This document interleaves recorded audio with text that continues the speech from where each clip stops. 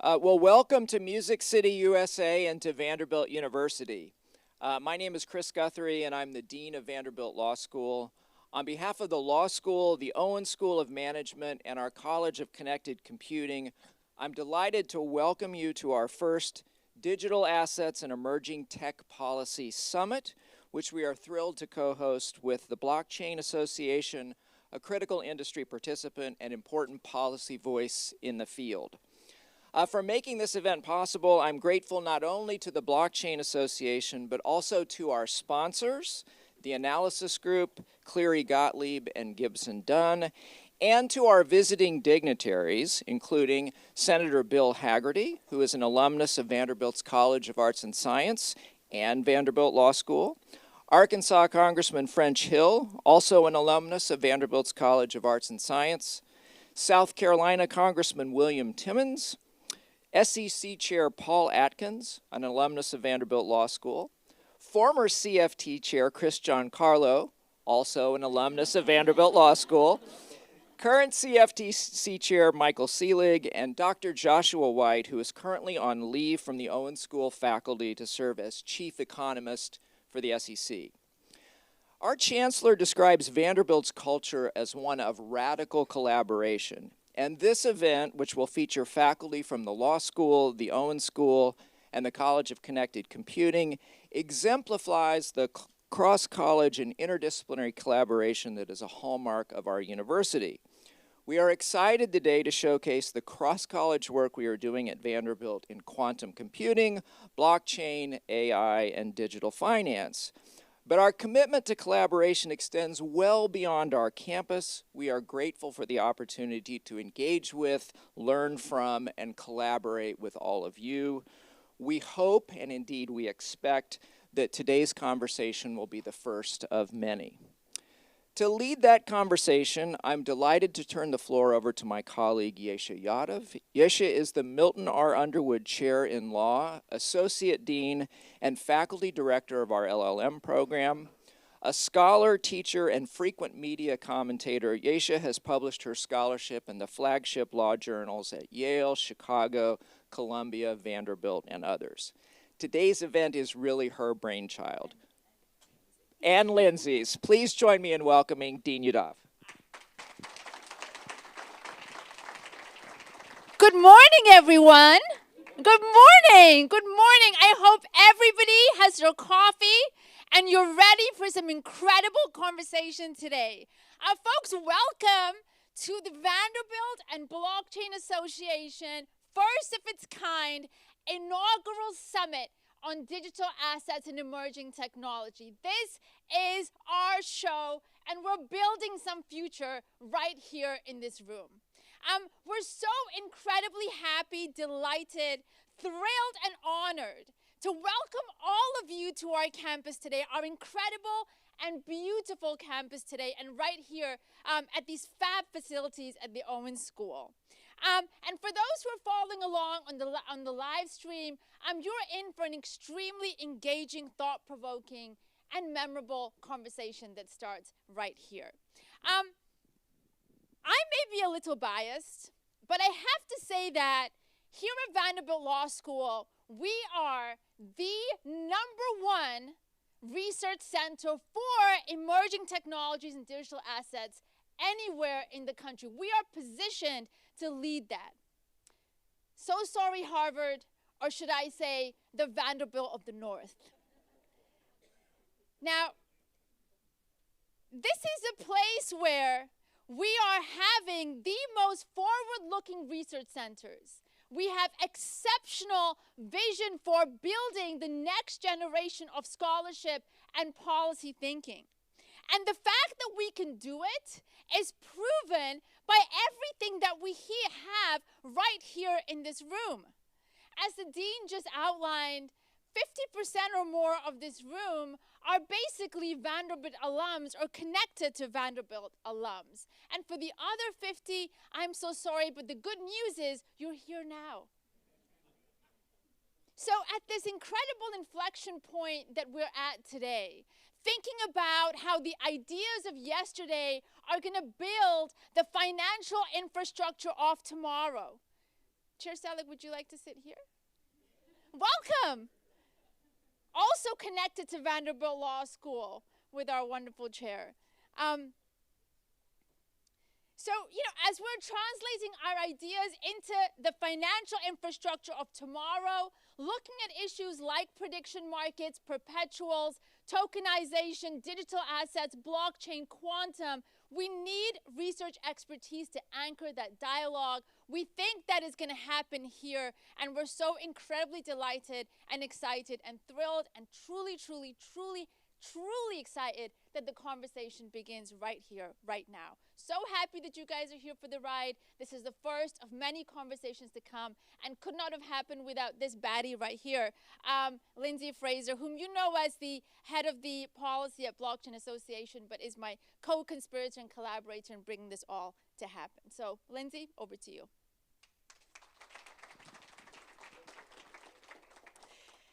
Thank you, Yesha, and thank you everyone for being here. I'm Lindsay Fraser. I'm the Chief Policy Officer at the Blockchain Association and also a proud Vanderbilt alum, so super excited for those who are coming back to campus and those who are visiting for the first time. We really appreciate you being here. I also want to recognize how many members of the Blockchain Association are sitting in this room, and we're grateful for your partnership and the role that you're playing in shaping policy conversations that are happening right now.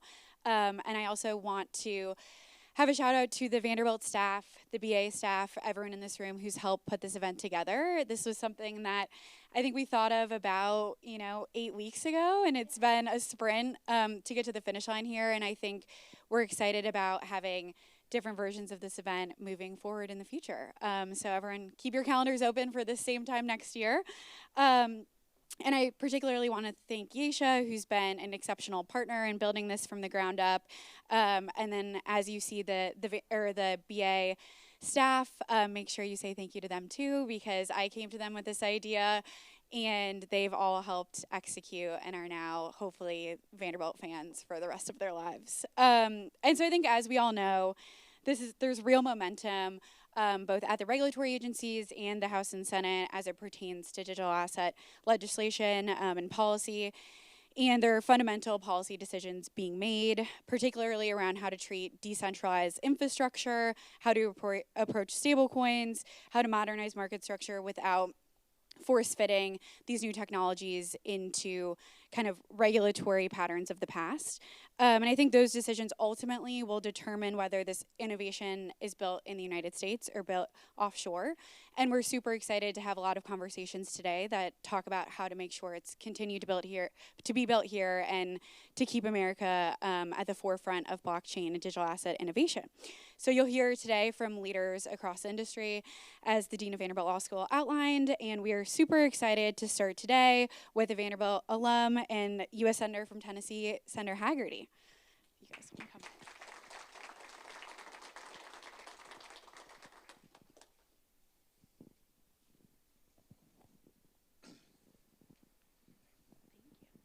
Good morning. Are we live? We are live. Good. My name is Bill Hughes. I'm with Consensus Software. I've been in the crypto industry for almost 5 years now. I'm a Vanderbilt alum, undergrad.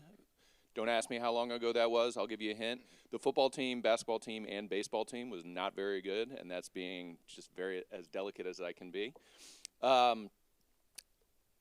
would like to welcome everyone here, Chair Hill, Chair Selig, other distinguished members of our industry and government. I'd also like to thank everybody who was attending via live stream, including my son, who's home for Easter Monday. William, good morning. I told my wife, he's 4. You sure he's going to watch a live stream? But I trust. He seemed excited about it, so he's certainly a future senator, and maybe if he works hard enough, he'll be able to get into Vanderbilt. Senator Haggerty is a twice Vandy guy, both undergraduate, A&S like I was, and then law school. He was the 30th ambassador to Japan during the first Trump administration. He's been senator from Tennessee since 2021. He is on the Appropriations Committee. He is on the Banking Committee, chairs the National Security Subcommittee of the Banking Committee, and he is also on the Foreign Relations Committee. He actually took the seat of Lamar Alexander, another Vandy alum, and he and I were both president of our fraternity here on campus. Another connection. He was an economic advisor to H.W. Bush in private equity, and during the teens, commissioner of the Tennessee Department of Economic and Community Development. So in terms of seeing how digital assets are going to grow into the economy and change finance, I think you can see it from all perspectives.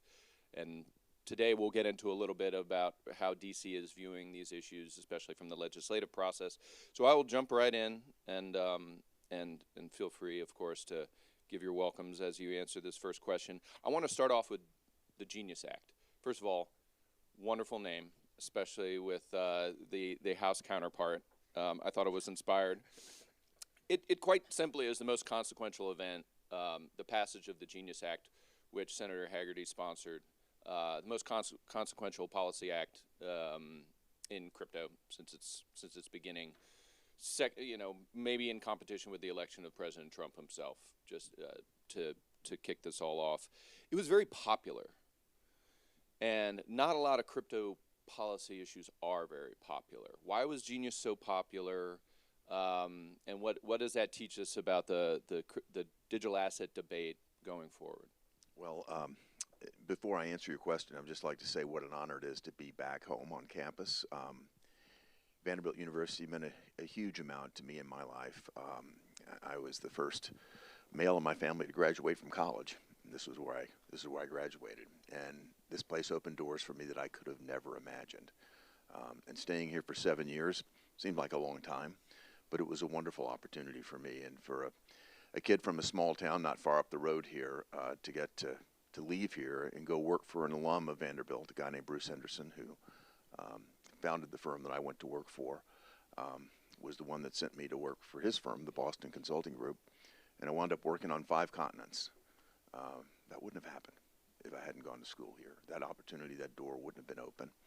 And the friends that I made are still my friends, and it's just such a pleasure to come back and see my classmate Chris Giancarlo here. We worked together in the first Trump administration and have been friends for decades. I don't want to say how long that was.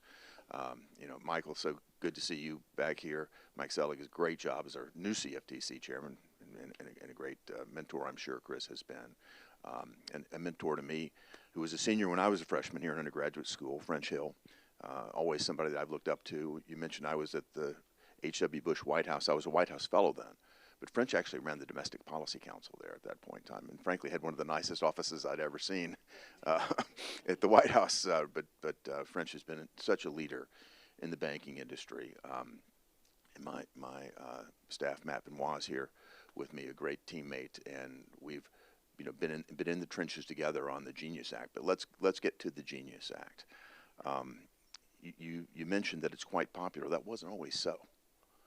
And you don't have to go back very far to see the war on digital assets that was underway right here in America. And I think that the biggest heartburn that the opposition had was the fact it was decentralized. And I think what they sent, in French, you may agree with this, but I really think that the major opponent would have been Elizabeth Warren in the Senate, Gary Gensler clearly executing over in the over at the SEC. But the decentralized nature of it meant that they couldn't control it. They couldn't choke point it. They couldn't monitor it. They couldn't maintain the type of control that they want over the economy and over everything else. Very deep philosophical divide. You saw that manifest itself when we had the first hearing on stablecoin, and I had to negotiate very heavily to get this prioritized to be the first body of legislation that we worked on in the Senate Banking Committee. And French had to deal with this, for years with Sherrod Brown and the Banking Committee. Nothing happened. And that was the goal. The Banking Committee did nothing except kill things. And the stablecoin legislation was a major piece of legislation, opening up a new body of work and regulatory structure for a new industry in America that we wanted to see thrive here in America. And my deep concern was that were we to continue to allow this to knock along without certainty, it was going to continue to move offshore, and the United States would not be a leader. I wanted to see the dollar dominate international markets. I wanted to see the U.S. dollar be the currency of choice, and I wanted our dollar to be the basis for payments around the world. That was not going to happen if we didn't do something. And getting that legislation before the Banking Committee as the first item was critical, in my view, to get that done. As I said, negotiated hard to do that. And when the day finally came to have our Banking Committee meeting and to debate the bill and what we call mark it up, I guess it was about 11:58. Matt, is that right? The night before, Elizabeth Warren unpacked 84 new amendments to the bill. Now, the text had been out for months. 84 new amendments to the bill, each of them designed to destroy. And it was about a 4-hour session of politely and respectfully back and forth like a tennis match. She'd serve one over and I'd serve it back. And I wouldn't sentence anybody to go watch that, but it was a painful process. But everything that was attempted, got sent right back over. I wasn't sure what the vote was going to be like because Elizabeth Warren is now the ranking member. That means she's the senior Democrat on the Banking Committee. And after all of this back and forth, it finally came to a vote. Of course, all the Republicans stayed with me, but 5 Democrats came over, 5 stayed with her. 5 Democrats joined me, making it the most bipartisan piece of legislation to come out of the Senate Banking Committee in over a decade. Over a decade. I'm feeling pretty good about things. Now it's time to bring it to the floor of the Senate. Well, Elizabeth Warren is a very capable person, and she hit us with everything. I do not know what she said to her colleagues, but every single Democrat came out and voted against the bill, even the ones that co-sponsored it. They voted to tank it. When that happens, typically that's the end of the story. But I went to John Thune and I said, John, give me a week. And floor time in the Senate is one of the most scarce resources in Washington, D.C. But he had enough confidence in me that I might be able to get it done. And I think it took more like 10 days. Is that right, Matt? Or was it 9 days? So a little more than a week it took me to go through the negotiating process. And we finally got it to a point where it was ready to come onto the floor. And we passed it with 68 votes. And that, again, is a strong bipartisan result. That gets to the point where you say it's popular, but it wasn't easy. It wasn't easy at all. And I can remember, and I don't know what was being said, but Elizabeth Warren had one of our Democrat colleagues in the back of the Senate floor, and literally, the law school professor giving to the person, and then that member came down and asked me a question, is it true that? I said, no, this is how it works. And he goes and he votes thumbs up and looks back at her. And I thought, you know what? We may be going off on a new branch here where people really can see the benefit of doing this for our country and the leadership opportunity that it provides for our capital markets. Again, I've always had the view that our capital markets are one of the greatest sources of competitive advantage that we enjoy as a nation. And if we don't maintain that into the digital arena, who's going to take over? Will it be the Europeans, the Chinese? I don't know, but it shouldn't be that way. That innovation needs to happen here. The leadership needs to take place here. It can, and now it is. And I want to pick up on that point. The idea of dollar dominance, I think, is a crucial through line for stablecoins and maybe crypto more generally. The way I described stablecoins to people who are unfamiliar with the topic is you can download an app on your phone anywhere in the world, and a stablecoin gives you access to U.S. dollars. In the United States, we take that for granted. Most places around the world, that's a life changer. So all you need is an internet connection and a phone and then something to trade, and you have U.S. dollars in your pocket. That's a huge unlock. That you can send anywhere in the world. This is about creating a new demand base for the U.S. dollar, creating a new demand base for U.S. treasuries, which back the dollars predominantly. But isn't this also a story about China specifically? You don't see it as much anymore, but last summer and preceding, you saw a lot of stories about the advances they were making in digital yuan.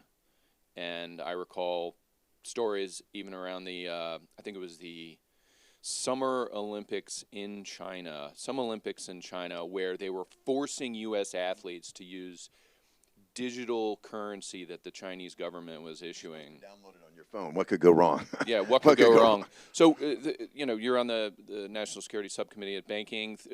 What are, in terms of the push and pull with China, how should we think about these issues in that light? Well, I think the China model is a centralized model. And if you think about their social credit scoring mechanisms, their surveillance system that they have in place over their population, it's the most sophisticated surveillance system that exists anywhere in the world. And having a digital currency allows them to completely choke off and control your ability to purchase or consume. So let's say they don't want you leaving the urban Beijing. You won't be able to use your digital currency to buy gasoline to get any further. You certainly can't buy an airplane ticket to go someplace they don't want you to go. It's yet another means of control. And using the financial markets to control is just anathema to Americans, but it was actually happening right here. And after we took the gavel in the Senate Banking Committee, Chairman Scott invited the heads of the large banks to come over and meet with a few of the Republican senators, just with the doors closed, tell us how bad it was. I'm talking about Operation Choke Point 2.0, 3.0, you name it. And we all had anecdotal evidence of what had happened. One of my friends runs the largest private prison company in America, probably the world. He came to me and let me know he'd been debanked and asked for help. I said, how quickly can you get to Tokyo? He actually had to get his, you think about how capital intensive prisons are. And you're constantly rotating your capital stack as you build more. He had to get on a plane, fly to Tokyo. We got him taken care of, but that's crazy. That's ridiculous that you'd have to do something of that extreme to deal with the fact that you became politically unpopular because a certain senator doesn't like private prisons. Heaven forbid you're in the business manufacturing something that becomes politically unpopular. You can't get banked. There was a clause that was used called reputational risk. Is that the word, French? Yeah, they said reputational risk was one of the factors that could be a reason for debanking somebody. You could drive a Mack truck through that, and that's exactly what we're doing. Well, guess what? Reputational risk is now off the table. That's no longer a criteria. And we're getting back to the basics of banking, not trying to socially engineer what's going on. The Fed, I'm looking forward to what happens there when Kevin Warsh comes in. The Fed doesn't have any business trying to determine the implications of climate. Expanding the definition of unemployment to talk about whether it's inclusive unemployment or not. We really need to see them, back to business. And I think you'll see it happen at the Fed. You're seeing it happen from a legislative standpoint, and you're seeing it clearly happen on the regulatory front in our agencies.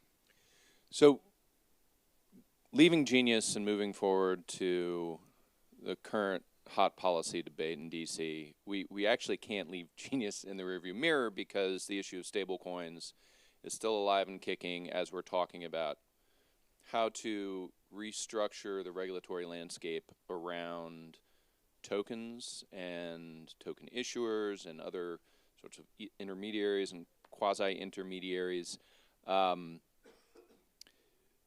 We have a number of bills which all fall under the label market structure, crypto market structure, digital asset market structure. There's a Senate banking bill.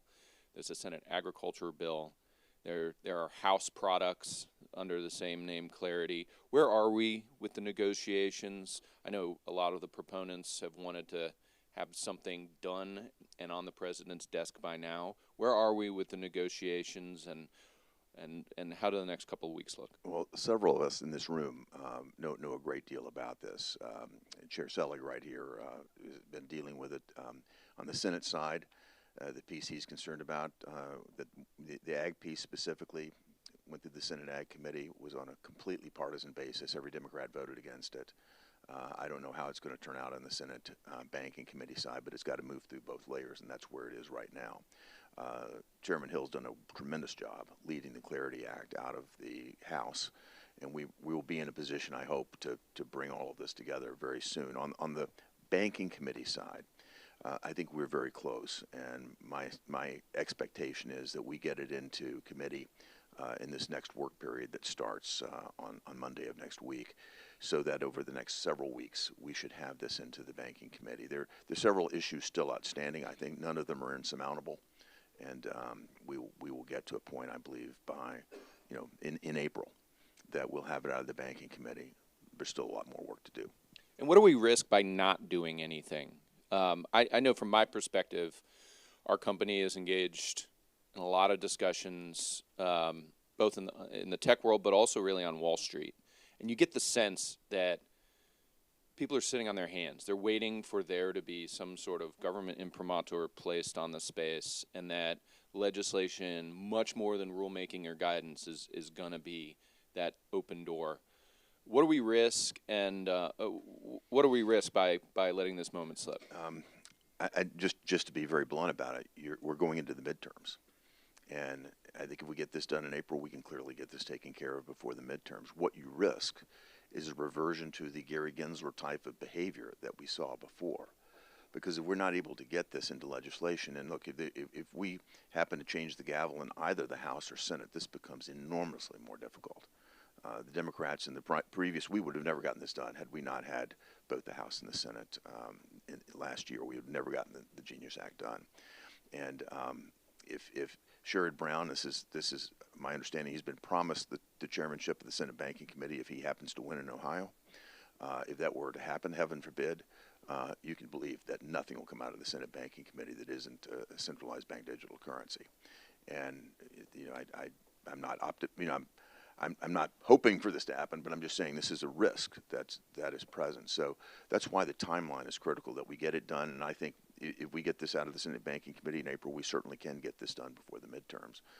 But there is a very real risk that if we don't, we've certainly legislated the stablecoin piece of it, but there's a lot more in the markets that someone, we know, with a Gensler-like philosophy could come in and start this whole process again of regulation by enforcement action, which creates massive uncertainty, and all that happens to do then is push the innovation offshore.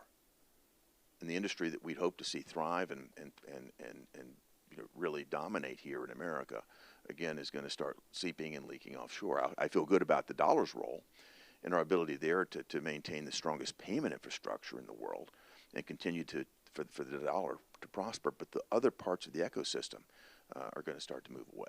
You get the sense that a metaphorical door is largely remain closed to traditional finance, and that various policymakers and leaders in Washington want it to remain closed.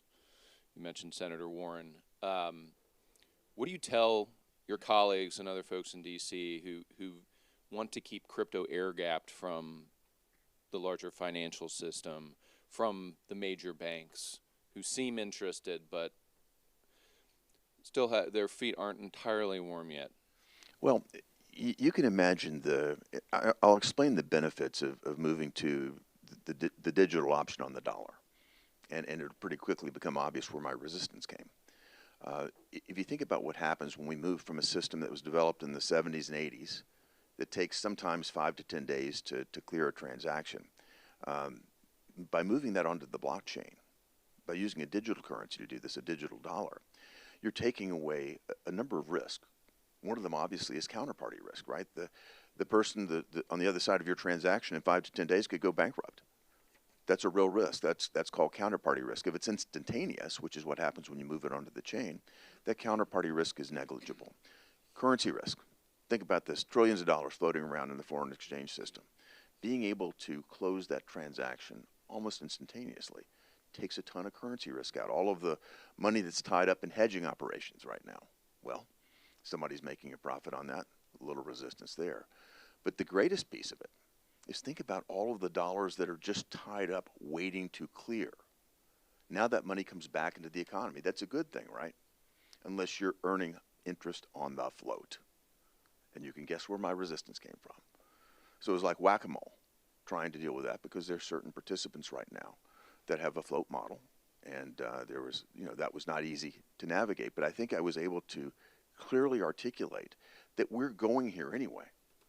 But do we want it to be regulated offshore, or would you like to have some clarity right here? Would you like to find a way to participate in it yourself? And I think what we'll see, and I think a number of the large banks that were participants in the old system are going to move into the new system and be very successful. There's a gap there. They're going to have to change their business model, agreed. But I think the future, the writing is on the wall now with the legislation that's been signed into law. I think we're well on the way. You definitely get that sense. There's a little trepidation that you may have missed the train and that you're too far behind on the tech to catch up. I don't see that as a meaningful risk. And the financial industry has gone through technological leaps throughout its history, and so this would just be another instance of that. But you need a law, and I think that this is what the Clarity Act does, I think, admirably, that gives the industry and builders enough play in the joints to go out and innovate. And so when you're looking at a bill like the Clarity Act, how important is that to get that sort of element, that sort of quality to it, where it's essentially building guardrails and deciding swim lanes for various assets and different functions, but gives people in the industry and the private sector plenty of room to play with. Yeah, that sandbox I think is very important to innovation. And you've got Chair Selig here. You'll have Chair Atkins in a few minutes. I'm comfortable with them leading these agencies that will be able to navigate in that environment. but without them, we could get a very different result. That's why it's important for the House and the Senate to come together and put some legislation in place to remove the variability, I guess is what I'm trying to say, that could exist. And again, that means more certainty for the marketplace, more willingness to invest here in America, more willingness to keep your innovative assets here. And the last thing I want to hear is another developer move into Portugal or something like this, which I was hearing this a lot. We want that to happen here. So turning to the agencies, right now, if market structure doesn't get done, we have, let's say, pro-innovation leadership at the SEC and the CFTC and at Treasury. Elections matter. Your agency leadership will change with time, and it's just with new legislation, their work gets embedded in a lot firmer structure, a lot stronger foundation than if they're going with the laws currently on the books. But still, they're in a position where they don't want to get ahead of legislation, but at the same time, they can't just sit around and do nothing. I know the SEC, as Chair Atkins will be talking about, has put forward guidance. Chair Selig has done a remarkable amount of work, given the few months he's had the office. Part of the Banking Committee's job is to oversee the agency. From as far as we could tell, other than the agencies talking to one side of the aisle under the last administration, under the last Congress, and not the other in terms of what they were working on, there didn't seem to be a lot of collaboration to be moving forward in a productive, to be charting a new path with digital assets. How has the dynamic changed with the agencies now? What, from your vantage point, can you see about what the agencies have been doing? How much collaboration has been there? And how do you see the rest of the year playing out? Well, I could spend a long time here criticizing the prior agencies. It seemed that there was a regulatory competition among these agencies to prove that they could outregulate their European counterparts. And if Europe is your goal, if Europe is your model, well, let me just put it in very blunt terms. Their economy, since they formed the European Union, and when they did, they were roughly the same size. That economy was roughly the same size as America when the EU was formed. That economy has grown in total between 7 and 8%. Over the decades, the GDP has grown between 7 and 8%. We have grown more than 10x that here in America. Ask any European leader why, they'll give you two words: the European Commission. They've regulated themselves into obscurity. And we've got, I'm just thinking no further than Michael Barr and what he was trying to achieve at the last Fed with his Basel implementation rules. He was going to make America even less competitive than Europe because he could flex his regulatory muscles, I think. And I'm not a psychologist, but why would they want to do that? That's all changing right now. We've got different person in that role right now, and I think we're moving in a much better direction where we, again, look at making our banks certainly strong and stable, but also competitive. And that's the same sort of philosophy that we've got leaders at the CFTC and the SEC and the Treasury thinking today. We want to make our markets strong, and they've got to be strong to be competitive. But we need to keep competitiveness at the forefront. We need to taper regulations so that they make sense. If you look at our banking situation here in America, we've got we lost a lot of banks, no question about that. We've seen the number of banks, almost halved in the past decade or so. But we still have a much more robust system. You look at Canada, where they have 6 banks up there. And you think about Europe, and if you think about where this would all inevitably go, there would just be several large banks that, favorite senators could call up and choke, and that's not where we want to land at all. If you think about the way credit gets distributed here in America, the way communities grow, there's a very critical role for community and regional bankers, and I think you're going to see a system continue to evolve where we are supporting that. Again, this legislation helps us move into a new arena, and we're not talking strictly about banks here. Non-banks are involved as well, but all of it. I think the overarching objective here, among all of us that are in this room, that have the responsibilities, is to try to maintain more participation, more market leadership here in America, and more innovation that keeps us at the cutting edge, the competitive edge of the world. Well, speaking from an industry insider's perspective, the temperature in the room is now completely different over the last 18 months. America is where the opportunity is and where you want to be doing business, and we just need to take this opportunity to ensure that persists. You can decline to answer this. Is market structure done if the Federal Reserve rate is less than 1%?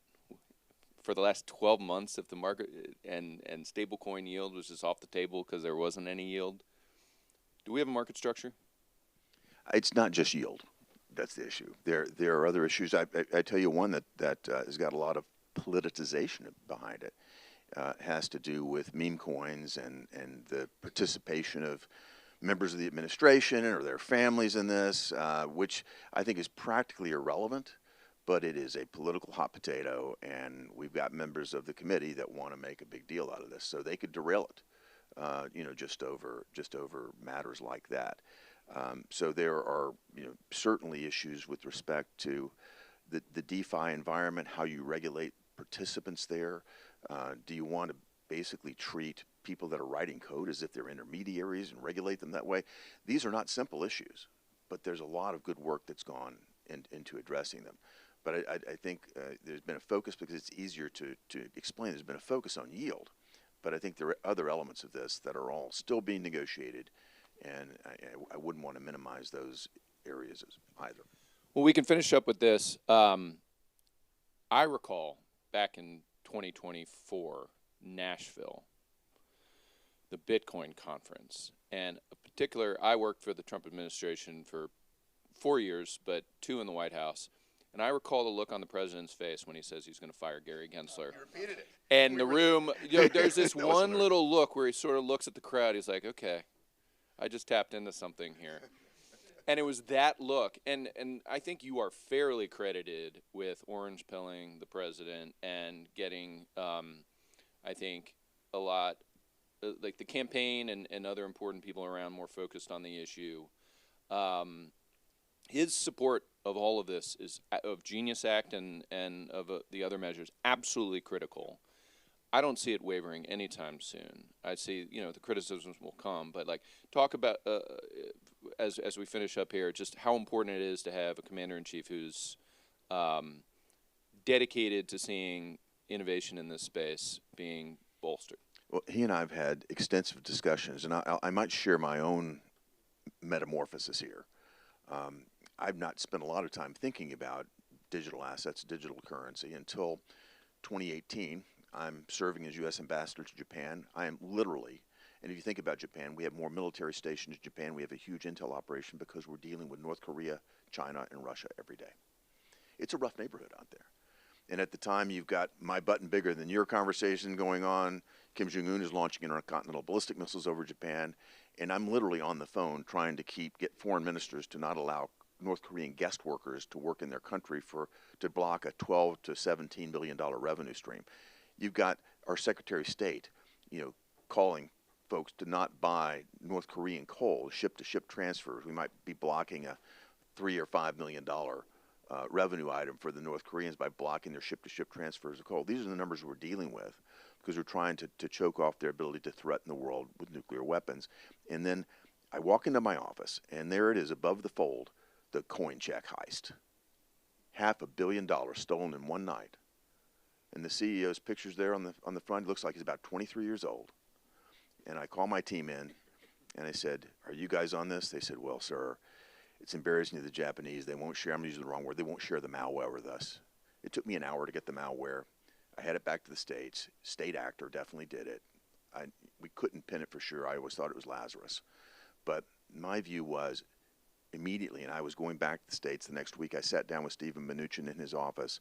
What are we going to do about this? All I was looking at was, boy, the fraud, the crime, somehow this happened. And then something else started to happen. The people involved in it started getting caught. Because you can't get off the ramp without going into the legitimate system. And what I realized was I needed to understand this technology much better. We've been dealing with illicit finance since biblical times. The question is, and what I found out too is the CoinCheck heist. CoinCheck was one of 19 wallet shops that were, quote, in the application stage. They'd not been approved to even be a wallet shop. But Japan they wanted to be a competitor here. At that point, Tokyo and Seoul were the two largest markets for cryptocurrency. They were trying to be competitive, but they weren't being very diligent in regulations. I got all 19 of those shut down. And the thing is, regulate it properly, but allow the innovation to occur. And when I started thinking about the potential of the blockchain itself, self-reinforcing contracts, I mean, think about the brain damage that goes on every time a deal gets retraded at the end. If you had, or think about people from different cultures, the confidence that the contract will be executed would be wonderful for the economy. And then the speed and all of the benefits I just mentioned with stable coins that you get by being able to do things on an instantaneous basis. I could see the benefits of it far outweighing the concerns that I had. And the concerns, we need to address them, but we need to address them in a responsible way. And that's why you've got the people sitting right here at this table right now and me. That's our aim to get it done. Well, please join me in thanking the Senator for coming all the way here. Enjoy the rest of your day. See you tomorrow, William.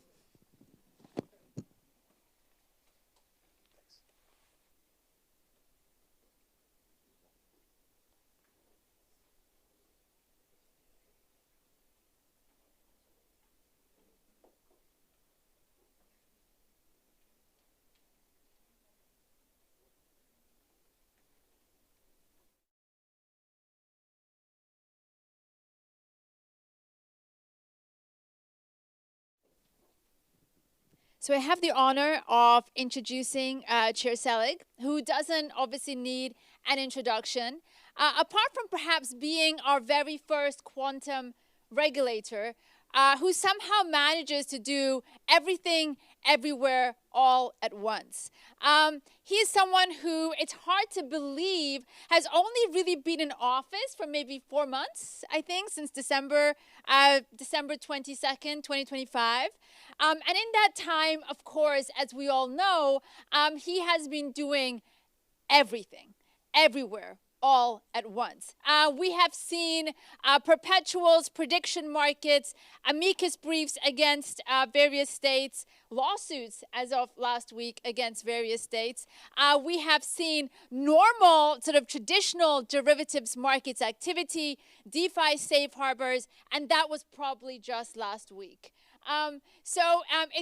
Enormous pleasure to get to welcome Chair Selig for the first time here to Nashville.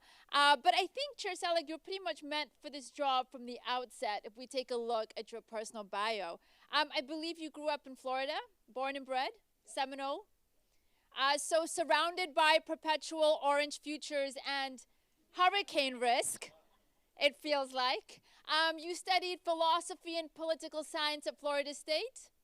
So wrangling with perpetual questions, which you are continuing to do today.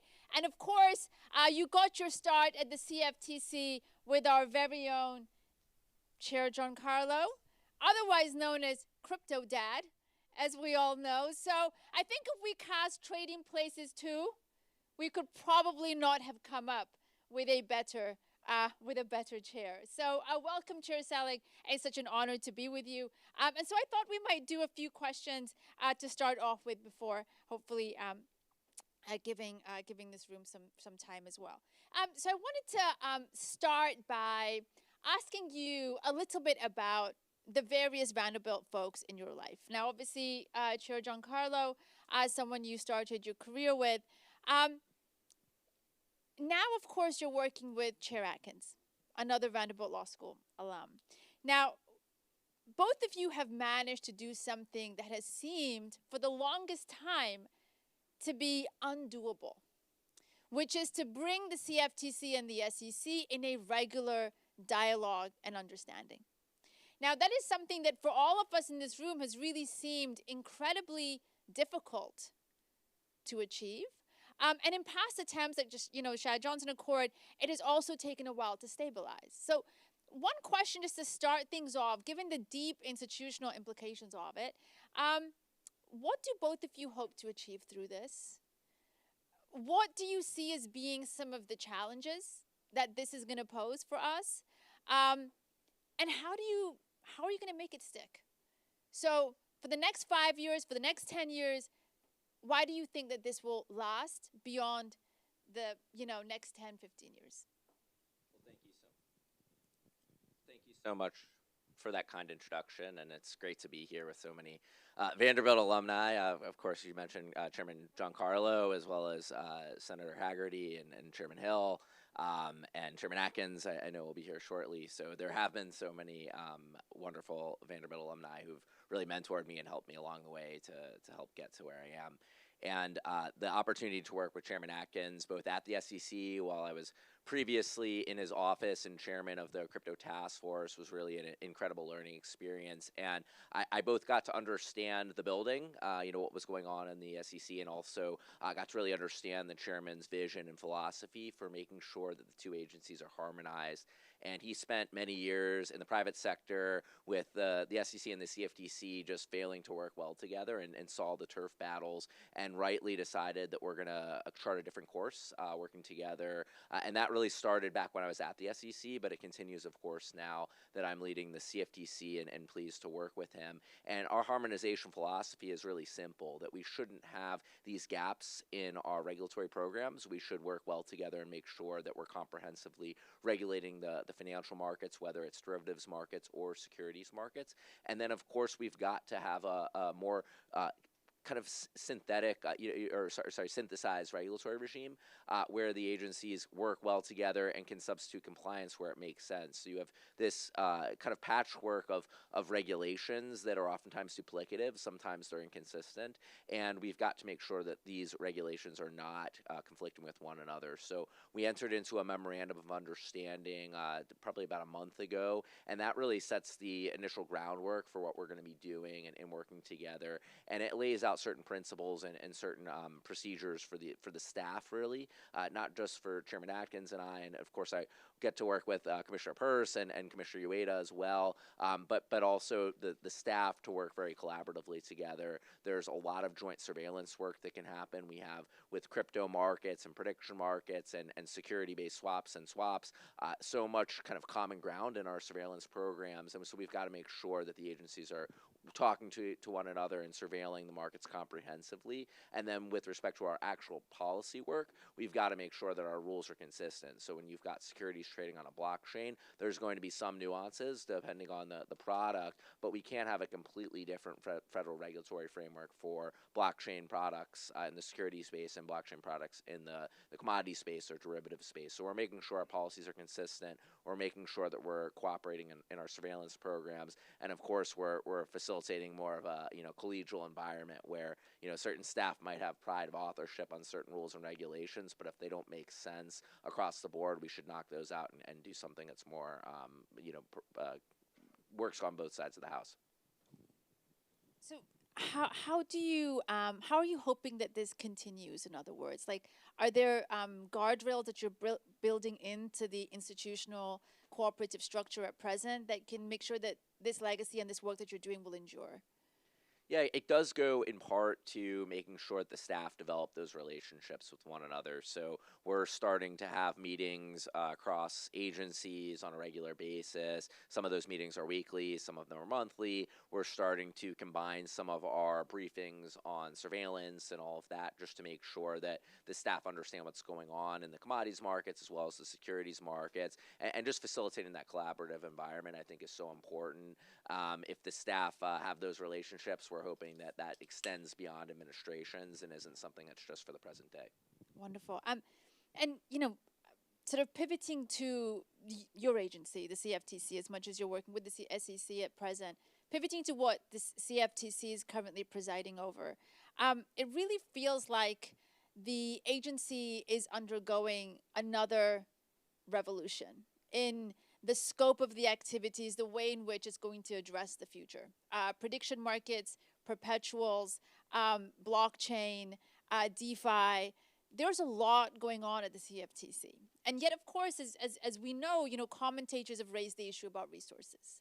In other words, not just staffing, but just funding, the ability to develop the surveillance systems necessary, the ability to develop the rulemaking sort of architecture necessary.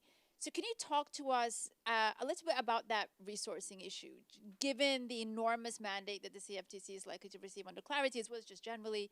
Can you talk to us a little bit about where the resources are likely to go and how they're likely to develop, and do you need more? Sure. Well, as you kindly pointed out in the introduction, I've been in the office for about 100 days, and we've accomplished quite a bit. So we've got plenty of resources. We've got a really talented staff. We've, of course, hired quite a bit. And if you look to USA Jobs, you'll see that there's a number of job postings. So we are hiring across offices, both in policymaking as well as in some of the more technical roles like surveillance and data scientists and that sort of thing. So we are rebuilding, making sure that we have the resources, but we certainly are really well equipped to handle all of the challenges ahead of us and are full steam ahead. Amazing. So on the question of full steam ahead, one area of full steam ahead looks to be perpetuals. And you've indicated that you are likely to put in place a framework for perpetuals, potentially using exemptive authority. On a fairly short timeline. Now, obviously, perpetuals have gained enormous popularity offshore due to the leverage that they can allow for folks to take on. Can you speak to us a little bit about the approach that you see for perpetuals? In other words, how are you expecting to onshore them here without importing some of that added risk? How are you, going to gird the system here? And to that end, are you foreseeing a kind of two-step model where maybe you bring the perps in with professional traders first before opening it up to retail, or is it going to come in to retail in general? So what's your kind of perpetuals approach that you foresee here? Well, perpetual contracts aren't new. Of course, they've really flourished offshore due to the failure of prior administrations to develop the regulatory framework that accommodates these products. But they really are not so different from other types of derivative instruments. They just do not have an end date. We saw in the past year the onshoring of what I call non-true perpetuals, but perpetual derivatives contracts where you have a 50-year time horizon. So it is still a pretty long-dated contract, but it isn't a contract without an end date. And a lot of the risks inherent to those contracts are similar to a contract with no end date, right? Because you're still evaluating a very long time horizon with these 50-year settled contracts. And so we're evaluating the staff's experience with that, making sure that there haven't been any issues with that, which there have not. And so we are looking forward to getting these products here in the United States. The biggest issue with these products is their classification. So offshore, you have frameworks where you just look at derivatives. You don't necessarily have a distinction between a futures contract and a swap, which are two different types of derivatives. And we have to get that right in the United States. We have to make sure that we're classifying the products either as swaps or futures contracts. So the staff are working hard to make sure that they do that analysis and we get that right. And the reason it matters is because swaps are regulated differently. There's different, more onerous requirements that came out of Dodd-Frank with respect to those products that don't apply to futures contracts. So that's step one. We hope to classify the products very soon.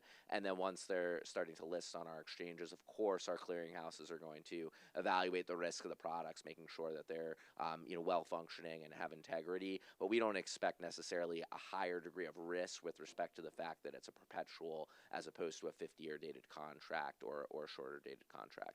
So are you anticipating that once these are rolled out, that these will be rolled out to the market across the board, irrespective of retail, institutional, or other category? Yeah, of course. So the way that these contracts are listed is through a self-certification process typically. We also have a process where you can actually submit a contract to be approved, to receive actual approval by the agency. But generally speaking, contracts are self-certified. So they could, in theory, be self-certified today. Of course, the staff would have questions, and we might reject those contracts if they're not listed properly. But we don't have a distinction between, the product being available for institutional versus retail when they're listed on an exchange.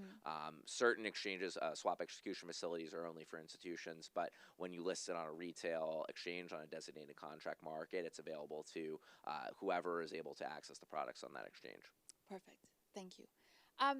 So let's turn to the market on everybody's minds, and we could not have predicted this, or rather we probably could have, which is prediction markets. And, obviously you have been at the forefront here in terms of activity to shore up the jurisdiction of the CFTC in this regard. We had a lawsuit last week, amicus briefs filed, and I believe this morning a decision came down from the Third Circuit affirming the CFTC's authority here.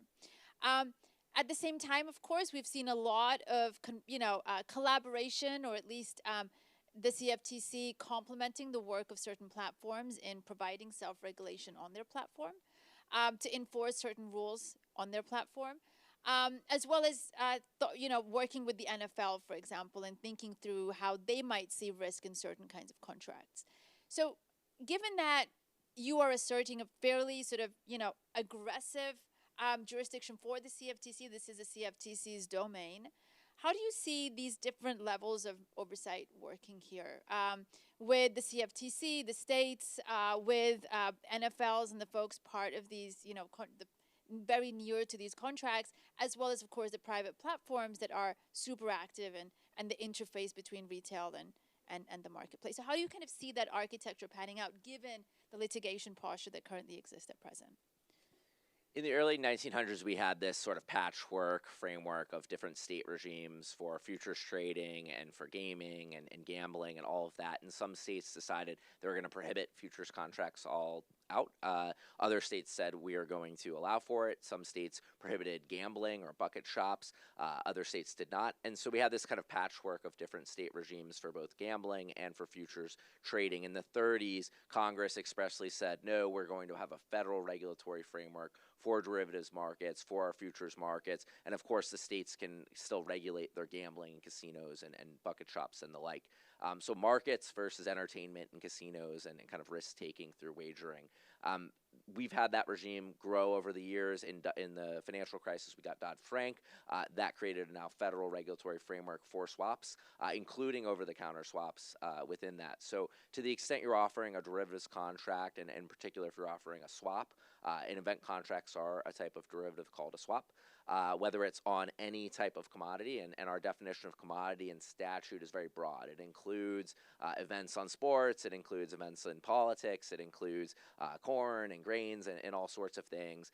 It doesn't really distinguish between, if you're offering an event contract on grains, you're regulating that differently than an event contract on sports. Unfortunately, for so long, the agency has said we're going to be more of a merit regulator and try to prohibit certain classes of commodities, or at least push against them, and the court said that's arbitrary and capricious. So if it's a commodity derivative, it is available for trading on our exchanges. The exchanges can self-certify those products so long as they meet our standards. And one of those standards, of course, is that it can't be readily susceptible to manipulation. So some contracts, we've put out guidance on, for example, sports contracts. If you've got an injury contract where someone could know about an injury and it could be manipulated, or someone could target and try to injure a player, there's a higher risk potentially of manipulation. So we vet that at the agency, and the exchanges vet that.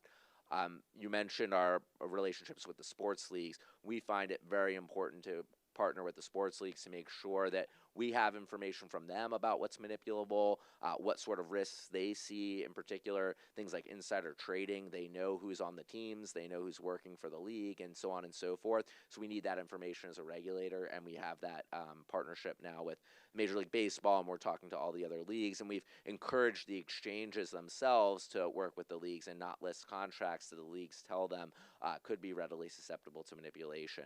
So it's really a group effort. We're making sure that we're surveilling these markets, policing the markets for fraud and manipulation, insider trading, and it's really this misunderstanding or misnomer that we don't have the same sort of insider trading authority as the SEC. We have a very similar provision in our statute, so to the extent that you have, for example, the trainer who trained an athlete and they know the athlete has an injury and they misappropriate that information and trade on that or tip on that information, that is something that we police as well, and the exchanges are actively policing. So we do commend those efforts. But it's very important that we defend our exclusive jurisdiction over these markets. As I mentioned at the outset, Congress intended for one regulator for the derivatives markets and not this patchwork of states. And so we've got to make sure that that's in place and that we don't have gaps in our scheme. So in terms of the, you mentioned the insider trading, and that has obviously been big news when it comes to prediction markets, and a lot is being discussed here. You also mentioned 180.1 as a potential rule here that can catch instances of insider trading. Now, obviously, there's certain difficulties here with respect to the prediction markets and insider trading application, as you referenced here. First of all, of course, are just the sheer number of contracts that are appearing on the platforms, referencing many, many different types of areas. Sports, of course, is one, as you noted. What Taylor Swift is going to wear at her halftime show is maybe another. What Bad Bunny is going to play on his show. And in that context, given the sheer number of contracts and the context that exists there, the fact that these are relatively new markets with lesser data to back them up, how do you see the surveillance apparatus really growing to catch potential wrongdoers here? Do you think that 180.1 will do the job? Does it cover the kind of duties that we're expecting this sort of very diverse context to generate? And how does enforcement work when in some cases we're dealing with blockchain-based markets where, enforcement may be a challenge to figure out who's doing what? So, it's a big question. How will the agency approach enforcement in that very kind of messy way? Yeah, a couple of different questions there. So 180.1, of course, is our anti-fraud and anti-manipulation provision. It's very broad. It comes from a portion of our statute that's very similarly drafted in the wake of Dodd-Frank to the SEC's authority under 10B. So we do have very broad authority, just as the SEC does, to police fraud, manipulation, insider trading, and other abuses. We do, of course, have provisions related to abusive trading practices, things like wash trading and trading at the closing hours of the trading day. So we do police all of that, of course, and it's no different than what we police in our nearly $500 trillion notional U.S. derivatives markets. This is only a small piece of that, but of course, as you mentioned, there are a lot of these contracts that have been self-certified, and part of that process involves working with the staff to make sure that these contracts meet our standards. To the extent that the contracts don't meet our standards, of course, we're going to take action and make sure that those contracts are delisted or we reject those contracts. We have about 24 hours. It's a very quick window to reject a contract that's been self-certified. And so that is something that we, of course, are monitoring for. We're getting these applications and making sure that we're rejecting them where it makes sense, but most importantly, we're putting out guidance now to make sure that the exchanges get this right in the first instance. And really the failure of the past administration was to not put out guidance for these products and simply try to litigate and regulate by enforcement. And what happens, they lose the lawsuits and the floodgates are opened with all these new products. So it's not really the exchange's fault that they're listing these products because they're kind of like a blind man, operating without any guidance or or understanding of what it should be listed and what is really subject to potential manipulation. So we're setting standards around that. We're working with the exchanges to make sure that they get that right. Of course, with these new types of products, there just can be disagreements, and so it's important to work with the exchanges on that. In terms of our enforcement program, we have a new enforcement director, and we're staffing up, but of course we've got a really strong enforcement division. So we are policing these markets very aggressively.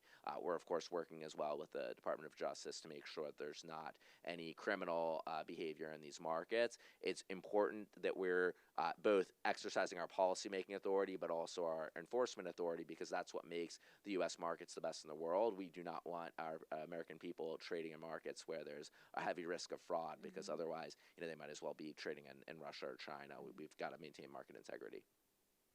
Fantastic.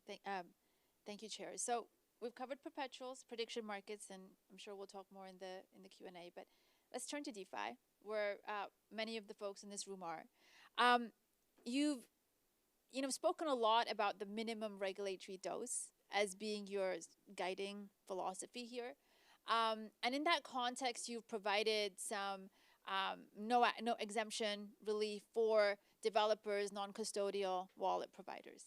Can we get into the kind of middle of DeFi in terms of how you're going to deal with the rest? The liquidity pools, the DAOs. How are we going to sort of think about the spaces in which decentralized blockchains are creating economic activity that links up with the work of the CFTC? So we've done the developers and non-custodial wallet providers. What about everything in the middle in many ways? How do you see your minimum regulatory dose operating in that context? Well, there's really a spectrum of on-chain software systems and applications. Of course, some of these are off-chain, have off-chain components. The way we're looking at it, the CFTC, and we recently put out a no action letter for Phantom, which is a self-custodial wallet provider that lays out some of our initial framework that we're hoping to codify through rulemaking, of course. But we're not going to be in the business of regulating software developers. We're going to regulate financial activity in our markets. And for the longest time, we've had the Gary Genslers of the world trying to run software developers out of the country with regulations that were really designed for intermediaries. And we are going to regulate, of course, intermediaries, but intermediaries are very different from software developers. And across that spectrum, we of course have those core software developers who are not actually custodying assets. They're not engaging in intermediary-like activity where they're controlling transactions or advising persons that are transacting. When you use a self-custodial digital wallet, you're engaging in your own transactions, you're custodying your own assets. But that said, within our regulatory regime, certain transactions have to occur on an intermediary. So when that digital wallet plugs into the intermediary, of course, we are regulating the intermediary. And it's possible that, for example, if you don't have an account with the intermediary, you can't access that system, or you're not a KYC'd customer, you can't access that system, but we're not going to regulate the software that plugs into that.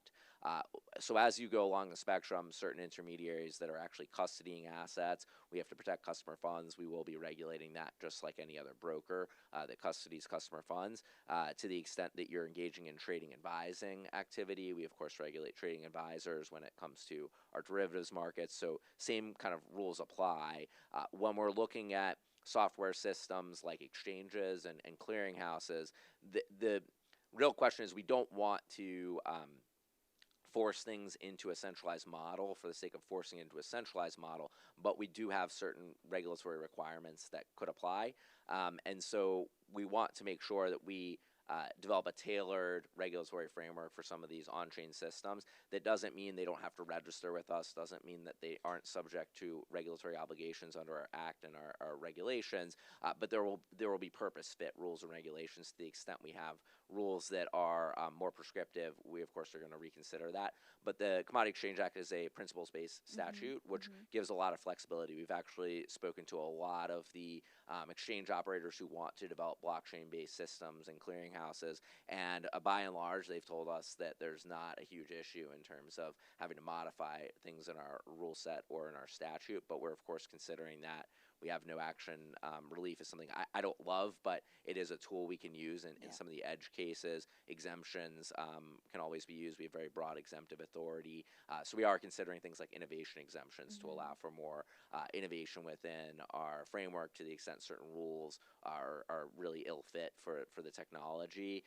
But the bottom line is, to the extent something's software and it's not required to be regulated as an intermediary, it's not required that you trade a product through an intermediary. We won't force intermediation where it doesn't have to be. We are evaluating as well. Of course, we have over-the-counter markets for swaps, and largely those are institutional, and that's because they can only be traded in with eligible contract participants, which is a very high level of sophistication. We have authority as an agency to reevaluate the definition of what's an eligible contract participant. So we're certainly considering that, and that might allow for more activity to occur off exchange on blockchain-based markets. But as things stand today, we're looking at software versus intermediaries and making sure our rules for intermediaries make sense. So, Chair, you'd mentioned on a couple of occasions. I mean, this is deep work that you're doing here. And you mentioned a couple of occasions using informal tools like no action letters, exemptive relief guidance as being some of the key ways in which you're going to achieve like this very ambitious agenda and doing it incredibly quickly. But obviously, we're living in a world now with post Chevron deference. We're living in a world, obviously, where potential listening to what the agency says as being the definitive application is maybe no longer the case when it comes to being contested in the courts. How much do you worry about your agenda moving through these processes where Chevron deference has essentially gone? How do you deal with the durability of that from a legal standpoint? The Commodity Exchange Act has a lot of express delegation of authority to the agency, and so we're, of course, making sure when we are promulgating rules that we're relying on clear authority within the statute because, right, to the extent we don't have Chevron deference, there are areas where it's gray and that could be challenged in court. We are always cognizant of that. There are other areas where we're, of course, looking to the courts. So some of these questions around definitions that are not supplied in the statute and we don't have express authority, perhaps that's something that a court supplies, but we're evaluating all those questions. I think the most important thing as the head of an agency right now is just to be future-proofing and making sure that you have something in the statute that you're relying on when you're engaging in rulemaking or policy. So, as a law professor, I'll just take one more law professory question, if you don't mind, which is in relation to, I mean, you mentioned the courts.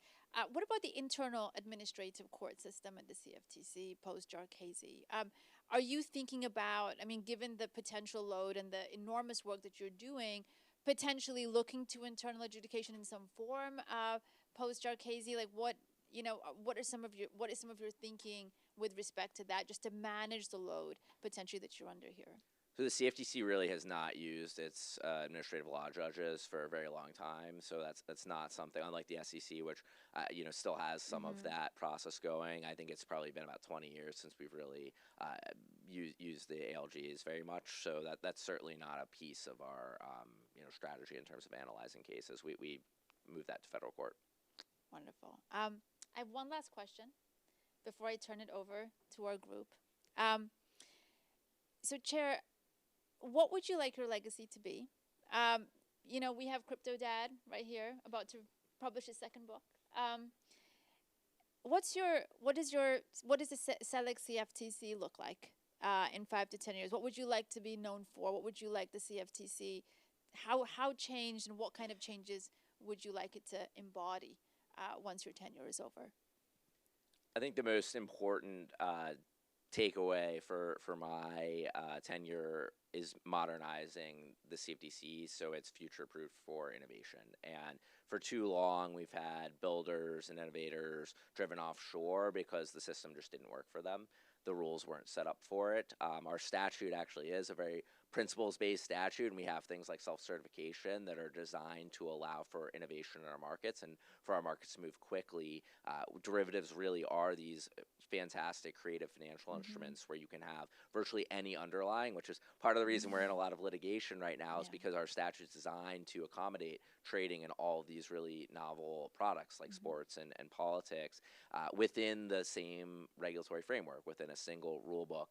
And it's important to me that we crystallize that we codify that, make sure that our rules really are in the spirit of our statute and don't drive innovation offshore, whether it's in prediction markets, in crypto, in AI, or whatever comes tomorrow. And so I think my legacy at the CFTC will be future-proofing the agency to lead in the next, for the next 100 years. Are you sure you didn't go to Vanderbilt, Chair Selig? Just, Unfortunately, I mean, I guess answers. honorary alumni after working with You are Chairman now. Giancarlo. I'm an associate dean. yeah. I should be able to do something. So let me turn it over to the room. We have an incredible room here. And we have the chair here. So questions? Lindsay's? Yeah. Questions? This can't be a shy room. Otherwise, I can cold call on people. Justin. Wait, Justin, sorry, can you wait for the mic? You've had obviously a long time involved in CFTC. You were a law clerk. You have been a lawyer. What would you say has most surprised you 3 months into the job in terms of how to actually run the CFTC? It's a good question. There's so many important functions within the building, whether it's the HR function, the various policy divisions, enforcement, the general counsel's office. And you don't really appreciate that as much as a lawyer when you're thinking about the policy issues and the nuances of things like the Jarchese case and Chevron and Loper Bright and that sort of thing. So that's been a learning experience for me, and I've really enjoyed the opportunity to get to work with so many talented staff throughout the building and make sure that each division is really functioning well, because whether it's surveillance or enforcement, these are really important functions, and it's not all just about getting our lawsuits out there and putting out new rulemakings and no action letters. There's so many of these just day-to-day tasks within the building that have to be done right, or we could have a real financial crisis. Any other questions?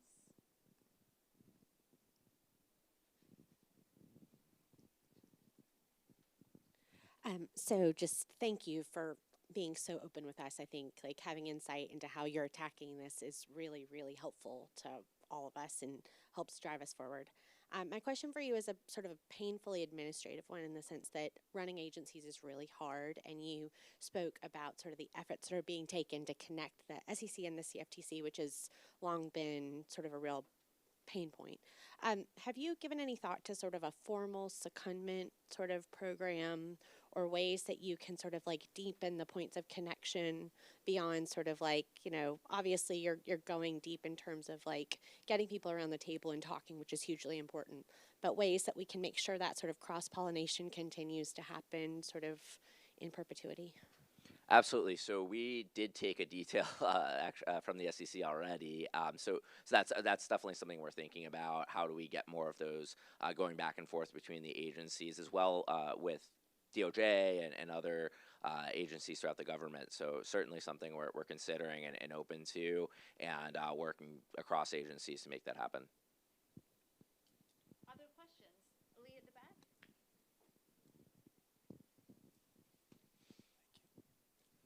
Mr. Chairman, good to see you.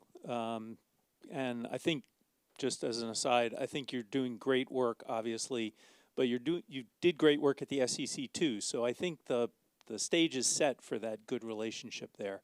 The question that I wanted to ask you was, how are you all at the CFTC thinking about systemic risk associated with prediction markets?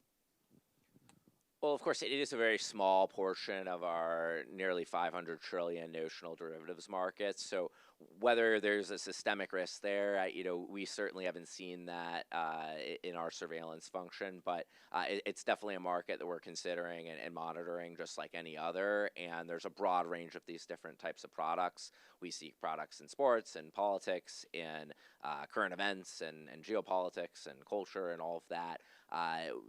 We've seen a lot of these products as well offshore and even broader areas. So we're monitoring all of it, and we'll consider the markets like anything else. But thus far, we haven't seen anything that rises to the level of a systemic risk in the same way of, for example, a credit default swap market. Anybody else? Any other questions? Okay. Sorry, we only have 2 mics, so I'm getting my steps in for the day. I was wondering if you could share your thoughts on perps on DeFi exchanges in particular. So this is always the question, right? We're taking this as a step-by-step process. We're going to start with on exchange perpetual products. We've clarified aspects of our on-chain strategy around, for example, if you're subject potentially to introducing broker regulation. We've got this phantom no action letter now that clarifies where software developers fall along that spectrum of registration. But our futures contracts and swaps, when they're offered to retail participants, have to be on an exchange that's regulated by the CFTC. Now, we certainly do have broad exemptive authority and no action authority, and we can clarify, as I mentioned, the eligible contract participant definition further. That would be something we do, of course, with the SEC, since that is a kind of a term of art used in both statutes. But we're thinking about it. The first step is going to be on exchange, and then we'll think through, not just for perpetuals on chain, but other types of on-chain derivatives, what that'll look like, to the extent that on-chain means a system that's blockchain-based but is registered with us. That's a different story, and that's definitely something that we're working with participants to make sure we get right here in the U.S. We have a number of exchanges that are looking to use on-chain systems to execute trades, as well as on-chain systems to clear trades through a clearinghouse, and register with us to do that. So that's absolutely something we're open to.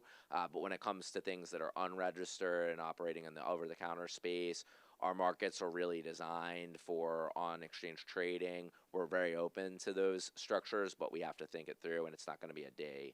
Well, I guess we're on day 100 and something, but it may not be in the first couple hundred days. Chairman Seelig, appreciate your candor as always.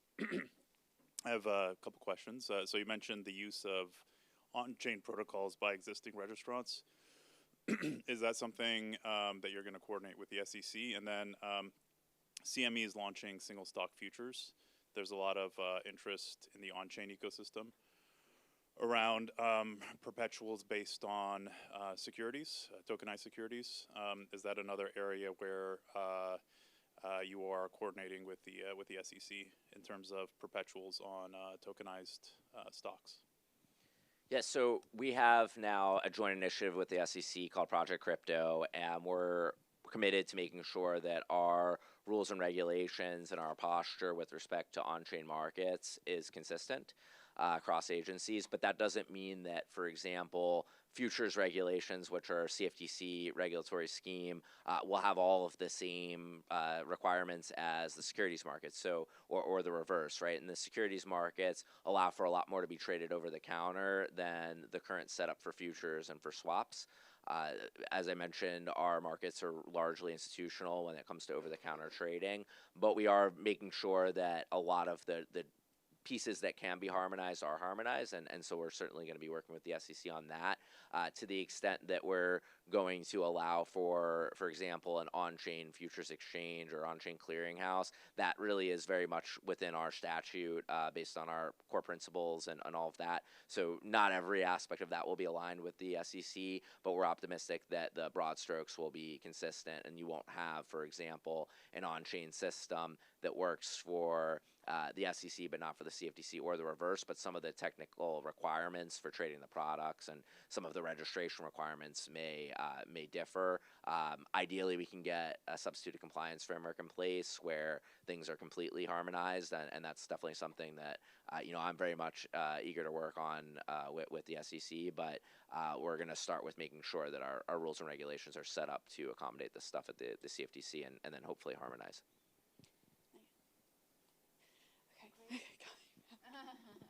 Poor Lindsay.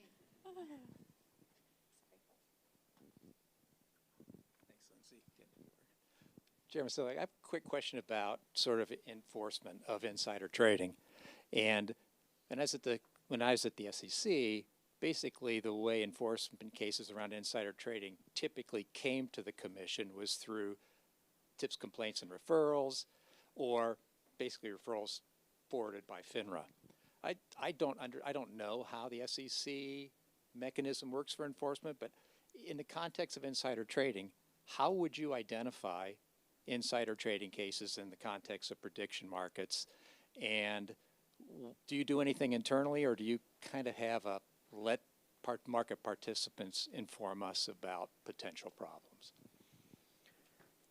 So our exchanges are the first line of defense. They're self-regulatory organizations, and so they're monitoring and surveilling the markets. And of course, they're taking information in from their traders, and so they understand, for example, if they're a directly intermediated system where you don't have a broker in between, they're analyzing their customer base, or they're working with their brokers who've done the same, and they're surveilling that and bringing actions. Kalshi recently brought a few of these actions for insider trading.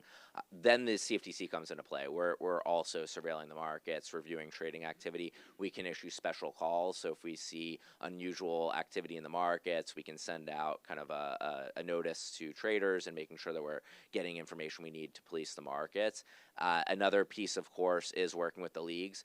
The leagues have special information about players and teams and members of the leagues, and they may have investigations ongoing for potential insider trading or fraud or schemes. So there's a broad range of places where we're getting information and we're constantly monitoring. And then our enforcement division, of course, is also talking to the Department of Justice, who has its own program for surveilling and bringing in information for cases. So all that's to say, we're a cop on the beat, and we're making sure that we're policing the markets. And it's somewhat similar to the SEC, but the nuances of some of these cases are different. There's no question there, but you have the same kind of notion of the case law that we're relying on, and same kinds of principles that we're looking for when we're administering our statute.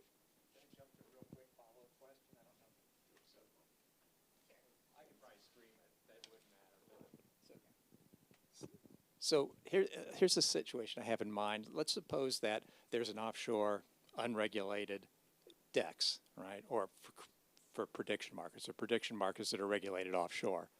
And price discovery occurs offshore in an unregulated market, but it's the source of price discovery. So when you look at a domestic or a US-based prediction market, let's say like Kalshi, how do you, and you know there's insider trading occurring on the offshore market, how do you regulate that? You're not really stopping insider trading. You're just forcing the activity to take place offshore as opposed to domestically. How do you think about that?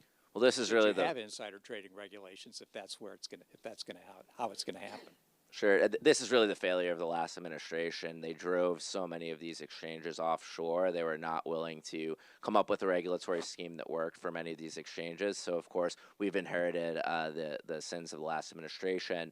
We're policing offshore in the sense of we're surveilling these markets and making sure that, of course, if there's unusual trading activity happening there, we're monitoring for that, and we are able to work with local authorities in these foreign regimes so that they can enforce their statutes, which oftentimes apply to these platforms, despite some of them operating without any sort of registrations in place, and others are registered, of course, in foreign regimes. So we will continue to work with our foreign counterparts in different jurisdictions to make sure that our markets are policed holistically across the globe.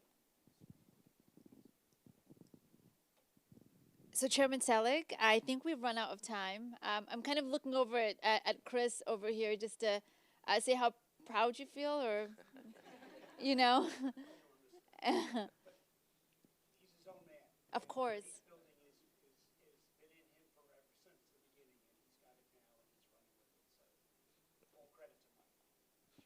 Chairman Selig. Chairman Selig, thank you so much for being here with us today.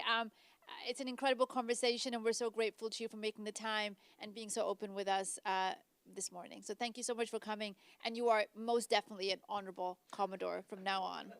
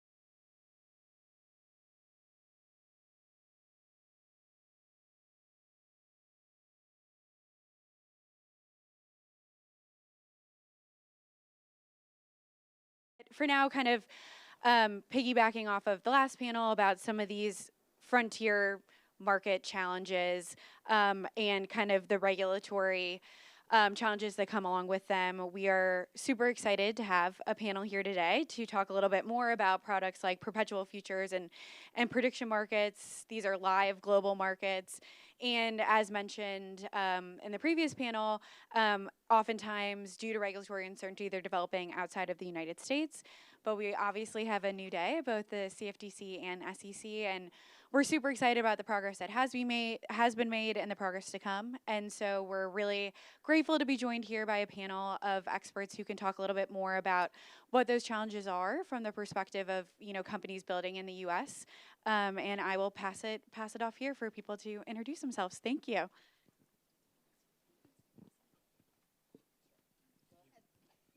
Hey everyone, I'm Coy Garrison, Deputy General Counsel for Crypto at Robinhood, and I'm looking forward to the conversation today. Can I grab that? Yeah. Hey, I'm Chris Giancarlo, former chairman of the Commodity Futures Trading Commission, and Vanderbilt Law School, class 1984. Hi everyone, I'm Matt Solomon. I'm a partner at Cleary Gottlieb in DC. I do SEC enforcement, CFTC enforcement, and some civil litigation work. Justin Slaughter, VP Regulatory Affairs at Paradigm, which is a frontier venture capital firm, also alum of the CFTC and SEC. Lee Schneider, I'm the general counsel at Avalabs. We work mostly on the Avalanche blockchain, general nuisance around the world, and not an alum myself, but my nephew went here, so I am sort of close. So hi everyone, and I'm your moderator today. I'm Lisa Pinheiro. I'm a partner with Analysis Group, and I'm a fraud detection expert, acting as an independent expert on Kalshi's Surveillance and Market Integrity Committee. So lots of interesting discussions already for me this morning. I wanted to jump in maybe talking about first what makes these markets really hard to regulate. And maybe Chris, I mean, if we can start with you and maybe transition for what we just heard this morning. I mean, we just talked about this impressive and ambitious agenda this morning that covers a number of things from prediction markets to perpetuals to a joint taxonomy.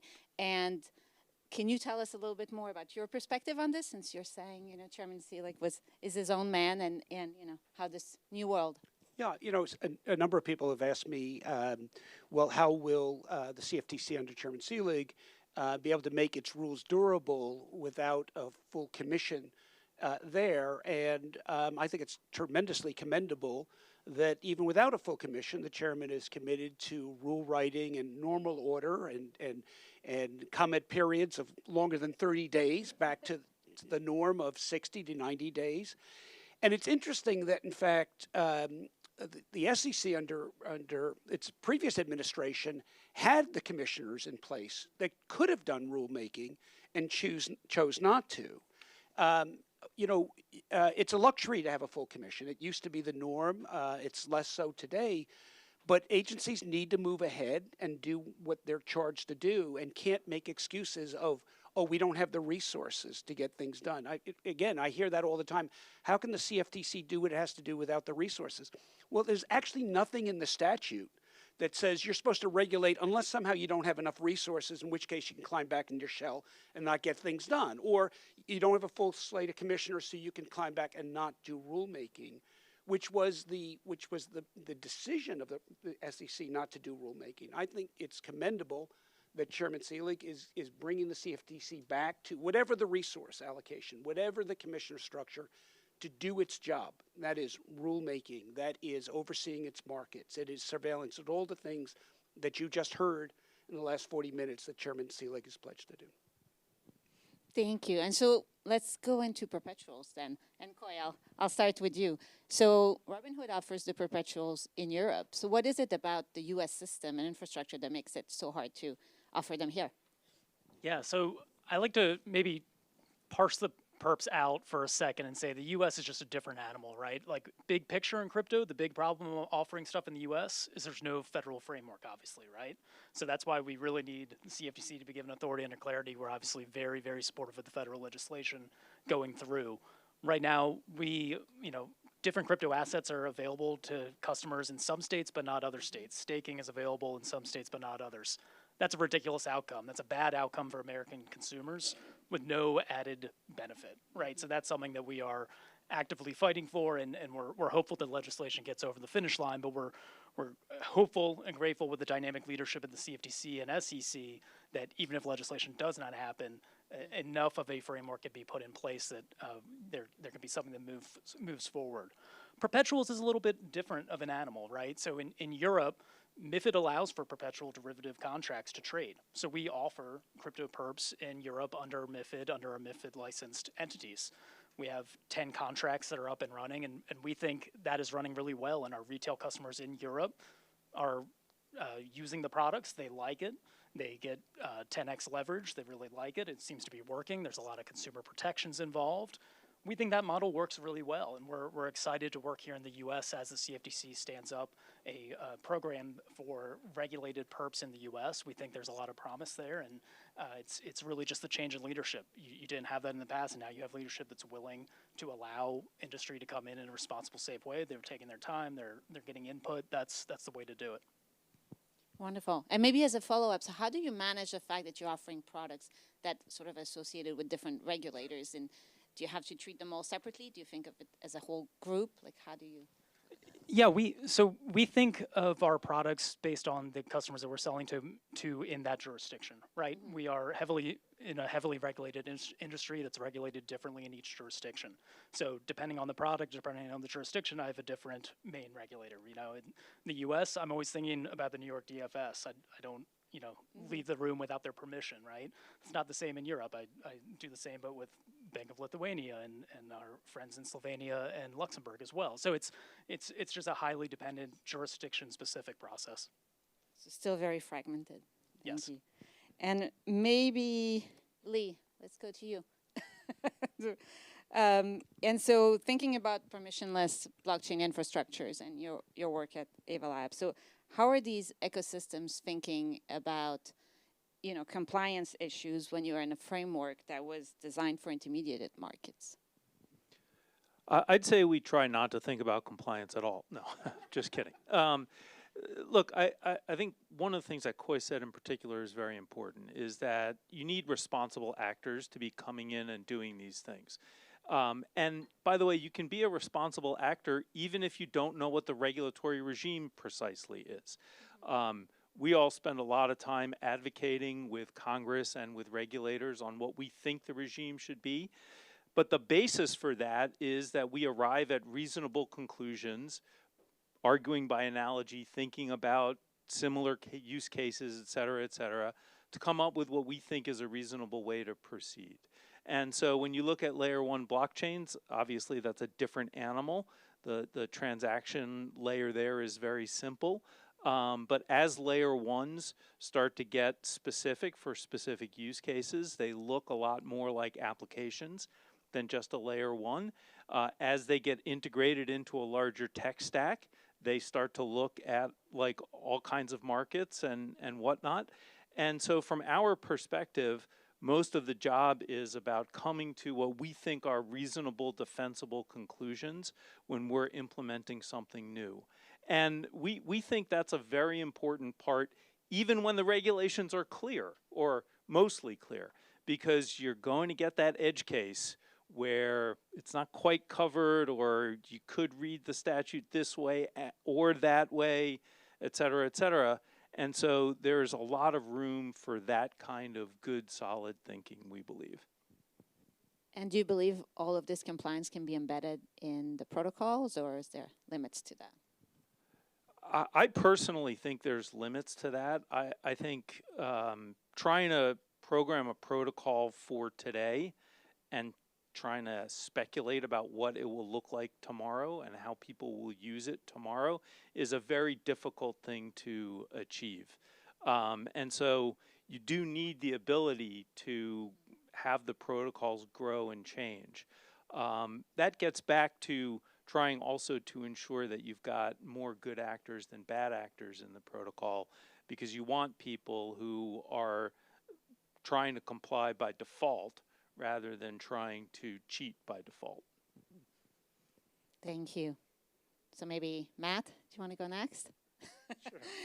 And so I had a question for you, but this sort of updates ever, even this morning. But I wanted to ask you about your view as a litigator about the different conclusions that the courts have been reaching on prediction markets and, state versus federal authority. Where do you think this is all headed? Are we done? Probably to the Supreme Court, and we got a step closer today with a favorable judgment by the Third Circuit Court of Appeals, the first Court of Appeals decision to weigh in on some of the questions around the CFTC's preemptive authority in relation to prediction markets, and it was a positive outcome for the CFTC and for the country, frankly, because you get some clarity, at least from one circuit. For me, it's a bit of a whipsaw because I spent the last 5 years litigating against the SEC on Howey issues, where the agency was doing everything it could to impede us in litigation. This is a different situation, much more favorable in the sense that, look, the states have attacked DCMs, including FCMs as well, Robinhood, Crypto.com, who we represent, Kalshi, obviously. And there's big money behind those attacks, and they've had some success at the district court level. And fortunately, in this case, the CFTC has stepped up and recently filed an amicus brief making clear its position on the issue, that it has exclusive jurisdiction pursuant to the CEA and the amendments over trades on DCMs. I think that is clearly the law. That is clearly what Congress intended. It's backed up by the statute.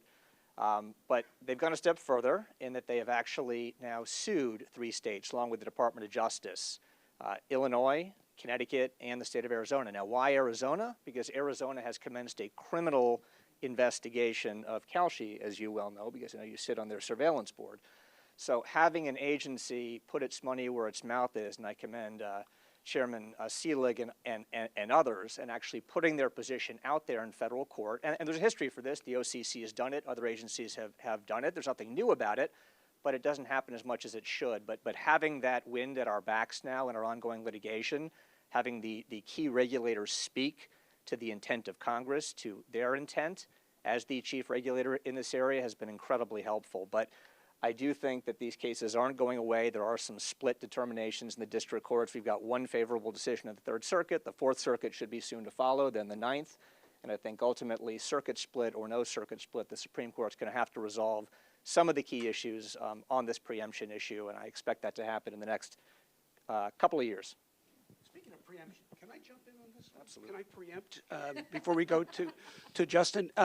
Because I also filed an amicus brief in the Eighth Circuit on this, and actually over the weekend penned an op-ed, which I'm hoping to get published in the next few days, entitled, "How Do You Cut a 7-Layer Cake?" The problem I see it in very simple terms is we're trying to cut a 7-layer cake by a layer. We're trying to say, you know what sports are with the states, but these other layers of elections or economic events, those might be federal. That's the wrong way you slice a 7-layer cake. You slice a 7-layer cake from top to bottom. The real decision or the real distinction should be, is it a marketplace? How do you determine a marketplace? In a marketplace, the participants are price takers and price makers. In the state casinos, there's only one price maker, that's the casino. It's like a retail establishment where the prices are listed. Everybody can come in and take the price or leave the price, but they can't make the price. Those have traditionally been regulated at the state level. Why? Because like retail establishments, you need to make sure the establishment treats its customers fairly, but they're not marketplaces. As Chairman Seelig said earlier, the federal government has clearly stated its intention for federal regulation of marketplaces. These prediction markets are two-way marketplaces. They should be regulated at the federal level. Let's cut the cake the right way, not somehow trying to say sports are one thing, everything else is another. That's not going to work. The question is it a marketplace? Yeah, I'll just follow up on that. I think in many ways, this gets at the key issue here, which is that if you're having a court decide things, we saw this with crypto, we're seeing prediction markets, we're going to see it with AI next. The court cannot be engaging in jurisdiction with a scalpel. It's too hard. It's not their job. They answer the question in front of them. So they actually cut the cake with a meat cleaver. That is a risk for everybody because you don't always like how that goes. Congress is the only entity that can actually really whittle out exactly how this all works. I would also focus on one other thing, though, which is that, I'll say this with praise of Chair Seelig, in the final analysis, the most important thing regulators do is decide. They get to decide what to do because that then closes off other choices and creates downside risk. Over the last 15 years, I think we in America have had an inability to actually make hard choices on financial regulation, in part because of the lagging debt of the financial crisis. The best attack on how we got here came from a European who, as usual, started with that great line, "You Americans, only good things can happen if you hear that." You Americans, they said this in 2023, you think you have perfected financial regulation with Dodd-Frank. You, therefore, are free to change anything. And as a result, all these problems keep piling up. What we now have is an effort to deal with all the things that developed, crypto, prediction markets, perpetuals, which are part of that, DeFi, stable coins, in these first few years.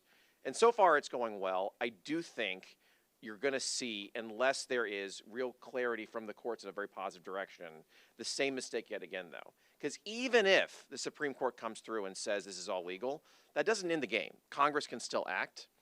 In the end result, I think we saw this with crypto, we're seeing it with prediction markets, the final solution to clarity has to be legislation. That won't change because of any court cases, even though right now, if I was betting this case this morning, the odds that prediction markets get a stonking win in the courts went up dramatically. And so maybe stay on you, Justin, for a second. And you were saying if the legislation passes, but even if that happens, it will take years to implement. So what's happening in the middle? I mean, now I will actually not attack the chair, but I will aim at his chief of staff.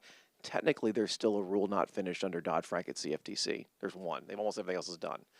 It takes a long time, but the way it works is in the first few years, you make massive progress. Most of Dodd-Frank at CFTC was finished by 2016 when then Commissioner, now then Chair Giancarlo came in. Margin was still to be done, capital, position limits, but the vast bulk was done in 2 to 3 years. You can accomplish a great deal by going after the big, gigantic parts of the rules quickly. Then there's a lag. In the interim, cuts guidance, it cuts industry norms. The industry gets to decide in some ways how they want to follow the new law, and that sets the stage for the playing field and regulations. You can think about it as kind of Zeno's paradox of regulation. Every year you get half done. You will never get to the end technically, but within 3 to 4 years you've done 90%. And industry gets a stake in the game. They've got a stake in seeing the outcome calculated. Without question. Yeah, I definitely want a slice of cake after panel is over. Preferably 7 layers, Chris. A couple of points. One is, one of the great things about the way things are shaking out right now is that there's more competition and more different kinds of markets. And I tend to be a pro-competition because I think competition breeds freedom, and that's the kind of stuff that I like. The second thing I would say is it's great for us to be focused on what Congress does and what the regulators do.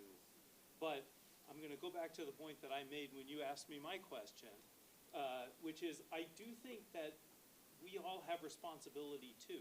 If we sit around and wait for the regulators, if we sit around and wait for Congress, we're going to end up with suboptimal situations.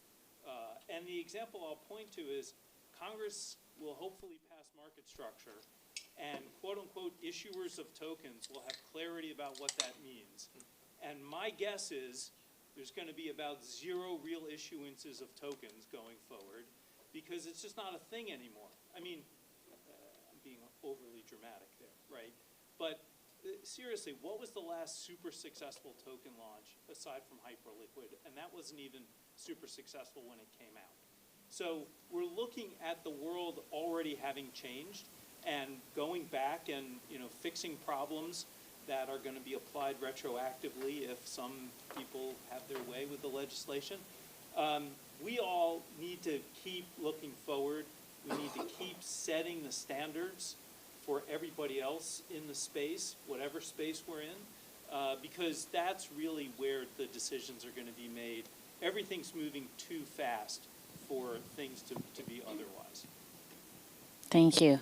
So maybe let's stay on that idea, Coy, about moving forward. And so you were mentioning perpetuals earlier. And in Europe, those come with margin limits and suitability checks, etc. How do you think it's coming to the U.S.? And Yesha mentioned the possibility that it might actually only be for institutional investors at first. Do you think that would be sort of an appropriate next step, or is that kind of defeat the purpose? No, I think these products should be available to retail, right? I mean, Robinhood's mission is to democratize finance for all, so we're interested in bringing products to our retail investors, and we think they can use them in a responsible manner, right? So it's not only the innovation side and the access to products that's important from an investor protection, but it's also, we want our customers to be protected. We don't want to throw them to the wolves into a product they don't understand or don't know, right? So when I think of perps that come in the U.S., I think kind of systematically in a couple different buckets, right? I think, one, what's the onboarding process look like? Do they understand what the product is? Is there good educational materials? I think that's really important, whoever's onboarding these customers. Two, I think they're the clearing aspect of this, right? There was talk about centralized clearing parties. That's one model. A lot of these models, our products in Europe don't have a centralized clearing party. So we have a very interesting liquidation waterfall that's explained in our rule book. It's very long and complicated, but I think there's room for innovation that can still meet today's standards under CFTC regs, as long as there's room for experimentation. And I also think of just transparency. This is going to be a new product in the U.S. The CFTC is going to have an interest in seeing how that trading looks like. There's going to have to be flexibility in providing that data, that oversight to the CFTC and the markets themselves to make sure they're comfortable with that, right? So I think there's plenty of room to find the right space, and it's only a matter of time and calibrating the right way, it seems like. Great. And maybe to you, Chris, then, stay on perpetuals. We talked this morning about how, okay, there's no expiry date, but there's also, the funding rate mechanism. They trade 24/7. Is it fundamentally different? Well, I can. So first of all, and to Coy's point, one of the things that makes the American market so dynamic compared to other markets is that mixture of retail and professional traders, institutional traders. European markets are dominated, really don't have a big retail component. Asian markets can often be skewed toward retail without a large institutional piece. What makes American markets the world's enviable markets is because of that mixture. So as we explore new marketplaces, we definitely want to make sure we're not siding with one or the other, but we want good, dynamic, healthy markets. In terms of and I thought the chairman gave a very good response to the question of, does the different duration or the perpetual nature of these markets present issues? What's made the CFTC so successful is its ability to continue to evolve. We still think of the CFTC from ag point of view, but ag products are less than 10% of what the CFTC does. It may be 90% of its politics in terms of getting funding, right? But it's less than 10%. I mean, markets like interest rate futures are the world's biggest marketplaces. They're enormous. Our oil complex are enormous. These markets we're talking about are fractions of the size of what the CFTC already does very, very well. And I think as taxpayers, as American citizens, we want an agency that is out there always absorbing the new next thing, right? We don't want an agency that somehow either is making merit decisions, we don't like this product, as quite frankly, the SEC did for the last 4 years. We don't like it, so we're going to try to suppress it. We want an agency that says, look, it's already been legitimized by the populace. It's being used, and it's being used overseas. We wanted to bring it on shore by developing appropriate, well-tailored rules. And I'll push back on another thing. Regulation is always put in quantitative terms. Too much, too little, the right. I've always pushed back against, that's not the right way to measure regulation. Regulation should be measured qualitatively. Is it the right regulation to achieve the public purpose, the public policy purpose? Not is it too much, too little. The financial crisis wasn't caused because there was too little, and holding things back is not often caused because there's too much. It's just ill-designed, and the goal has got to be to design the regulation to say, what did the people's elected legislature want to achieve? Let's get the regulation to do that, no more, no less, to do that job. I want to piggyback on that and agree with two things and disagree with one. To disagree, this one's true though. This is important though. The financial crisis was caused in part by a total deregulation of swaps, which is why neither crypto nor prediction markets has asked for total deregulation. We've learned that lesson. I mean, let's get to that. The second thing I would say is a lot of people ask me, as an alum of both SEC and CFTC, why it's better for the CFTC to run prediction markets and crypto. And the answer is very fundamental.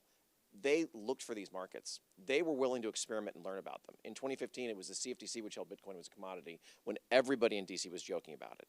It was the CFTC which involved itself with Predicted and with Kalshi when they were seen as toys. You want that kind of curiosity from a regulator, and I think it goes to the inherent protean nature of the CFTC that's been able to reinvent itself 3 times now. It was founded in the 70s. It was in many ways refounded under Gary Gensler, who was a good CFTC chair. SEC, well, that's different. And now it's being refounded again. And it's because of that they're the best equipped to actually regulate frontier markets. Because if you have a regulator that always sees everything as a particular kind of mid-century security, it will not be able to adapt to the changing times. Just to build on that, up until the 1970s, every product overseen by the CFTC was something that came out of the ground. It was grown out of the ground or it flowed out of the ground, but it came out of the ground. It was the CFTC who saw inventions by Dr. Richard Sandor and Leo Melamed to create financial futures that said, you know what, it doesn't come out of the ground, but we can regulate it anyway. And the dollar would have never been able to go off the gold standard and remain the world's reserve currency if the CFTC hadn't said that futures on dollar-based interest rates and currency, we can create markets for that. We can do that. So I entirely agree. Not sure I agree with some of those great CFTC chairs that you pointed to, but otherwise. Obviously, Chris, you stand alone. Well, I do my best. And Justin, do you want to say something about, from the investor perspective?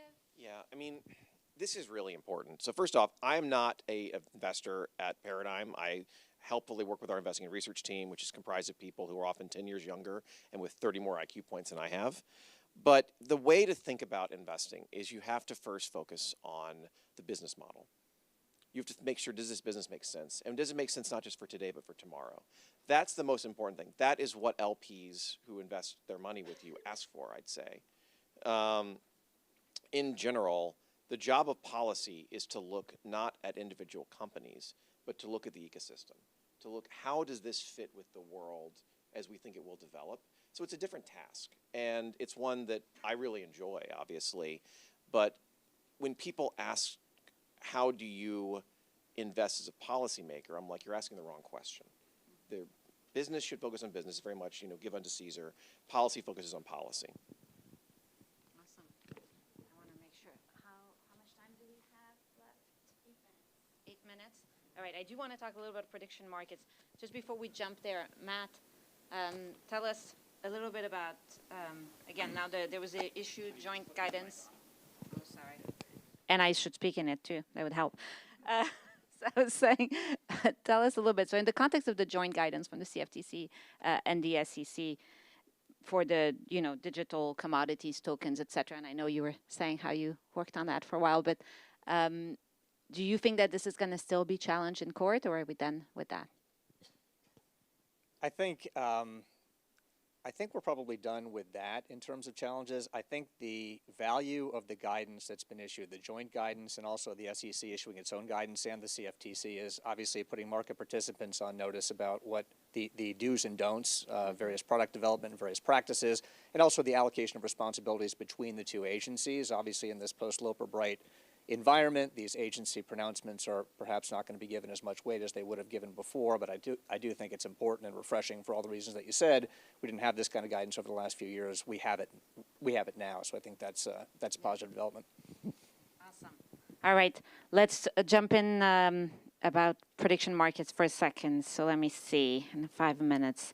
Well, maybe Matt, let's stay with you for a second. Then again, on the legal side. So we talked earlier about, sometimes suspicious trading happens ahead of certain events. And how well do you think our existing framework and the misappropriation theory works for prediction markets and sort of the broad range of products? I think for all the reasons that Chairman Seelig said, the tools are there for the CFTC. They don't have as much experience, obviously, as the SEC does, naturally, in investigating and prosecuting insider trading cases. They do have the benefit of the body of law that's been developed, federal common law, by the SEC principally and private litigants and the Department of Justice to draw on. I'm heartened to see that you've got David Miller, who's come in as the enforcement director. He's a former prosecutor, has experience investigating, prosecuting insider trading cases, knows exactly how to get that job done, because I think the SROs are important, and you're going to be an important part of that with the surveillance that you're doing for Kalshi.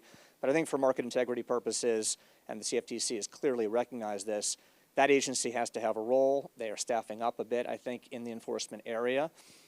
Again, they're going to have some tricky legal issues to deal with because the duty is not necessarily going to be present in every CFTC investigation. There's no duty between two counterparties, as there is in the classical insider trading theory, where you have somebody at a company who is trading against the interests of the shareholders. You don't have that with the insider trading rubric with the CFTC, so that's going to have to be worked around. There's going to have to be agreements identified for purposes of misappropriation or facts and circumstances. I think the CFTC is up to the job, and again, I'm heartened to see that they've got somebody in the enforcement role who knows exactly what he's doing, and that Chair Selig realizes that, you know, SRO is going to be critically important, but I think they're also going to need complementary enforcement efforts and guidance by the CFTC, and I expect that's going to be forthcoming. I will note, though, the CFTC is this reputation that insider trading is a free-for-all, in part because of trading places. In Dodd-Frank, we changed that. We created the Eddie Murphy rule that says you cannot do insider trading off of government releases. And then the CFTC, this might have been under you, Chris, did 180.1, which said this applies to not government releases, too. For the younger folks here, you got to tell them to watch Trading Places. It's a great movie. No, I watched it with my family. My kids hated it. But it is the case, right? This is another example of how the CFTC is adapting to the times, trying to expand its mandate. More can be done. More can always be done. There's a role for the private sector, but it's not as though this is starting from a dead stop. They've been making progress on this for 15 years now. Chris, you want to say something? Yeah, I do. So what's happening right now, we've got a conflict in the Gulf, and where is actually the trading taking place? Not in prediction markets, but in the good old-fashioned oil futures markets. Well, those markets are, guess what? They're not on a blockchain. So if you're going to do insider trading, you don't want to go to a blockchain-based prediction market like a poly market, because while they might have a little harder time getting to you, they know exactly who's doing it because on a transparent blockchain. If you're going to insider trading, go back to the old-fashioned market. So insider trading is nothing new. People trying to take advantage of information in violation of a duty the CFTC can go after. What's different about these markets is law enforcement will love it if you do it on a blockchain-based prediction market, because they're going to catch you. So, look, it's a new technology. All the things we're talking about, whether it's prediction markets, whether we're talking about perps, we're talking about stable coins earlier today with Senator Hegarty, all of this is part of this new wave of the internet, an internet of value that is coming about. Finally, the internet is getting to do to financial markets what it's already done to information gathering and everything else. And these are new technologies. And just like 30 years ago, Washington came to accommodate this, we're now doing the same thing here. This gets at something which I think a lot of policymakers don't get yet. Part of why there's so much excitement, or there should be, for on-chain data, for data in prediction markets that's on-chain as well, is everything is then now in one format that can be read by agents, AI agents, and you can then have much better, faster surveillance for the first time. What has bedeviled us for 20 years now is we have a wealth of computer data, all in different formats. It basically becomes garbage. When you put everything on one or two standards, you then can actually have, for the first time, real-time surveillance and better enforcement. This is a win for American consumers. And it's one thing that I've been surprised at how a lot of regulators don't get. I think in part, and I know a lot of us are lawyers are bad at coding, and this is scary. But as a result, if you can really embrace this, you can 10x the ability of regulators to actually protect their markets as well. And we've got firms like TRM Labs. They are providing the type of surveillance on these blockchain-based systems where actually you're going to find the bad guys are going to not want to be on them. They're going to go to closed systems because in open systems they're going to be found out. I agree with everything that everybody said. I just want to add one other thing, which is there's market manipulation authority as well at both the CFTC and the SEC, and that is a good complement to the insider trading authority. And again, with transparent blockchains, seeing the manipulation happen in real time is huge advantages. So I think 100% insider trading enforcement coupled with market manipulation enforcement, you have two very powerful tools. Wonderful, and I believe we are right on time, and the mics don't work, but that's okay. So thank you so much to all of you. This was a great conversation. Really appreciate it. I got to get you another glass of water. No, It's fine. You owe me water.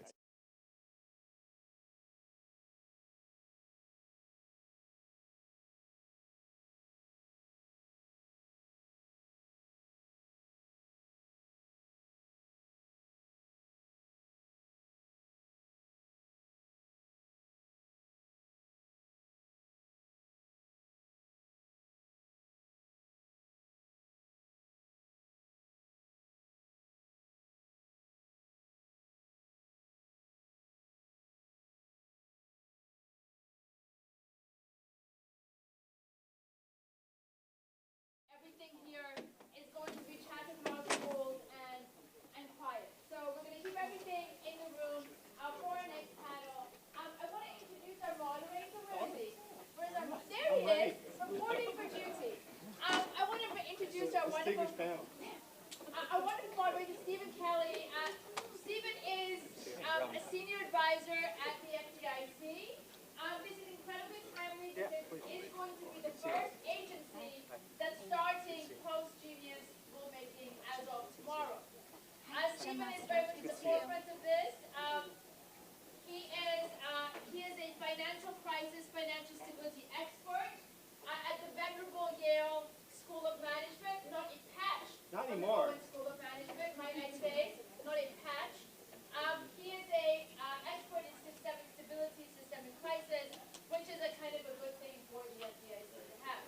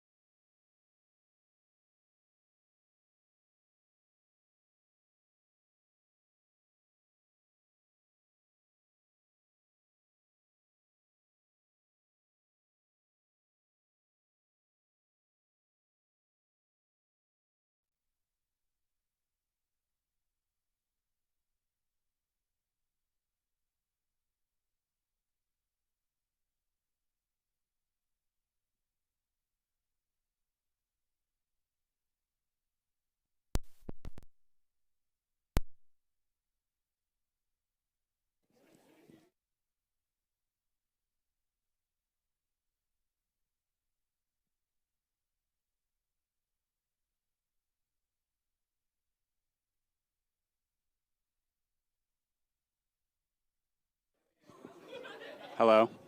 Hello?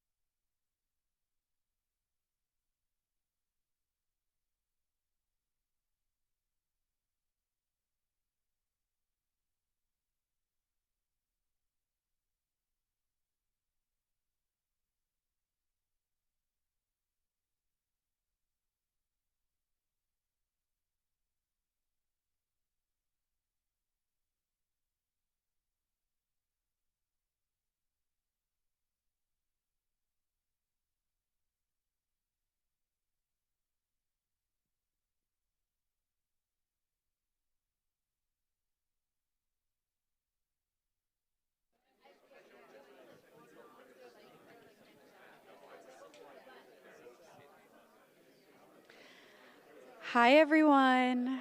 We're going to get started here in a second.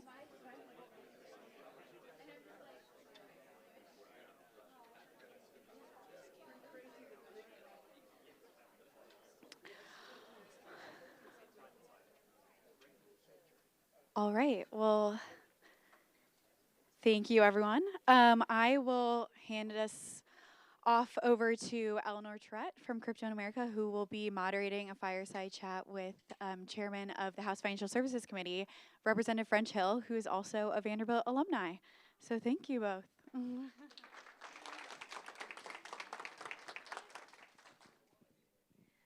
Thank you very much. Right. Chairman Hill, welcome home. Glad to be in Nashville, Vegas. Nash and I'm not even a Vegas. bridesmaid. Not going to see you downtown later on one of those buses going by now? I don't do $35 for a scotch and water, but that's you can go to the Gulch and find one. Absolutely. Well, I believe you graduated from Vanderbilt in 1979 with an economics degree. Back then, when you were a student, did you have any aspirations at all to be in government, to take on a public service role?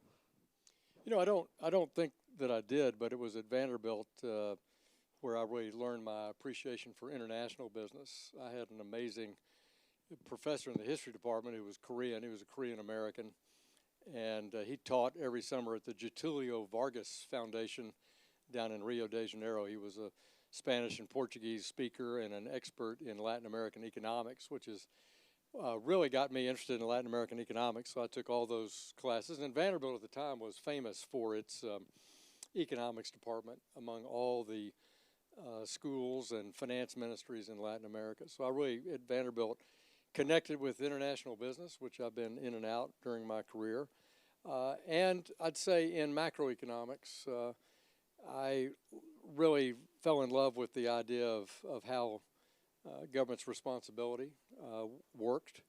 And I developed my, say, conservative political leanings while at Vanderbilt in terms of in the mid-'70s, coming out of the Ford and Nixon overspending and the recession following the oil crisis, and the Carter administration was the beginning of actually deregulation in the country. And so we had speakers on campus that really inspired me. Phil Crane, who was a member of Congress from Chicago at that time. His brother was in Congress as well. This is before Phil Crane got into trouble. You can Google and find out about that later.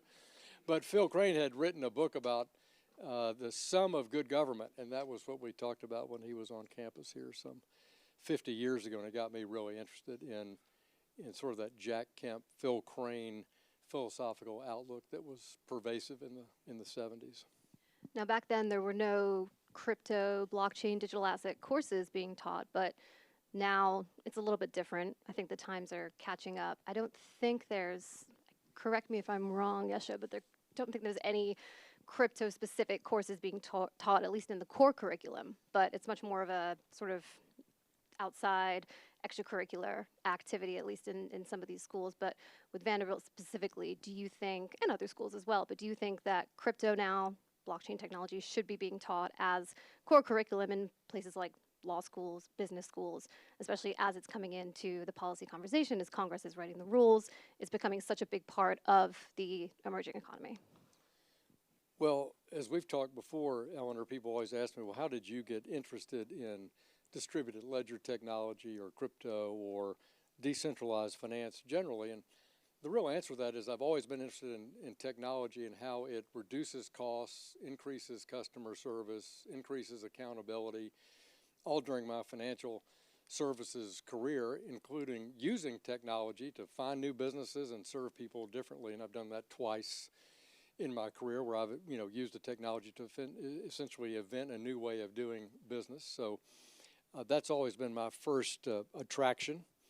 But with that said, the answer is an easy yes, because converting a paper-based analog system to a digital system using our existing operating systems now can be done in a decentralized distributed ledger system. And why would you want to not study that in detail and compare and contrast those systems, the costs and benefits of them? And students need to get out of school with that knowledge, just like they need to have real use of AI and real use of cyber protection before they go into the private sector.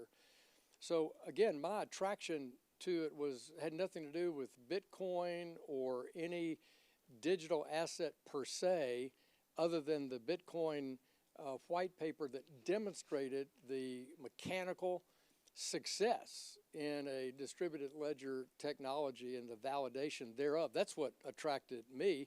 And I immediately said, oh, here are all the things we can do with that.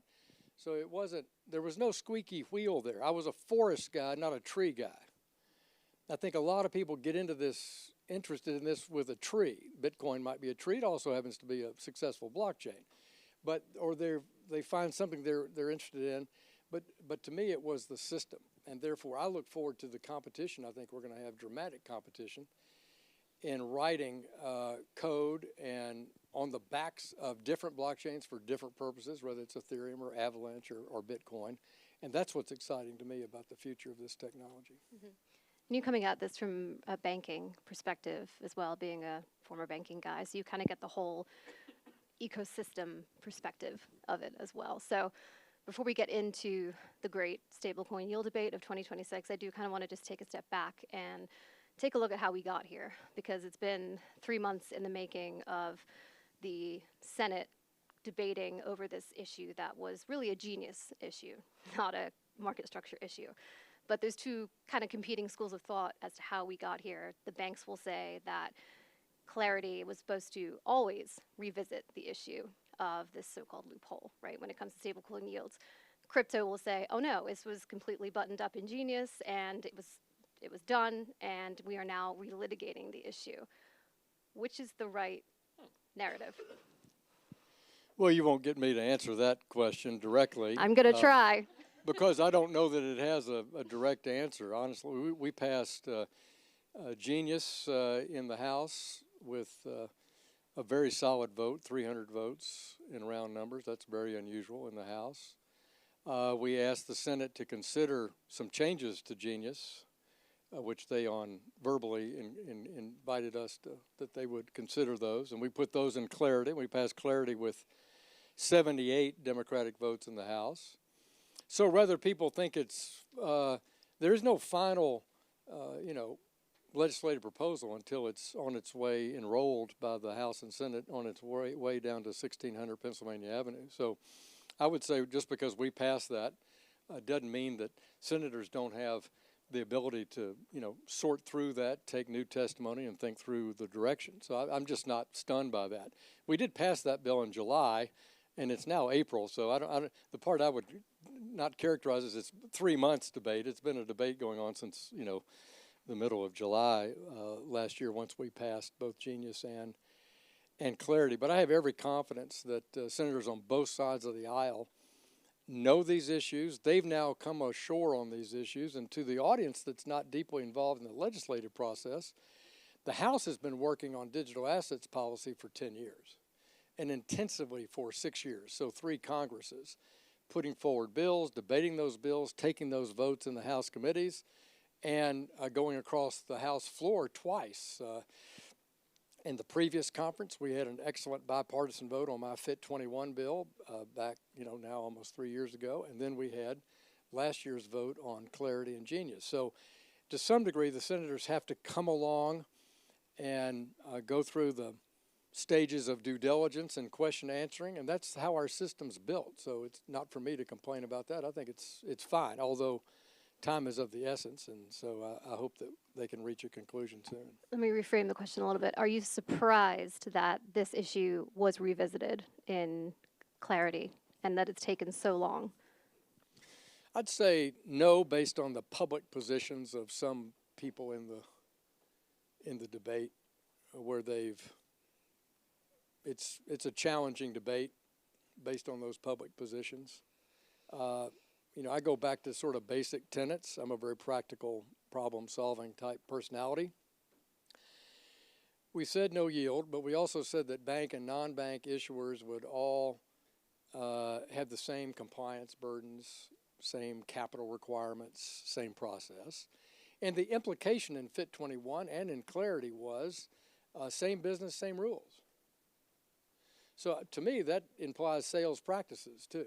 So if you're going to have sales practices around the use of a dollar-backed stablecoin, that applies to everybody, whether it's bank issued or non-bank issued, whether it's accepted on an exchange or not. And so I thought when the Treasury did their advance publication of the Federal Register about their rulemaking, they asked all those very basic questions. How should we think about this? And it implied sales practice concerns. So I'm not really surprised it's come back up, and I'm not really surprised of the character of the debate. But again, going back to my, founding roots in this topic, I think this is something that can be, a solution can be found that is fair-minded to bank and non-bank issuers and people either in a decentralized use of a stable coin or a stable coin attached to an exchange. I just, it is, Charlie Munger would say, it is not in the too hard pile. This is a solvable situation. Yeah, and while there's no announced deal at the moment, what we saw in the last, week and a half is that what probably is going to happen is something along the lines of a deal that looks like yield or rewards that are not going to look too much like a bank deposit, right? And that's something that you've personally been an advocate for. Retail, I think, would probably take the opposite view. What would you say to retail investors or to crypto Twitter, as it were, who are upset at what they see as Washington, quote unquote, selling out to the banks, or at least taking the side of the banks, maybe in expense of stablecoin adoption or broader industry adoption, as they would say? Well, again, I don't, the Senate debate may feel that way. I never saw an instinct of that in the House during our debate. I mean, I think we were technology oriented, neutral to a bank or non-bank issuer, and we tried to create the rules of the road, both in Brian Stiles' Stable Act, which was our House companion to Genius, or in Bill Hagerty's good work that you heard the backstory on this morning. I view, personally, this is my personal opinion, I view stable coins in some instances in a rich, developed country like the United States as a transitional product, not an end product. So when my bank tokenizes my deposit, why would I need to go to a third activity in order to complete a blockchain transaction? I don't think I will. I think I'll debit cash in my bank account and credit the payment on the blockchain and not require necessarily the conversion to a dollar-backed stablecoin. That would be different in a corporate cash management situation, potentially, a B2B transaction that's cross-border. It certainly would be the view outside the U.S., writ at large, and I think Bill did a great job this morning talking about the power of dollarification, and Bill Hughes did as well, of that value outside our borders or outside of a developed country. So I don't think there's a sellout here. I think there's an effort by the Congress to craft basic rules for the use of a dollar-backed stablecoin and market structure to facilitate innovation in America, to promote innovation in America, and that will inure to the benefit of a hardcore DeFi-only retail investor, or to the corporate treasurer's office who's trying to do a whole new accounts payable and receivable system on a blockchain globally that may settle nightly 7 days a week in a U.S. dollar-backed stablecoin. So I view this, I guess, much more cup half full, but I don't spend my day on X, so my attitude's a happy one. Lucky you. It's happy, yeah, so. Do you think payment utility alone for stablecoins is enough to encourage adoption over some of these banking products? I think again, it's back to that use case. No matter, you've got to think about the appeal you're making to the corporate treasury at a big, Fortune 500 company with 50% of revenues offshore, about that functionality of it, and then how it might be for a domestic manufacturer who just wants to simplify a programmable contractual nature of making payments. So I think the payment aspect of it, I hate to say this, it was like the most attractive to me. I know that people are trying to build a whole enterprise around just the fact that, a dollar-backed stable coin, but to me it is an attractive, more competitive delivery of a payment, and I think that's going to bring down, payment innovation and infrastructure will go up, intermediary costs of making a payment are going to go down, accuracy, fraud prevention, all the things that we think about will benefit from it, and I think that's a pretty significant use case. And I see a lot of people out on television saying, oh my God, I don't know what this is, but secretly they have like teams of people working on this to do exactly what I'm saying. So I'm not sure I believe everything I hear across the spectrum on this topic, because people do recognize it, that it has tremendous expense and compliance and programmable contractual settlement benefits. Okay, so I got 5 minutes left with you alone, Chairman Hill, so I'm going to skip a couple questions here, but I do want to get to just general timing on what could be possibly the House getting clarity back. Obviously, we're looking at a Senate banking markup potentially at the end of the month, maybe Senate floor time in May, maybe later than that.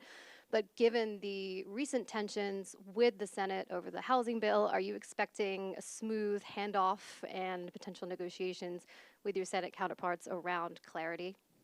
Well, we have a good working relationship both with Senate Ag and Senate Banking on this issue, both at the member and the staff level. We've spent hours and hours over the last 4 to 5 years with staffs on both sides of the Hill and members on both sides of the Hill. And I think that that collaborative work will lead to, finding a landing spot for clarity. And we just are eager to continue the consultation work we do with the Senate process as they wrap it up, and then just hope that they can get it as completed over there as soon as possible so that we've got time to do the same in the House. What do your members think about the draft that was released in January? Open-minded. We noted there were a lot of changes made to conform with clarity as passed in the House. And so, it's a step. It was a step compared to some earlier drafts, it was a good step in the right direction. And like I say, I hope that Democrats and Republicans there can find a good landing spot. And assuming clarity, or not assuming, maybe clarity doesn't pass.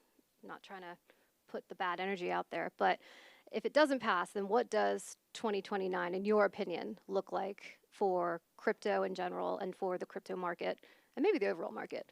Under a under we're looking in the future here. Under a Democratic administration, potential Democratic administration. Well, first of all, I would say that implies that we don't, this bipartisan coalition that's come together over the last 5 or 6 years post FTX and post all the work done in the House and Senate under both Democrats and Republicans, that somehow you're implying that in 2 years of the House being Democratic and the Senate Republican, say for example, that we couldn't re-up this bill after the midterm elections. I found that a false premise. I remind you that Democrat leadership supported clarity and supported genius. Nancy Pelosi, Hakeem Jeffries, Senator Schumer support having the rules of the road in a market structure bill, and they support a U.S. dollar-backed stablecoin. So I would first say that regardless of the midterm elections, if for some reason clarity does not pass, we're going to make every effort to pass it, starting in January next year, or in the lame duck session, depending on how that turns out. So I'm just not that pessimistic. And as to 2029, it depends on who's elected president. And I don't have a crystal ball, and we'll have to wait and see. Fair enough. But you think change in the House in November, that won't affect market structure if it doesn't pass before then? I think you're going to irritate, almost 50% of the House Democrats if you shut it down. All right. So, I'm, again, demonstrating I'm a cup half full guy, Yeah. So. I went to Vanderbilt, come on. All right. Well, with that in mind, maybe we should invite another optimist up on stage. Rep Timmons, come on up.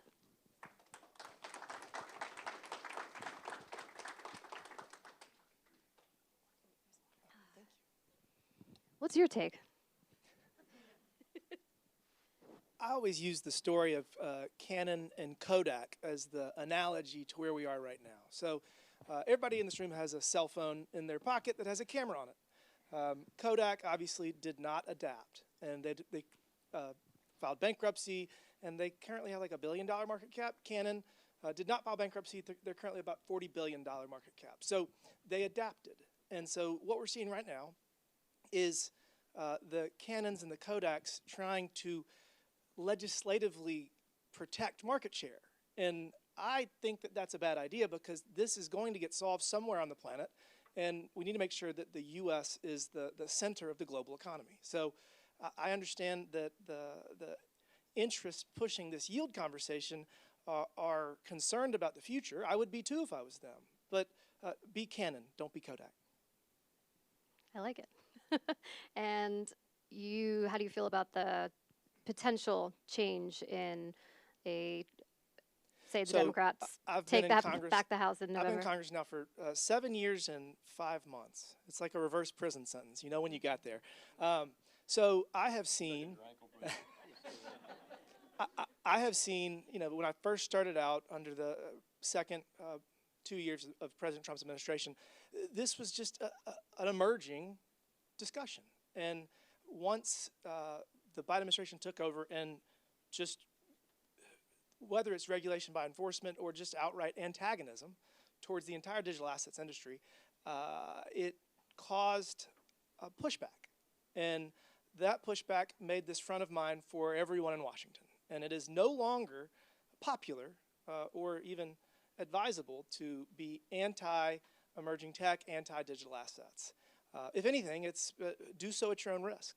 So the world has changed, and I think both Republicans and Democrats want to get this right. They understand the importance of it. They understand that if we miss this, if we don't get it right, that the future is not looking good for us and for the U.S. economy. The world is changing, and it's changing for the better. It's creating efficiencies, and I couldn't be more excited about where that takes us. but the thought that we would not get this right and not get this done is just a non-starter. So we will get it passed, whether it's in the next couple of months or next Congress. It will get done, and we have to get it right. You mentioned not advisable in there, and I can't help but think super PACs are on your mind there. I was one of the larger recipients of outside spending, and I probably wouldn't be here without it. So not that I like my job very much. I actually don't like it, so they probably didn't do me any favors. But seriously, we've never in our country's history seen such extensive outside spending where they're just asking for rules. They're not actually, this is traditionally you have interests that are trying to protect market share or trying to pursue whatever objective. And in this case, the interests that are spending heavily in political elections just want rules. I mean, honestly, to some degree, they're like, we don't care. Just don't make us deal with lawyers, make us deal with laws. Because, I mean, the amount of money that was spent and the amount of growth that was stifled because of the Biden administration's approach to this was just incredible. And, I mean, we got to stop that. Let me add to that point, because your Canon, Kodak moment was good. What if sometime in the 90s we said, well, we're not going to allow the Macintosh operating system to exist. We're only going to have Microsoft, DOS, then Windows. And government's putting their thumb on that scale. You just wouldn't do that. In fact, the whole decade of the 90s was the opposite, where we decided not to tax the internet, but to let the internet flourish, including bad stuff on the internet. At the time in the 1996 debates, it was all about, oh my God, this is just one giant online pornography thing. We need to shut it down, need to block it. And the idea was, no, we're going to let people code and develop companies and their businesses and then regulate that business on the internet. And so I think you're so right that we're just trying to have rules of the road and let the private sector flourish. I'm going to add one thing to that. So something that most people don't think about as one of the biggest benefits of this entire movement is I would argue it's going to pose a huge challenge to authoritarian governments because China, India, Iran, Russia, you can't move money. You can't leave. You can't take it with you. So I always laugh when I walk through the airport and it says you have to declare over $10,000. I have a non-custodial digital wallet on my phone where I could have every dollar I've ever made, whatever. And so the world is changing, and governments' attempts to control their population using traditional finance are going to be gone. And so that's going to be good. That's going to be positive because people are going to be more informed. They're going to have more liberty, and you're going to see authoritarian governments not be able to control their populations. And I mean, that's just one part of it. The other part of it is information. Starlink is going to change the world as well because when governments can't control their population's information flow, they can't oppress them. So again, we have done so much for the world in so many different ways. For us to get this wrong would just be really tragic. So we're going to get it right. We might trip and fall a few times, but we're going to get it right. I want to just go back to Fair Shake and the PACs really quickly. Obviously, we know, as you mentioned, the influence that they had in the 2024 elections, and we're seeing a couple new super PACs and PACs, hybrid PACs, whatever kind of PACs you want to call them, popping out in the last couple days, couple weeks. I don't think you guys are going to be affected negatively by these PACs. Obviously, you're pro-crypto, you're here at crypto conferences, you talk all the time, and you've rolled out incredible legislation geared towards crypto. However, I would imagine some of your colleagues in the House are maybe a little bit worried about some of that spending. How seriously do you think that they are taking the influence of some of these PACs So I don't think it's a bad thing. I mean, don't get me wrong, it could be used for evil, but it has not yet. So I've had a dozen candidates in the last 6 to 12 months call me and say, I got to fill out this questionnaire. What does this question mean? And what do I not want to say to answer this question? Because, I mean, a lot of it is education. And so all these candidates, one, they're just running for whatever reason they're running, but it has become a landmine that you don't want to step on. And, again, I think the most important thing here is that they just want rules. They want rules, and this is the future. So for us to try to legislatively protect Kodak and Canon and not make them compete is insane. So, I mean, we've got to be the center of the global economy, and that's what we're doing. And again, I think it's a good thing. He's like, I don't want to answer that. No, I'm good. I agree with that. So you would say it's socially unacceptable to be against crypto? Ill-advised. And I would say, just, you know, big picture point of view, the fact that people always try to connect big spending in the summer of 2024 with quote unquote, you know, a pivot moment in bipartisan, bicameral support. And I just always take the opposite side of that argument. I think it's the 10 years of work by people in this room, year in and year out, hour in and hour out, to come up and testify before Congress, send materials to read, meeting with staff, talking through the case studies of distributed ledger, the issues in and around crypto, and I credit Kevin McCarthy, our former speaker, Patrick McHenry, the former chair of the House Financial Services Committee, Lummis over in the Senate, Gillibrand, others who have been hardcore interested in this topic area for a long time, so that education had been delivered, and then we put votes on the board. We asked people to vote for Fit 21 2 summers ago of 23, right, Nick? 23. And so people were on the record, where are you on this concept? And they voted. And then when you're on the record, that gives you a chance for the political process to, you know, to speak, because, well, now there are people that are pro-innovation and people who aren't pro-innovation. And I would say that they've worked mighty hard in that political activity to be bipartisan. And that's why the work we've done has been bipartisan in both chambers. I think it's a good thing. Do you think it's a good thing that some of these crypto firms are now coming under the regulatory umbrella of entities like the OCC, the FDIC, the Fed? We're seeing multiple crypto companies now applying and getting approved for trust charters. We've got one company with a conditional Fed master account approval. Would you say it's a net positive that these companies are coming under, you know, regulatory guidance is not the word I'm looking for, coming under regulatory scrutiny and surveillance. Yeah, sure. I mean, to the extent, I mean, this will, you know, to the extent that companies want to come into the payment space, be covered by all the consumer financial regulations associated with payments, which are immense, then doing that through either an FDIC or OCC related charter element, give you a national presence, particularly at the OCC, and that lowers compliance costs for some of those payment entities than they have if they were just money services businesses, state by state, without a federal charter. And I think the Fed for several years has thought through this issue of a narrow Fed bank account, which does not mean 13D authority for the safety net or any of that. It's purely a flow of funds issue. And is that a good thing or a bad thing? And that's what the Fed is considering. And they, as you say, they've given a conditional yes on that. And all that could lead to a federal payments license, which would be for bank and non-banks under, again, a similar set of rules. And I think you'll see our committee take up that as a topic for a hearing. I think you saw as the Biden administration exited stage left, Nellie Lang, the Undersecretary for Treasury, gave a long, very interesting speech about the need for a national payments license before she went back to Brookings. So I think this is sort of where that conversation's going.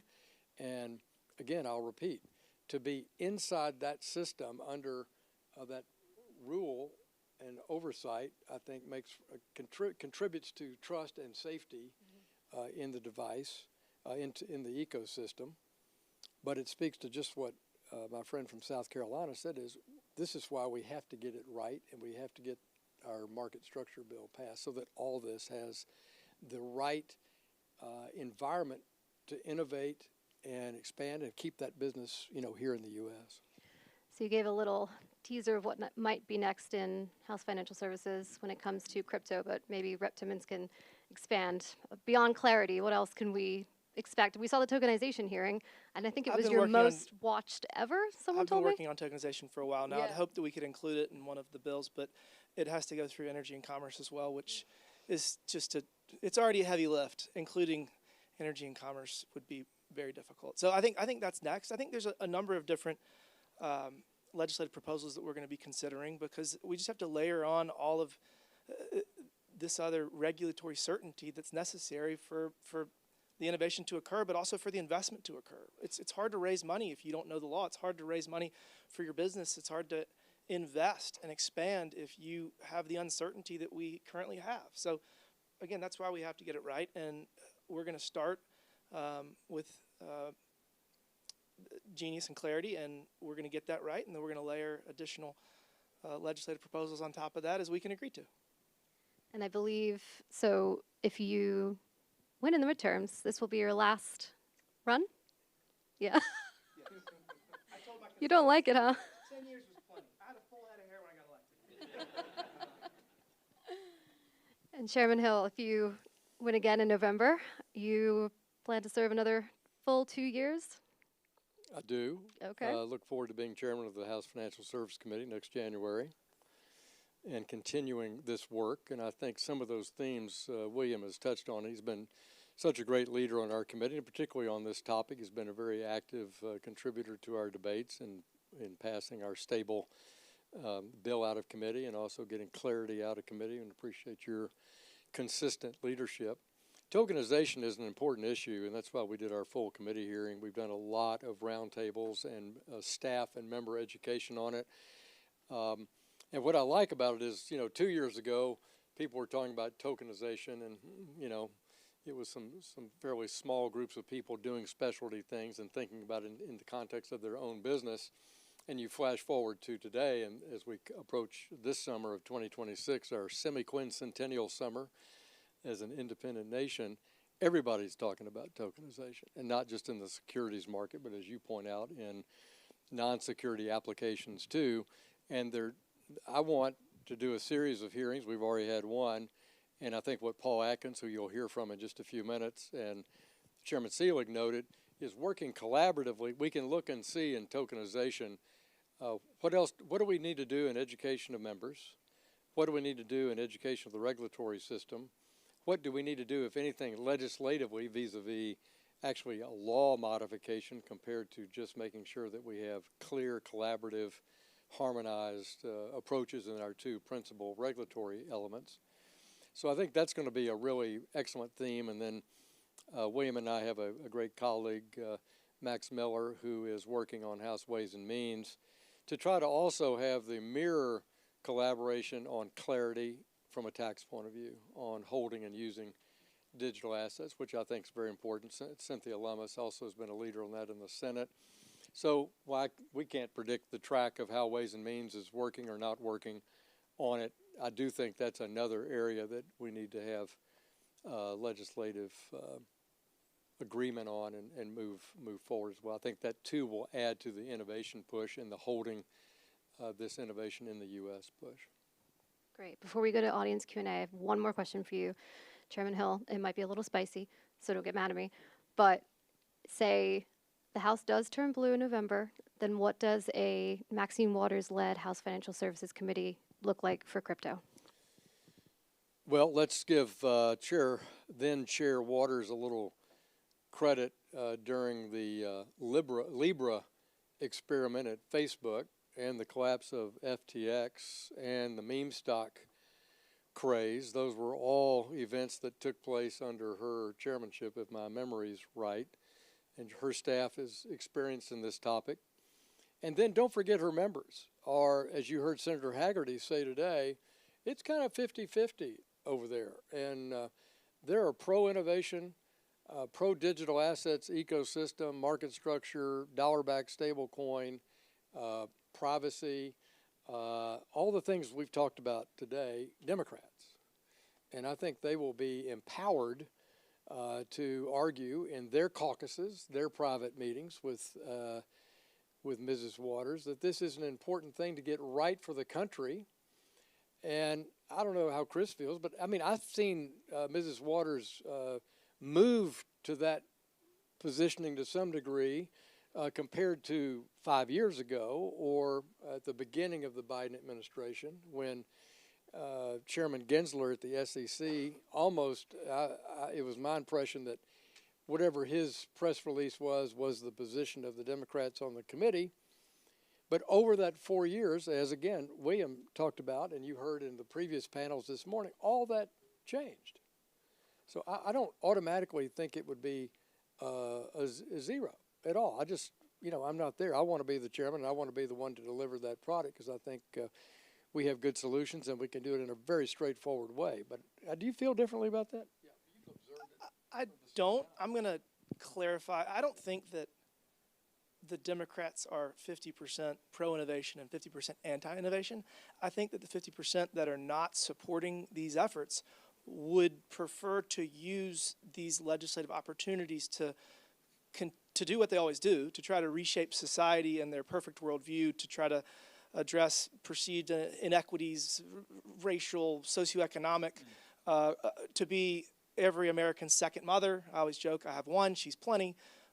They want to protect everybody from themselves and from everyone. And so I think if there were to be a transition, which I don't think there will, I think that the only thing that would change would be some weird stuff surrounding consumer protections and some sort of additional standard Maxine Waters add-ons that just make no sense, but we stomach them to get the job done. But I don't think that's going to happen because we're going to win the midterms. All right, and with that, we're going to go to audience Q&A. We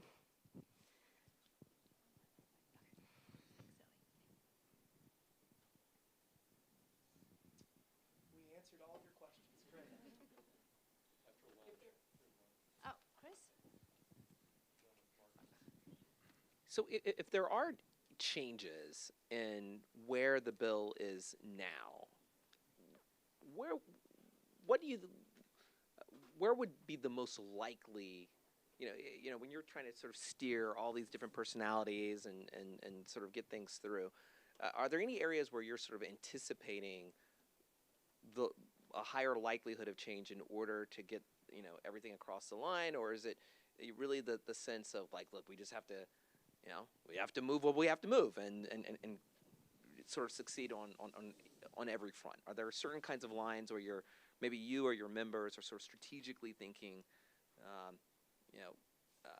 given the time that's available, let's figure out what's necessary politically to get to an outcome,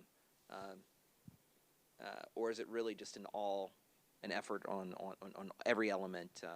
I'm just kind of curious in terms of as the days go by, like what's your thinking from a leadership standpoint? I believe that the Senate has worked hard to align in some of the definitional issues between clarity and the Senate version, and that's very important. It's also important that I think from a commodity and a securities point of view that those be in alignment as well. So that would be a substantive thing we'd want to just how did it turn out, right? Because it's not over till it's over. Secondly, of course, we want the digital ecosystem to have a satisfactory outcome on this stablecoin yield issue, which we did not confront quite as vociferously in the House debate. On decentralized finance protocols, and I think we could have some problems in the House if there was too much, as you point out, sort of a nanny state approach to how one can use a self-custody digital wallet. So I would reserve judgment and just say that just has to be, we'd need to see it. But I think those are some of the key areas. And then obviously we think the CFTC needs the right budget authority, which is in the HR Clarity Act. And we'd like to see our changes to the Genius Act that we proposed in the House Clarity Act, and just remind senators that we didn't draft those idly. So those are some things. What do you think about when you think about bringing that bill back to the House?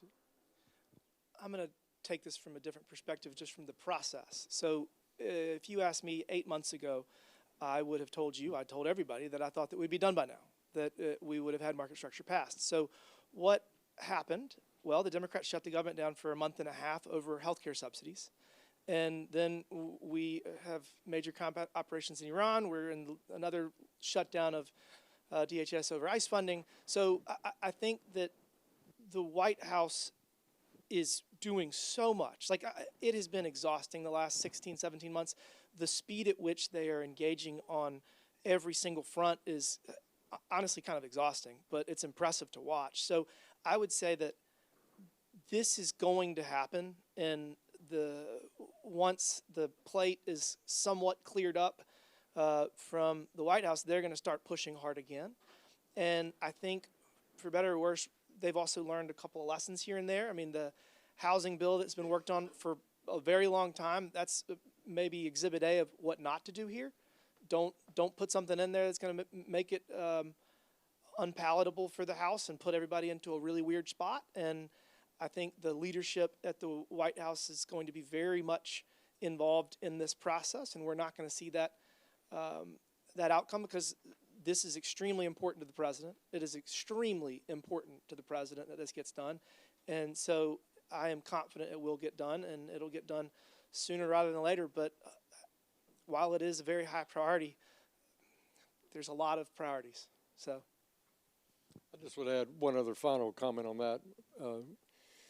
And to say that you've got to recognize that since we passed the bill in last July and the Senate commissioned their project, which was thrown off completely by the Schumer shutdown last October, that I can't compliment enough David Sachs and Patrick Witt and their ability to work with senators on behalf of President Trump and keep the House engaged as well. They've really done some excellent shuttle diplomacy between the two chambers and between the two parties in the Senate, and I don't have enough, positive things to say about what I think, in my judgment, looking from the outside. I'm not in the Senate in those meetings, but I see a real effort to be an effective and honest broker in getting this done.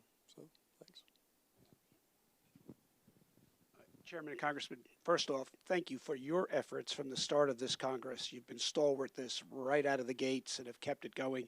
And absolutely David Sachs and Patrick Witt and before him Bo Hines have been important, but your steadfastness on this has been critically important. In your bill, there is, I believe, a very important provision that requires the CFTC to maintain and reconstitute lab CFTC, and for the SEC to have its own innovation center.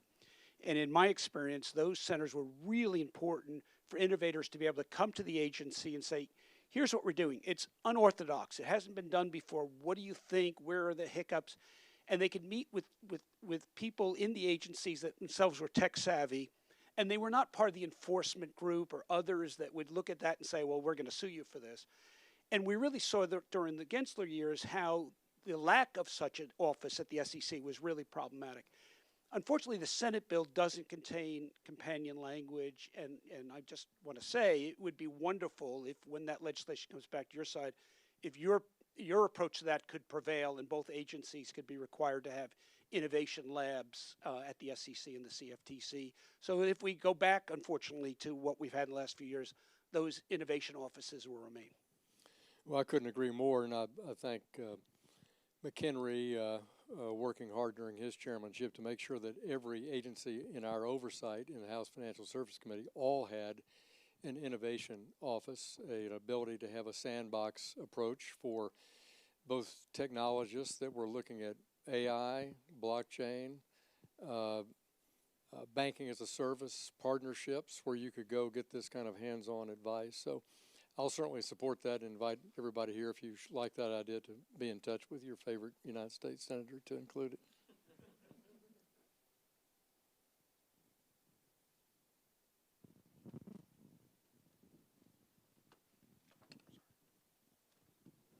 Thanks. So, title of this event is Digital Assets and Emerging Tech, and you touched on it a little bit. Do you have a sense of any AI legislation that the committee is looking to work on in either this year or in the future? Yeah, one thing, last year, you may recall Hakeem Jeffries and Mike Johnson convened a House-wide AI task force to look at it across all 12 committees and look at it across all the industry groups. This was sort of a counter to the approach that Senator Schumer had taken in the last Congress, which was maybe a more prescriptive type approach. And it was a strong bipartisan group. And they came away saying this is changing so fast, any recommendation that we would make would be, surpassed by the technology before it was ever implemented. So it's whatever we do ought to be principles based. And in the roundtables that we've done in our committee and the hearings we've done in our committee, and Brian Stiles doing a great job leading that effort for House Financial Services Committee, we've tried to say whether you're using it for compliance purposes or onboarding new customers or compliance oversight or fraud prevention, good for you. And you just need to be able to show your work and do that in compliance with federal law. And that's why I support, again, this same concept, which is of an innovation hub or a sandbox. Mike Rounds and I have the AI sandbox bill to get all the bank supervisors and security supervisors to let people come in and structure a machine learning experience. I think the regulatory agencies benefited from it most of all. As the private sector looks to see how they would enhance either customer service or back of the house services with AI. I like analogies. Should we create a preemptive framework for cybersecurity and privacy for the entire U.S. economy, similar to GDPR, and not have California, New York, all these different states create a patchwork framework that would cause a burden for businesses? I mean, it's just ridiculous. Should we do that? Yes. Are we going to? No. But we can be ready for when we have to. For the cybersecurity argument, I thought that we were going to get there when the Colonial Pipeline attack happened, and we basically ran out of gas in my district. 85% of the gas stations had no gas. They were, I don't know if you all remember this, but there was a Eastern European organized hack of the operating system for Colonial Pipeline, and it was hugely disruptive. They finally figured out how to get it back online at the very last second. But, I mean, we're going to have something bad happen in order for us to do something on cybersecurity, privacy, or on AI. And I think the risk of doing the wrong thing is probably worse than doing nothing. So we'll just try to get ready for when we actually have to do something. I don't like that answer any more than you do, but that's how I view it. I'll give you one other comment on that, which is I think you saw last summer where David Sachs worked during the House budget reconciliation process to suggest a 10-year moratorium on state laws affecting AI regulation, and that the House didn't go along with that. But this brings up the subject from the administration's point of view of how about working with the National Governors Association on best practices on what is a federal lane and a state lane here in the interim. I mean, how can we make sure that we're able to commercially advance this technology? Because just like the subject on the internet in the 90s or blockchain today, Web3 is a global system, and AI, there's nothing more interstate commerce than machine learning on artificial intelligence. And so I've seen the polling, and the polling is very cautionary about building data centers or using AI, and consumers don't know what to think about it. And so that's why I think William may be right that it'd be hard to legislate in that kind of environment, but I still think the president, my recommendation would be that the president's science advisor and his AI advisor get a nationwide type meeting where we can bring some people all in alignment in the governors and the legislatures, or you're going to get a really crazy quilt that you used to see in food labeling or in other state federal controversies. One more thing to that. So the biggest challenge for either AI or cybersecurity would be the number of committees of jurisdiction. So getting these bills through ag and financial services has been very difficult, and we don't really use these muscles a lot. Congress isn't very good at legislating, so I mean it has been a Herculean effort, and I mean the leader, or Chairman McHenry, now Chairman Hill, have both done incredible work to get us where we are, but to expand to another 2 or 3 different committees would just be it would be very difficult. And the cybersecurity bill that we should pass would go through at least 9, probably 13 committees in the House, and it would go through at least 5, if not 7 committees in the Senate. So if we were going to do something about this, a joint select committee from the House and the Senate would be the way that I would propose doing that. But that involves all of the different committees of jurisdiction giving up influence, and that'll never happen. So again, not optimistic. Great. And I think with that, if we can give a very large round of applause to the chairman.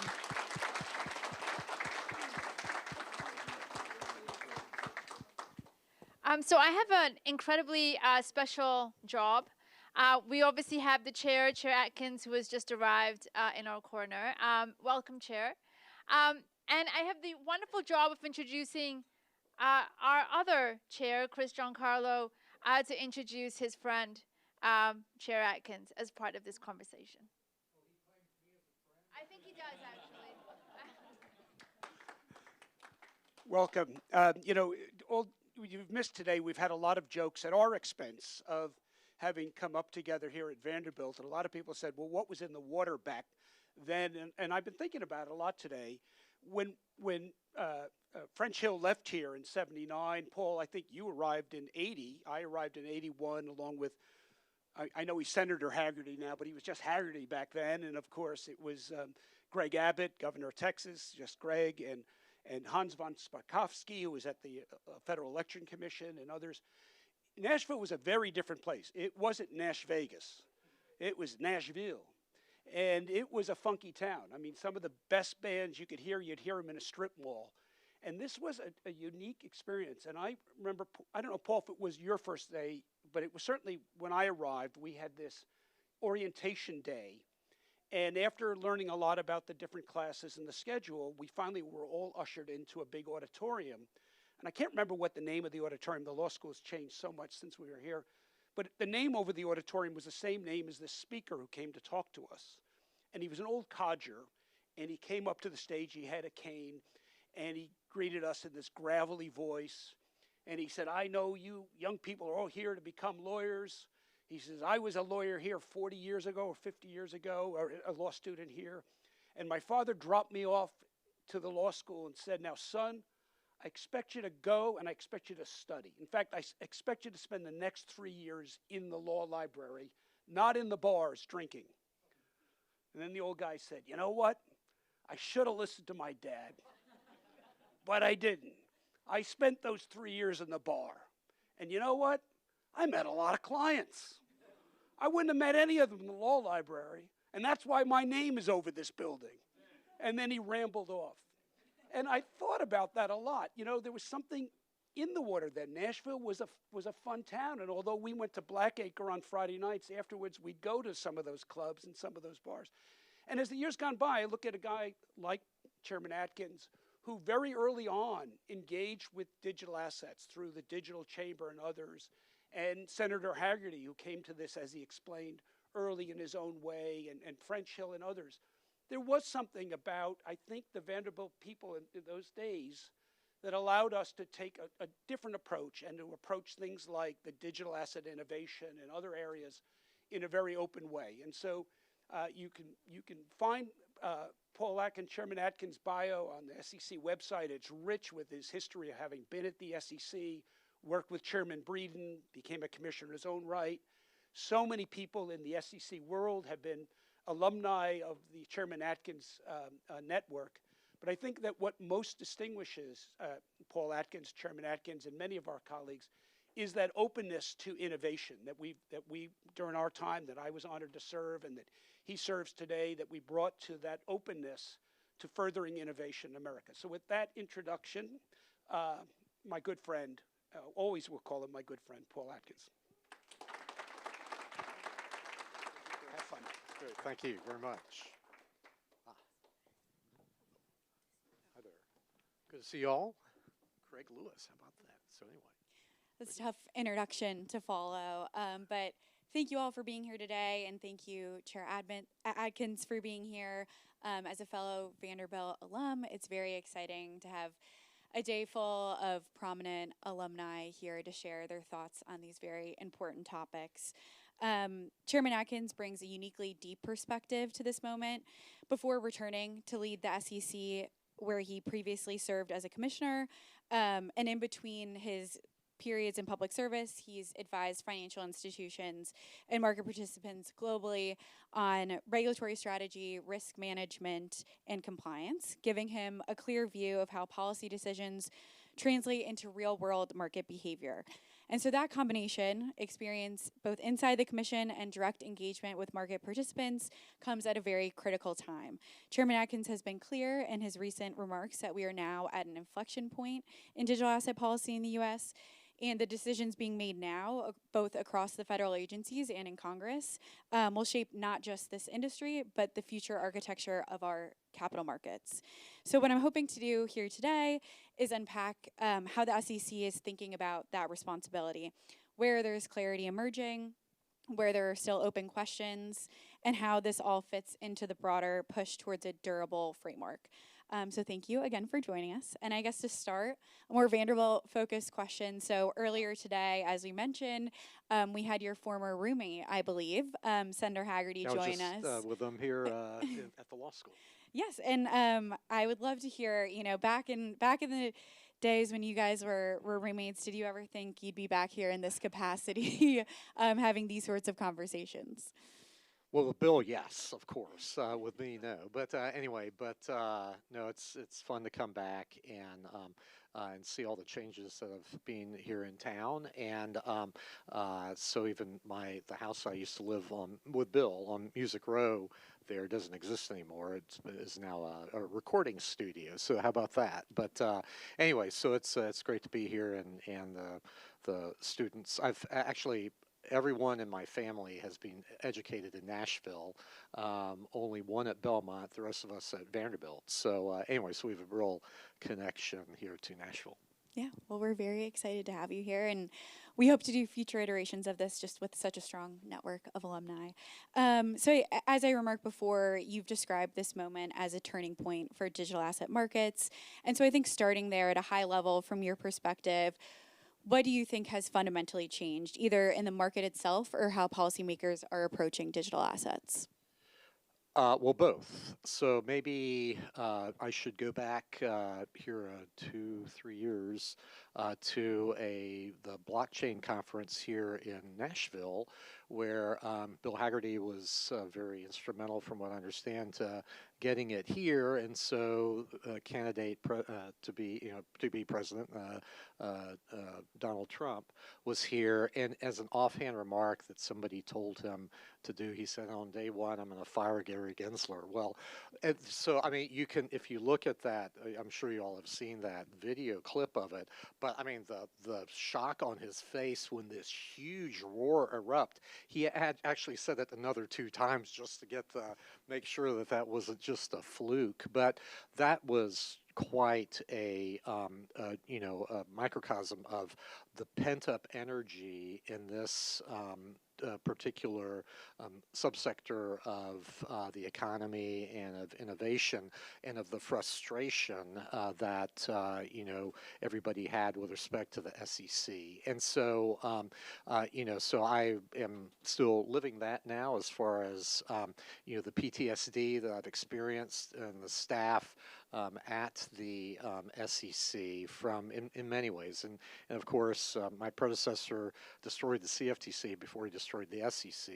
And so you, Chris, had to pick up the pieces there and try to put them back together. So anyway, I do have to say that the staff of the SEC has surprised me in that I expected sullenness and hostility and, you're a Trumpy or, whatever else they might think. But instead, I mean, people are leaning into this. I mean, there was a discussion here. I just heard French and Chris, you were asked that question about, a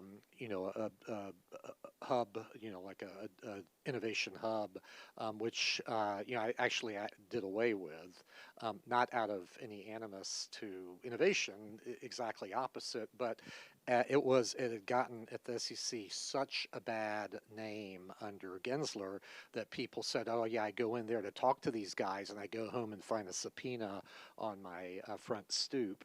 And so what I wanted to do was emphasize that there is no one hub. The entire place better be focused on innovation and moving forward, and I don't want to have any excuses from anyone. And that has really resonated with the staff, I think. And so in every division, even in enforcement, believe it or not, we're embracing innovation and trying to figure out how can we do better, how can we put meaning to what the challenge from the president is to have America be the digital and innovation capital of the world, to have things developed here in the United States with American technology by Americans and by American and other investors, of course. So that's job one right now, and I think we're making progress. And I was just over at the law school with Bill doing a talk to the student body there, at least some of it, and so what I was trying to emphasize to them was when I left law school and started work in New York back in 1984. It was, similarly, the country was, coming out of a recession, but Ronald Reagan was the new president, relatively new, and, but the economy was in, I guess I graduated in 83 and started in 84, and it was, you could feel how it was, starting to surge. And so that's the message that I wanted these students to hear, that they are coming out, I think, at a very exciting time, because the steps that we and the CFTC are taking together to bring clarity, regardless of what happens in Congress, and we need this bill to get through and become statute, because we need something, chiseled in stone, that, there can't be any retrocession by, Gensler 2.0 coming up in the future. We can do a lot regulatorily, but, we just have to make sure it takes root and, can't be done away with. But all of this, I think, is going to drive, economic growth and vitality that we can't really even imagine right now. Just the simple, from a financial services perspective, of the prospect of having instantaneous DVP, RVP, delivery versus payment,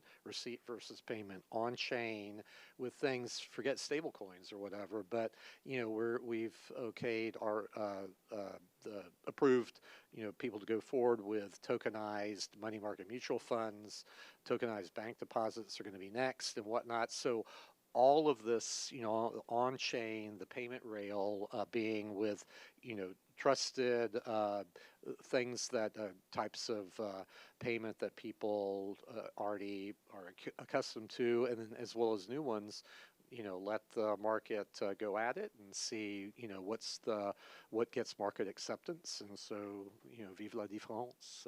So we'll see.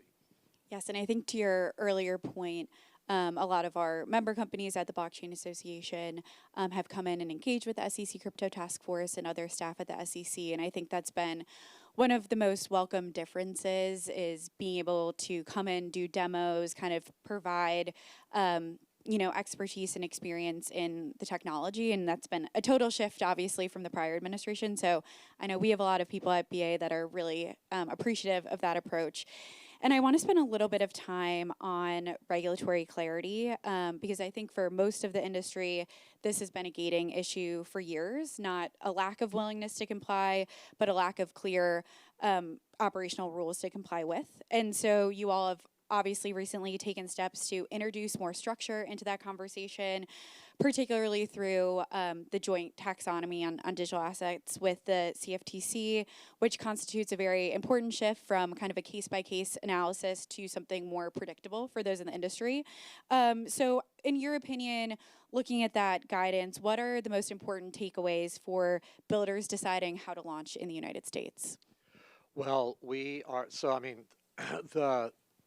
the biggest thing that could actually be happening, right now is, finally bearing the hatchet by the SEC and the CFTC to actually collaborate. Like, who would have thought, right? So anyway, and something that seems like a duh moment to most sane people who are not in Washington, to have two regulatory agencies really kind of figure out where do we divide the pie here, and so we're just at an incomparable moment. The president appointed, thank goodness, Mike Selig to be at the CFTC. Great guy. Obviously, he was recruited from a law firm by Hester Peirce, after inauguration to be chief counsel of the crypto task force, which she was heading and still is. She's Crypto Mama, and so she's Project Crypto now, and so so that's perfect. But Mike Selig just did a wonderful job there, and the fact that the president listened and put him in charge of the CFTC, I think, is amazing. So so never have the two agencies being so aligned. So in that, by our interpretative release, which of course the CFTC joined us in, which we're calling the last chapter of Howie, is the way we're describing it at the SEC, because there was the whole thing, investment contracts. So God bless the Supreme Court back in SEC versus Howie in 1946 to take a stab at trying to define something that Congress threw into the statute without defining investment contracts. So they had a workable definition. It's focused on, what's a contract? It's an agreement between two parties, promises, and all of that. So, what we have broken with the past is focusing not on the orange, not on the token, but on the ecosystem of promises that people buy into, and that's what creates that contract between the two sides. So I think that separating us from the past, and I think then we're able to focus on what are tokenized securities. Those are securities. Genius Act took stable coins off the table, thank goodness. Let Jonathan Gould, the controller of the currency, worry about those. I'm happy not to worry about it. And then it just leaves, the rest of the whole ecosystem there, and that's digital commodities, digital tools, and digital collectibles as being not part of the Securities and Exchange Commission's remit. So no more are we the Something and Everything Commission. We're the Securities and Exchange Commission, and focusing on that. So no more regulation through enforcement. No more two fortresses, I like to say, SEC, CFTC, with a no man's land in between. The crossfire kills every would-be errant new product stumbling in there and getting cut down in the crossfire.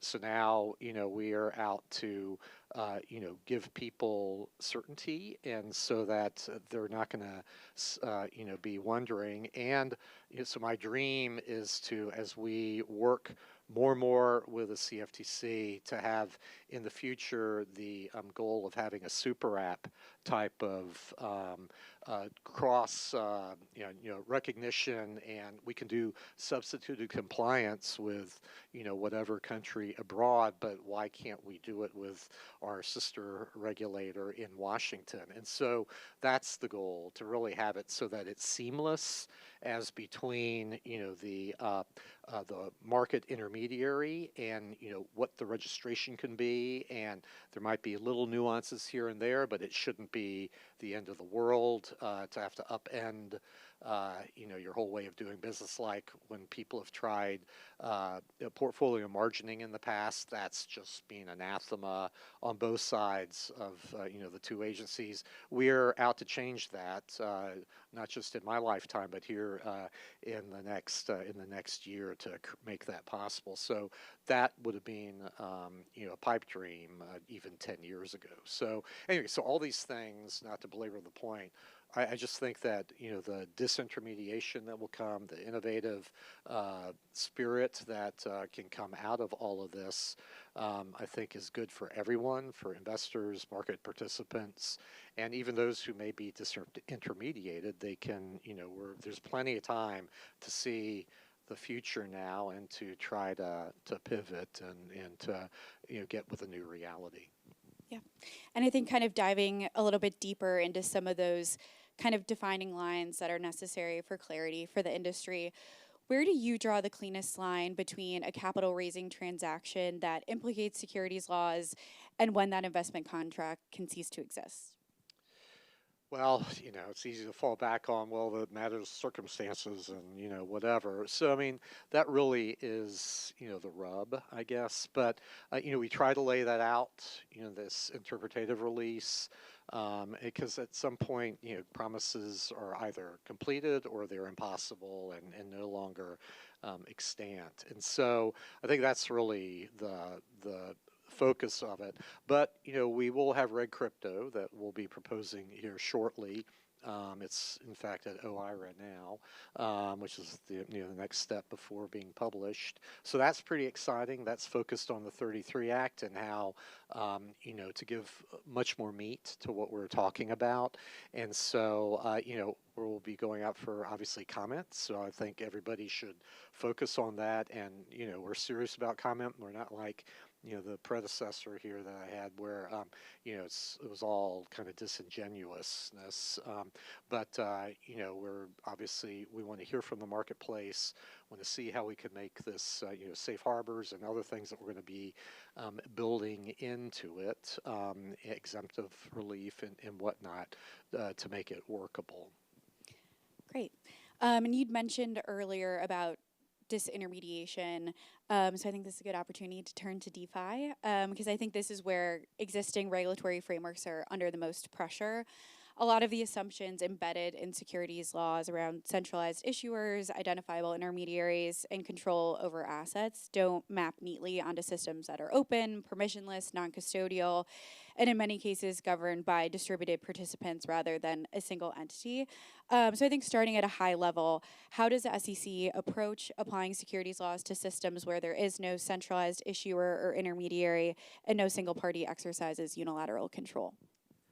Boy, you start with a hard one. So anyway, that really is, of course, the third rail that, we need to focus carefully on. But that's why we'll be coming out with our 34 Act addressing a project. I mean, so the Reg Cryptos for 33 Act fundraising, and so innovation exemption for, whitelisting and automated market makers and things like that, under the 34 Act, and give, a cabined kind of framework and area for people to experiment and see how things go. And so, I mean, sometimes people talk about, oh yeah, my thing is DeFi and, there's really no management here. Well, I mean, you kind of look through it and it's not quite what it was cracked up to be, maybe. And, where fees and other things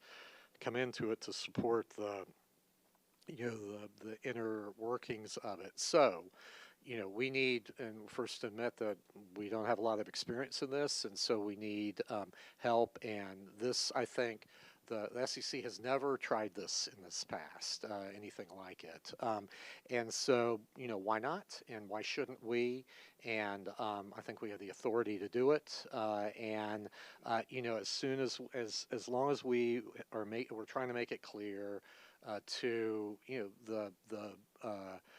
the current folks who are there, the folks who could be disintermediated, that no, this is for you too. I mean, this is not just for some startup in its garage, but this is for you to figure out how to make things work better, more efficiently, and automated in an automated fashion. So, let's try it. Let's see what happens. So again, we'll be coming out with our parameters around that innovation exemption. So I'm really excited about that. I think there's a lot to be done in that area.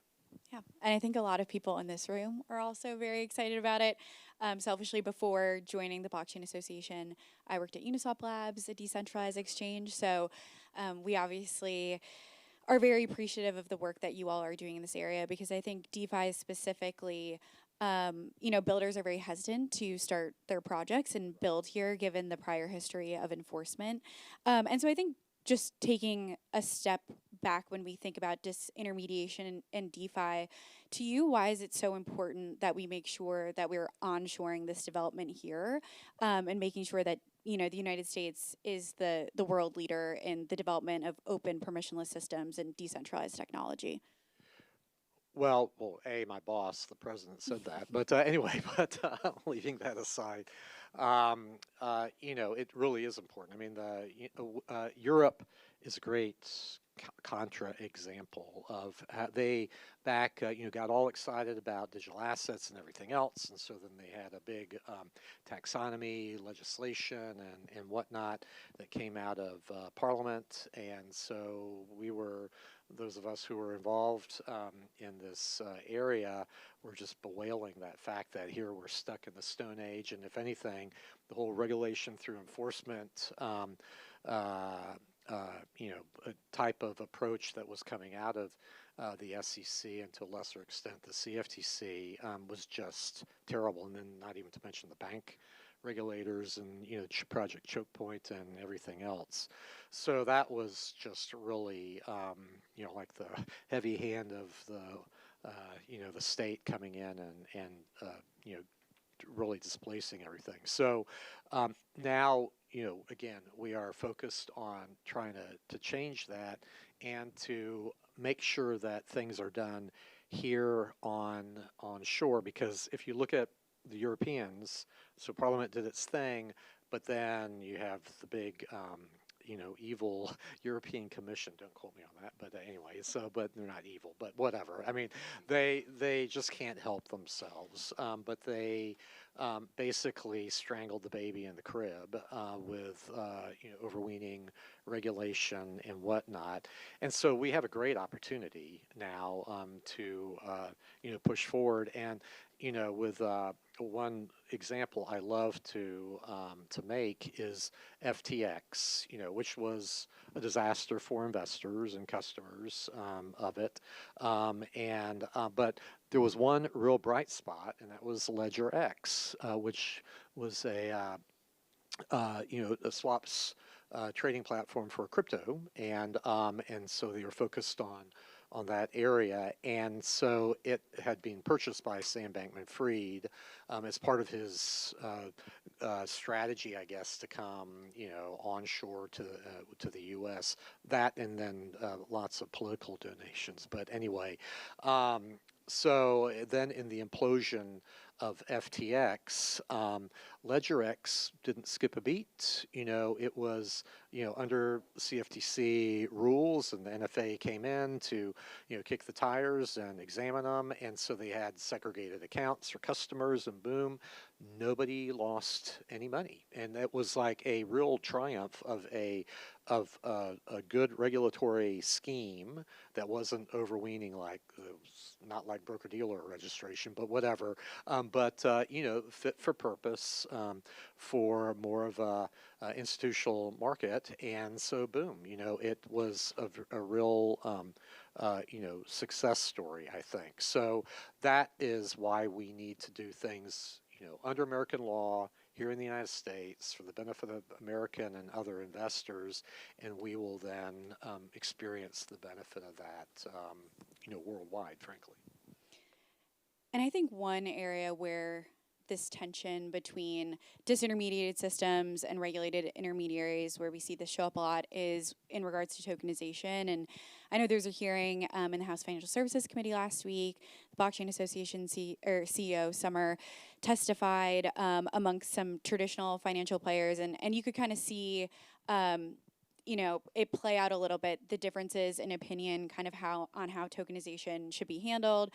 I'd love to hear more from your perspective on, I guess, starting overall, kind of looking at it at a high level.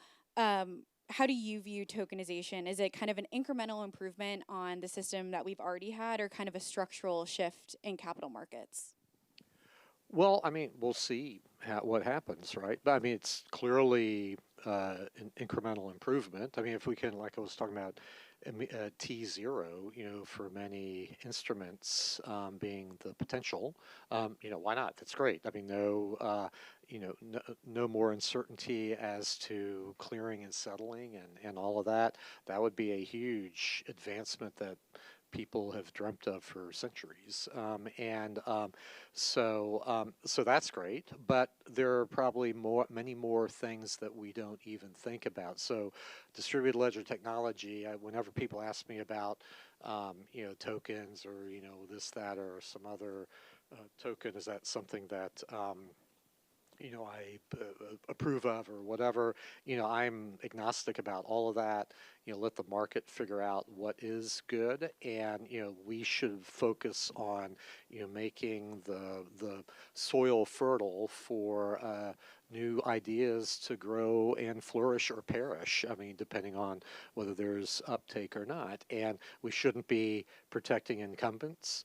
We shouldn't be, subsidizing or whatever of upstarts. But we should let people, and most importantly, investors and participants and whatnot choose what they think is best. So, there's a lot of negativism out there, even now as we talk about private credit and whatnot. I mean, don't believe what you read in the paper. Of course, you all are smart enough to know that. But, people out in other walks of life don't necessarily know it. And so part of my job is to proselytize that, for innovation, for change. And I think that's what has made America great and separates us from other countries. And we ought to foster that as much as possible. Yeah, and I think when we think about tokenization, obviously, there is a lot of immense benefits, whether it's reducing counterparty risks, increasing settlement times. When we think about transitioning to a new kind of rails for the financial system, where do you see, in regards to tokenization, the biggest risk? Is it potentially liquidity, fragmentation, market integrity, operational risk?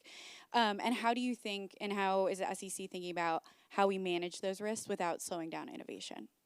Yeah, well, all of those, frankly, because when we talk about DeFi and other things, the real, what does that do to our national market system as far as, liquidity? Are we then just completely atomized?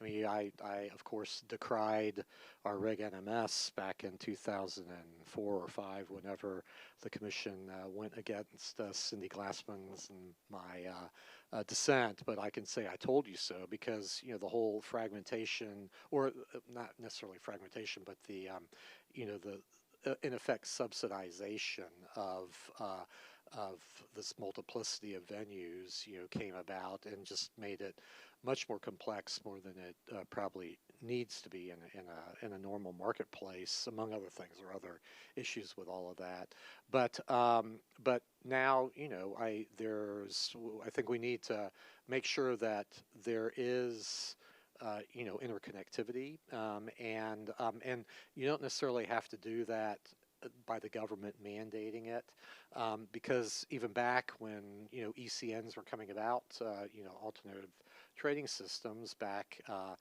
20 years ago or more, there were market solutions to it. I still remember Lava was something that ultimately Citibank owned, but it was a way to connect various alternative trading systems so that you could find the best price, and it didn't take the government to mandate it. The market came up with its own solutions. So I think there's so many ways that ultimately smart people will be able to come up with solutions, and we just have to, again, make sure that we are leaving the door open for those sorts of things without mandating some particular straitjacket that's going to foreclose effective new ideas from coming up. So that, again, is why we want to do this innovation exemption, for this sort of experimentation. why you want to do reg crypto to, deal with, fundraising and startup exemptions and, just an investment contract safe harbor. So for the fundraising side. So I think all of those are, necessary things that we need to foster.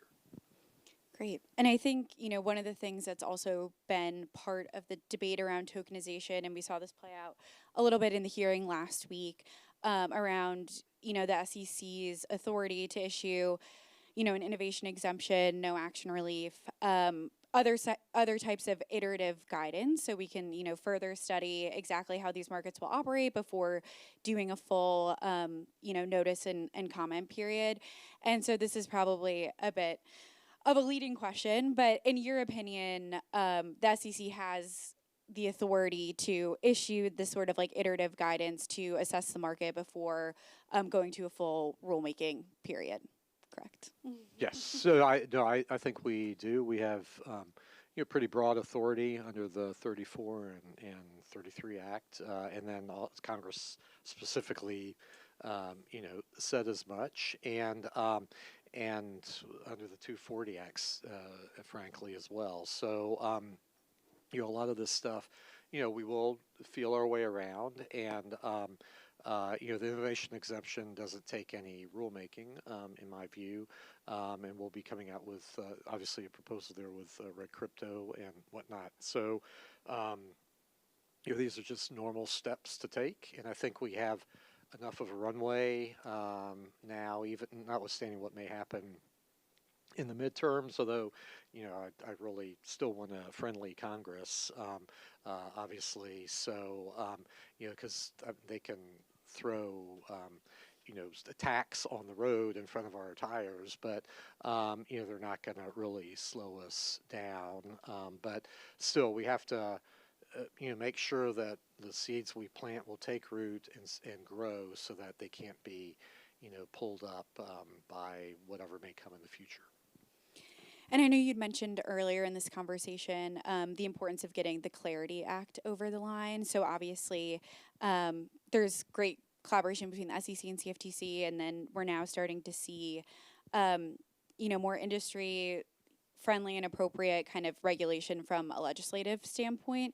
And so in terms of how you all kind of interact with the Clarity Act in Congress, what are the issues that you all are looking to Congress for in terms of guidance versus things, as you just mentioned, like the innovation exemption and other items that the SEC has the authority to do on their own? Yeah, well, I mean, whenever Congress starts to consider a statute or a bill, I mean, you're always keeping your fingers crossed then behind your back that nothing awry is going to come out of that. As long as, we have enough exemptive authority to smooth over any knucklehead's idea that might find its way in there on the floor or elsewhere. I mean, that's the real danger, of course. And there are a few things in the current draft that we're not thrilled about. But anyway, so we'll see. But we do need to have legislation to help, put in place firmly the stuff that we're doing, we at the SEC and the CFTC as well.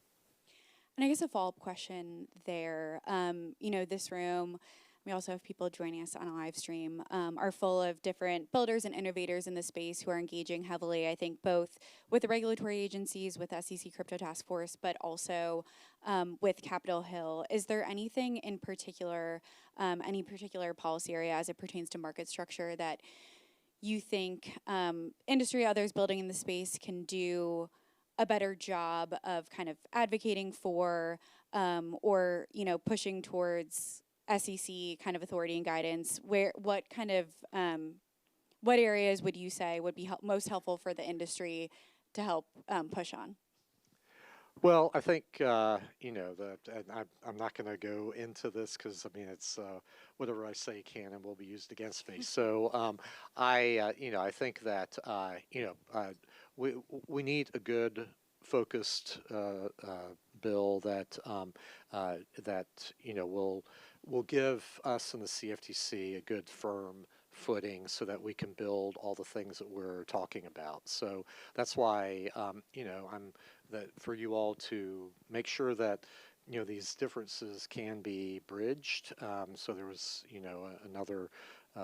there was an agreement there on at least yield for stable coins. So anyway, so that's one issue off the table, and then now there's some others, but I think we need to make sure that we can the definition of tokenized security, it remains focused. As it gets broader, then that makes it more difficult for us to do our work. But anyway, I leave that up to you all. I'm not going to wade into pros and cons. But again, I think as you see right now with a mostly friendly Congress for your industry, I think you all need to be engaged in this upcoming election, because to have Congress really veer off track is not going to do any of us any good, and it's going to put a lot more questions into the future that because people then just have, oh gosh, maybe this is again a passing phase. So we've got to make sure that your friends are in Congress and can continue and get in there. So anyway, I think you saw that how that really paid benefits in the last election. To have Bernie Moreno, who actually built DLT based, he was a car dealer, and he saw the whole crazy system of transferring titles. So titles are in several states are on blockchain because of Bernie Moreno. It's a wonderful, wonderful story. So to have more people like that who can demystify this area in Congress, I think is really valuable. You cannot really gainsay that, I think. So I think we covered a lot of ground, and as we're starting to wrap up, I kind of wanted to take a step back and look a bit at the bigger picture. So I think if we were sitting here 2 years from now, which hopefully we all will be at this annual event moving forward, what does success look like to you for the digital asset industry? Well, I think, so if you had the Clarity Act passed on top of the Genius Act, and the SEC and CFTC motoring ahead, and have we'll put our things out for notice and comment, and so we'll be turning this stuff around. We're going to have probably 30 proposals out this year, so please comment and please give us your ideas, but I want to finalize these things as quickly as possible, so there's a lot of activity to be done this year and next year, and that's just that's not just digital assets, but that's everything. My mantra now is to make IPOs great again. We have half the number of public companies as we had 30 years ago, and that's because it's nice to be a private company. It's comfortable. You don't get sued by class action lawyers, and you don't have the weaponized corporate governance framework thrown back at you, and you don't have to build this big apparatus to comply with often spurious SEC types of disclosure demands. So we're out to rectify all three of those to the extent that we can. Tomorrow I'll be in Florida with Governor Abbott and Governor DeSantis talking about what they're calling the boom belt, which is pretty interesting. But Texas and the Texas Stock Exchange will be there, but Texas is out to try to win friends and influence people, I guess, but by through having a more open or welcoming type of structure around corporate governance, litigation, and rules. So that's great music to my ears, and obviously we're agnostic as to states, but that's why we have a federal system, and to allow experimentation and competition among the states.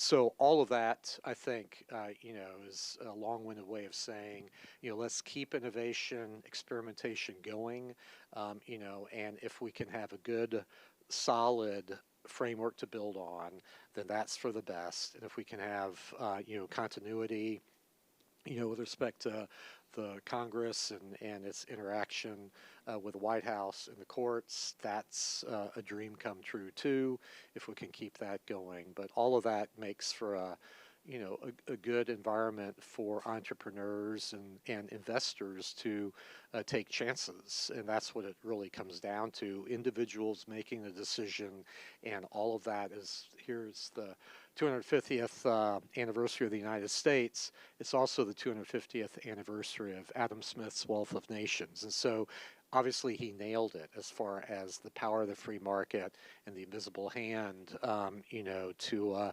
make something that it's for people to collaborate. And it's not just altruism, it's because, they're incentivized to do that and to be nice and good to their neighbors and don't lie, cheat, and steal, and all of that, comes down to all those, golden rule, 10 commandments type of things. So that's what makes our system so unique, and so we just need to foster that and continue it. Yeah, and I think, and you touched on this a bit in that response, but to close out, we've talked a lot about bringing innovation onshore. I think it was here in Nashville a couple years ago, and then candidate Trump talked about making America the crypto capital of the world. In closing, what would your message be to entrepreneurs who are considering building new projects here and are deciding whether to build in the United States today? I'd say go for it. Come here, and obviously, because I think the rule of law, the enforceability of contracts, can't be minimized. So our system does work, and without kind of the government like the SEC making it up as it goes and being uncertain, am I doing it okay, but tomorrow maybe not, or the same on the banking side. You just have to look at Silicon Valley Bank and some other experiences where it's really the regulator's fault, just as much as the firm not having the proper risk management, but whatever. So we need to we regulators need to focus on what's in our remit and to do our job properly and with a minimal amount of interference in the marketplace, and then let the market figure it out, and then catch bad guys who, that's part of human nature, that'll always be there. But for the vast majority of people who are honest, hardworking, and want to create a better product for people voluntarily to buy, like Adam Smith has outlined, I think is really the key. Well, thank you so much. Thank you for joining us and for everything you've done to provide clarity for the industry. We appreciate it. Thank you very much. Thank you. And for everybody else, I think we're going to have a 15-minute break now to get coffee, snacks, take a walk.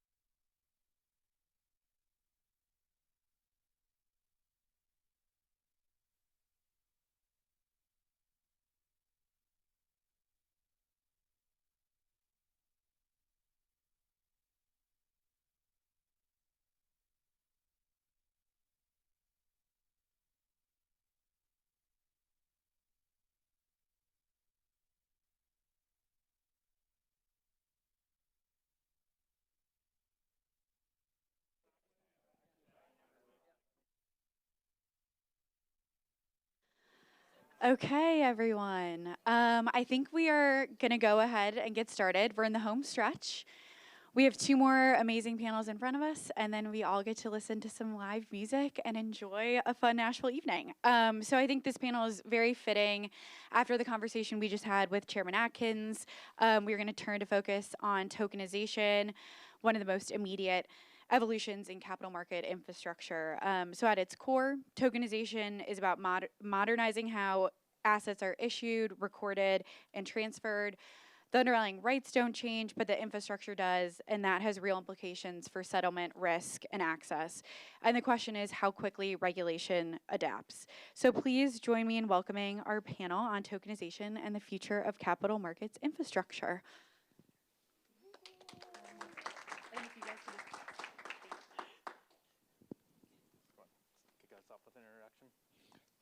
Hello, I am Chris Brummer. I am a law professor over at Georgetown, but I started my career at Vanderbilt as a baby professor over in the law school.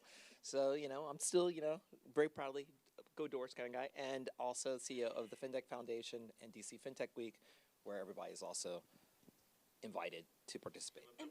And Blueprint, yes. I also have a startup that deals with many of the issues that we'll be talking about today in terms of sort of automating compliance on chain. I don't know how much longer you really want us to speak. All right, we have a lot of people, so I don't want to monopolize the time here. Hi, I'm Linda Jang. I'm the Chief Legal and Policy Officer at Ave Labs. Just started there, but I'm also a visiting scholar in financial technology at Georgetown Law. Used to teach with Chris. Hi, I'm Sarah Weed. I'm a partner at Gibson Dunn. I co-chair FinTech and Digital Assets Practice. That might be the least interesting thing about me, but that's where we are. I'm a recovering state banking regulator, and I'm a crypto dinosaur, so I'm excited to be with you all. Hi, everyone. I'm V. Lee. I'm the General Counsel of Veda. We build vault infrastructure. Is this on? Can you hear? It's on. It's on? Okay. It's kind of gentle. Yes, I'm Salman Benai. I'm General Counsel of Plume, a real-world tokenization project. I am also, like many of the others, I've been a regulator at the SEC and CFTC. And look forward to this panel.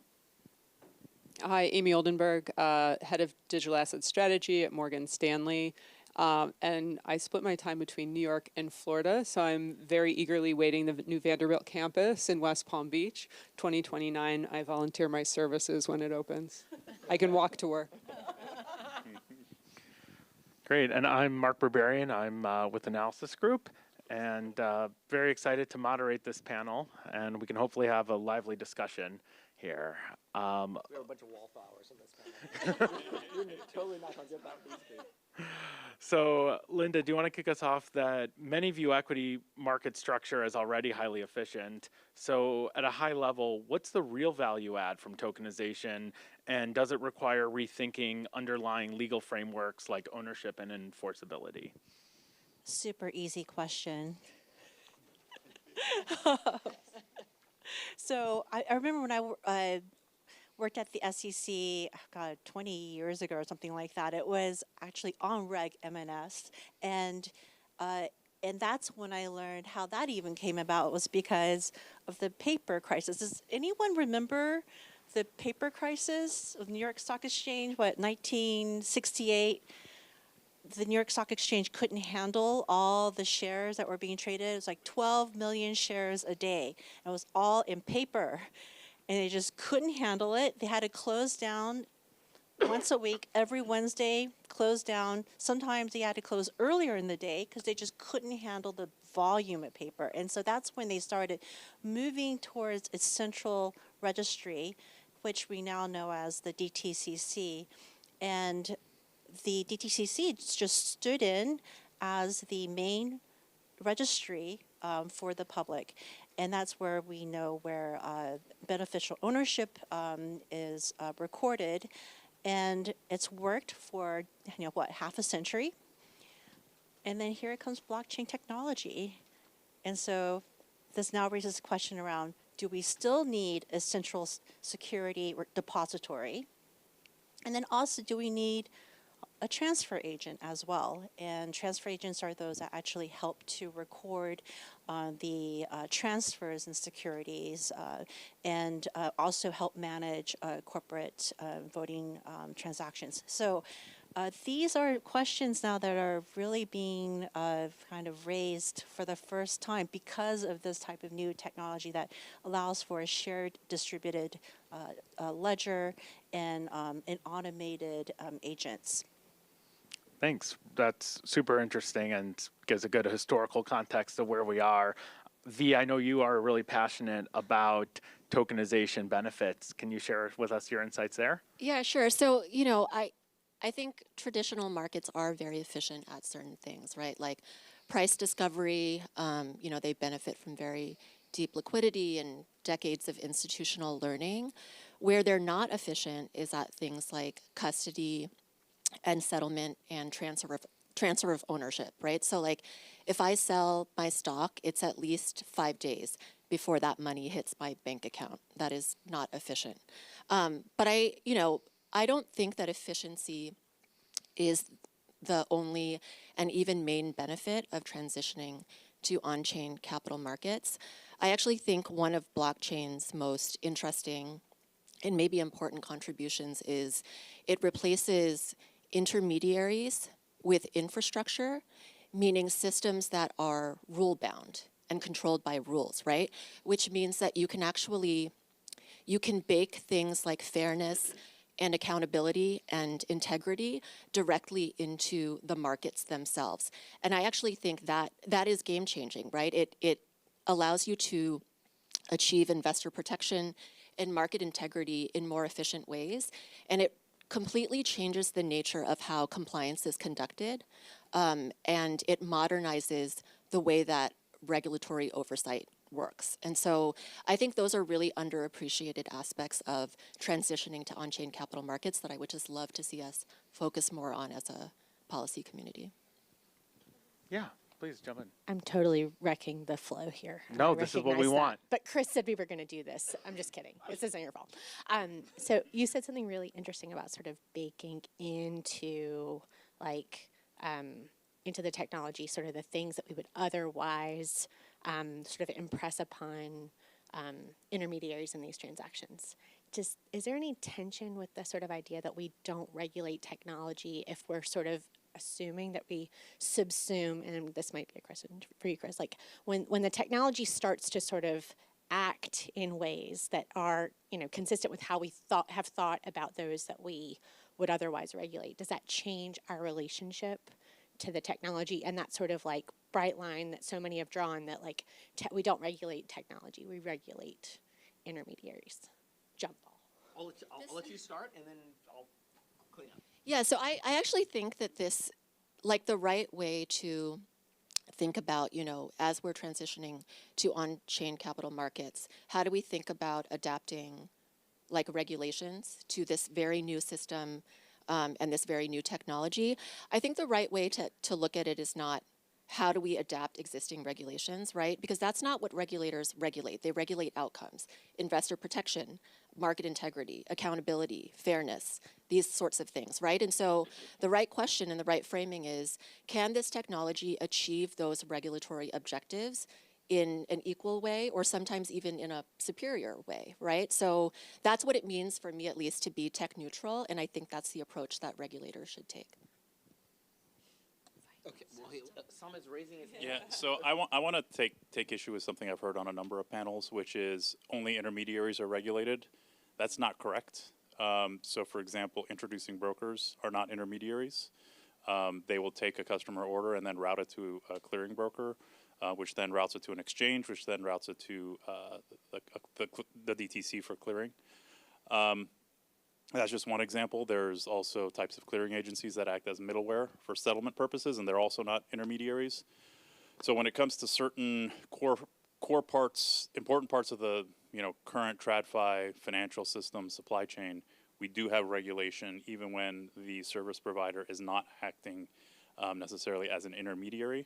And when we think about how to bring this technology and bring it into the core of the capital markets, While ensuring accountability, I think we still have several touch points where that accountability could be established across the entire supply chain, regardless of what technology is being used. I see Amy nodding. Yeah, if you want to jump in. Yeah, I was just going to add to that. No, I think you're so right, and I talk about this same thing where I think a lot of what we've been doing is we've been unpacking the pipes and plumbing. Is you realize a lot of people don't even know how our complex infrastructure is put together. So exactly to your point, we bring up things like intermediaries. It's not actually correct, but that can go to a lot of the questions that come up around tokenization generally. Is a lot of what we're doing is reteaching ourselves what the legacy infrastructure even looks like today, so then we can go and replumb for the future. So just to get to a couple of things, I loved how you started off because I've been, the last couple of months with my academic hat, talking to regulators, and then from the company, now we spend about 75% of our time talking to regulators about the fact that what we even define as compliance is totally going to change. There's such an emphasis on market structure in terms of the trading life cycle and how that's going to change with the introduction of blockchain-based technologies. And I go, I talk to, everything from enforcement agencies to central banks, and I say, hey, guys, you think that's going to change? Just give it 3 years in terms of what your job is going to look like. It's going to change dramatically. And it is a lot of the question as to how exactly is the infrastructure itself going to operate. To the question as to the tension between, it's almost like a kind of a merits-based question that you have baked in there. And I think that regulators are always going to be, I think there was an earlier conversation, maybe it was Justin who said deciders about financial regulation and what those rules are. But I think that how the rules are ultimately intermediated along with the financial products themselves is that it's all kind of getting baked in together. And it's not so much that the regulators are starting to sort of change or to engage in the merit-based regulation. It's just sort of saying the way in which we share our rules is going to change. So paperwork crisis, instead of sort of writing you a really, really nasty little letter that I put into an envelope and mail off and you'll hear from me in 2 or 3 weeks, the immediacy of being able to communicate with the market and the means by which the market's going to hear what you're doing is going to be a lot faster, and it's going to look a little bit differently from the way it has been before. So I don't really think of it as like a new kind of merit regulation over the infrastructure. It's just an understanding that the infrastructure itself has expanded utility through which you can exercise your regulatory supervision. And like many of us, probably everybody on the stage, we've been traveling, talking to regulators all over the world, and they're coming up to speed pretty quickly in understanding this, although the popular narrative is very different from the kind of market conversation that you may hear on X. I just said that because they said X last time, so I'll just continue. I'd love to build upon that. So Ivy Labs, we support the largest decentralized lending protocol in the ecosystem. We have around $27 billion in TVL, and this infrastructure really is an infrastructure layer to which retail users as well as institutional users can plug in and integrate with the base layer. Now, that means compliance can become an embedded layer, as literally a middleware where we actually screen for sanctioned wallets when they access the protocol. And so this is real-time compliance, not ex post oops, someone got in and now as a bank you laundered millions of dollars for someone. It's no, we actually can identify and prevent these bad actors from using the infrastructure. And just to build on that, I mean, right now, from what the central banks, I mean, on the private side, you can certainly build the transactions and you can create the parameters through which you can move transactions. We're working with like Chainlink and their automated compliance engine, but you can also go to the regulators themselves where they're working sort of hand in hand with how you're building that infrastructure. And so you'll have new models of how you do cross-border transactions and the immediacy through which you can comply with different kinds of rules, whether or not being sort of security tokens or I'll use US language commodity tokens or anything in between. But once you start to think creatively about what that programmability looks like, and then once you get some of these actors, even on the supervisory side, kind of involved, it looks, again, very different and really very interesting. Sarah, do you want to jump in about what this compliance embedded layer can look like? Sure. I saw you nodding on that. Oh, I mean, I was just vibing with what they were saying. I didn't have anything specific to add, but if anybody else does, I'm happy to. I mean, just because it's kind of interesting. So, like, we have actually central banks who are literally credentialing their rules like through us right now, and we're piloting that. So now, when you think about it in a very expanded way, like what does it mean for a regulator or a central bank or a securities regulator to be a node? They're not just sort of looking at how you sort of batch transactions. Like they can actually participate now in different kinds of ways. And again, you'll hear at least certainly more from us, but we're working in pretty much every major jurisdiction or at least region of the world. And what you get is a bunch of lawyers and engineers trying to think to themselves, okay, compliance as we tend to think of it has been an off-chain process, right? It's like either paper or a PDF, or you're filing and sending things to Edgar that you and I have like taught in front of your classes, and then your students look at you and think, wow, that seems really old-fashioned, and you're like, it is, right? And then Excel spreadsheets, it's delightful, right? To sort of thinking about, okay, well, what happens when all that stuff is happening off of a blockchain, but the actual transaction is going on the blockchain itself, right? And so you have to figure out, like, well, what does, in our words, we've used, like, what does an operating system look like for that, right? And it's an opportunity as much as it is a challenge. And so when you're asking sort of what it looks like, it's a layer. So it's you can think of it as a metaphor. You can think of it as an architecture. When you're sort of building the OS, or you can think of it functionally as to how do you make, at least for what we're doing, is how do you make sure what's going on off-chain is represented in a way on-chain to help not just automate the compliance, but also automate the transaction. Yeah. Let me give an example, and I'm going to do a plug for Blueprint in a second.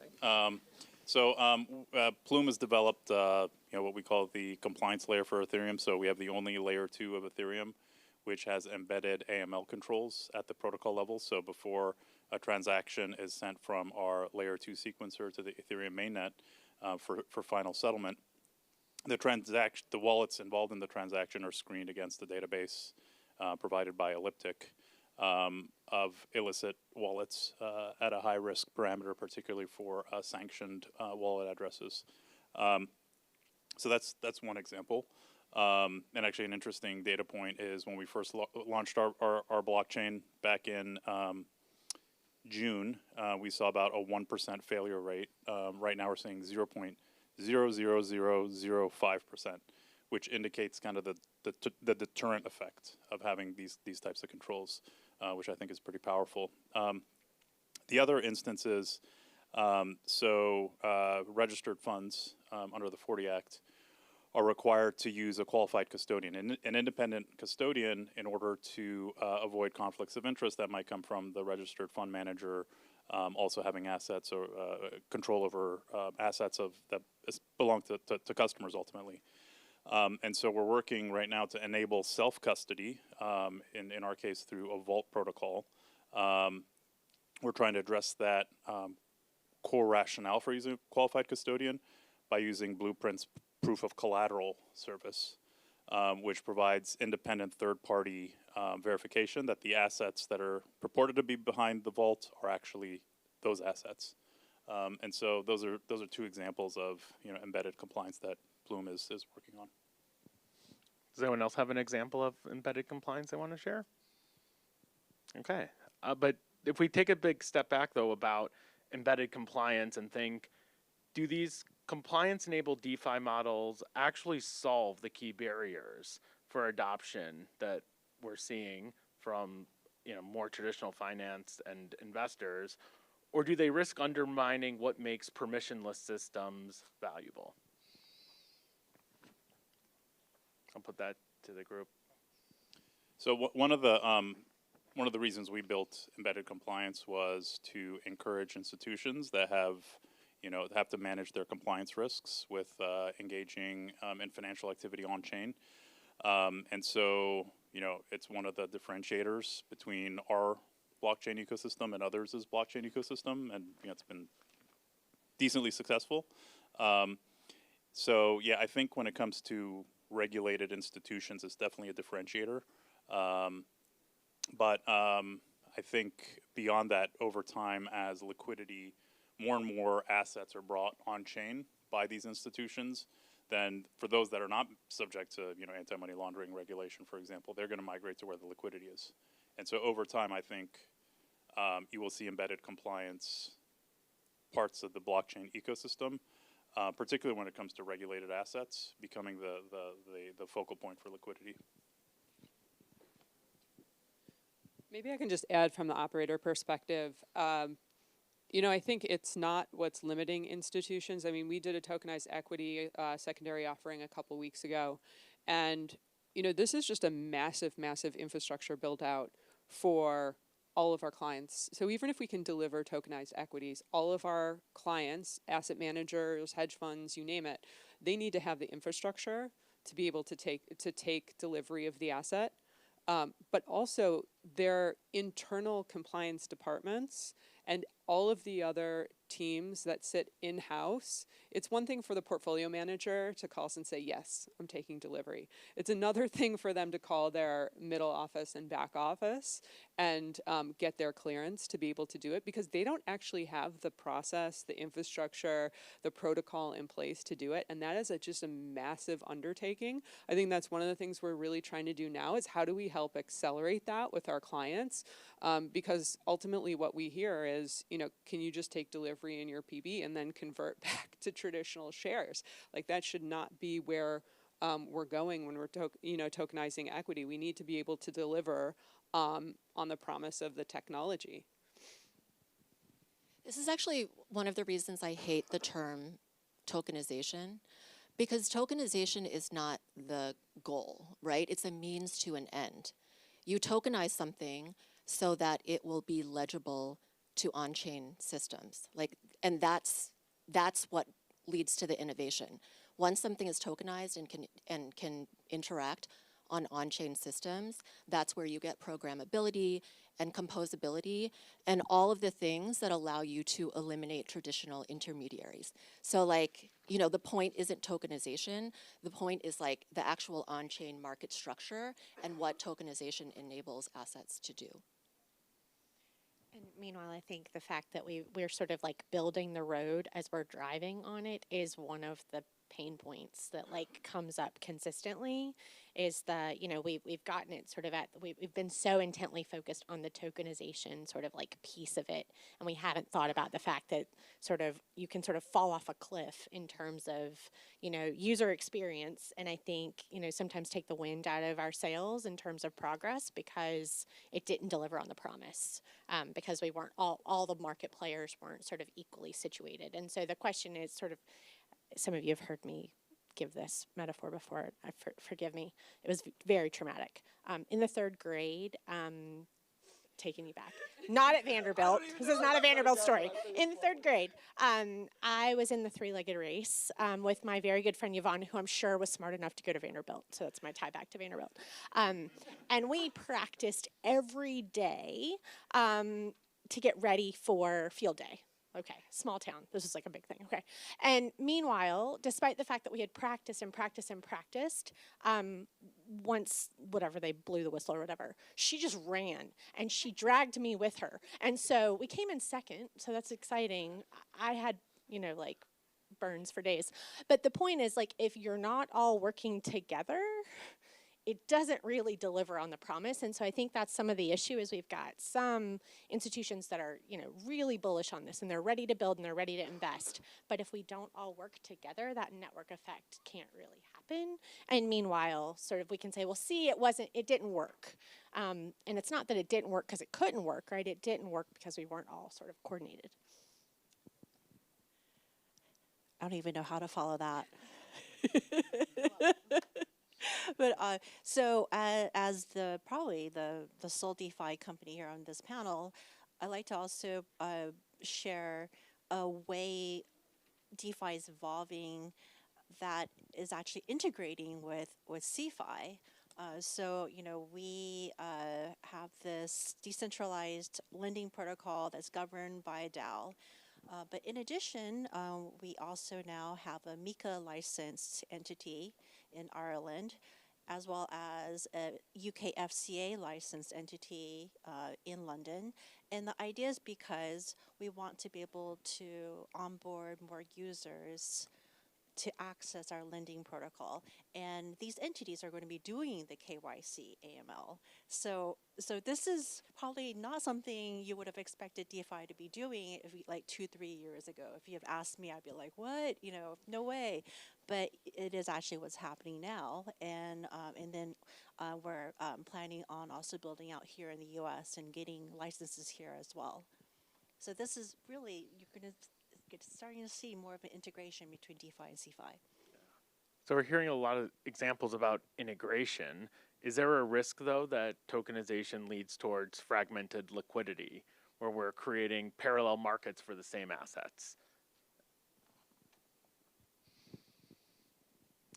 The answer is yes, particularly when you think about tokenizing equities. So there's a study done by sponsored by Citadel recently that looked at execution quality in tokenized equities and found actually much wider spreads, poorer executions for tokenized equities. This is a function of just how tokenized equities are currently offered. So you'll have, I don't want to name names, but you'll have one issuer that's creating an SPV that may or may not have the actual equities behind the SPV shares that are then traded on chain, but that's just that issuer. Then there's another issuer, then there's 2 or 3 other issuers that may be offering what may have the same underlier, but the credit risk is different. The blockchains in which it's deployed are different.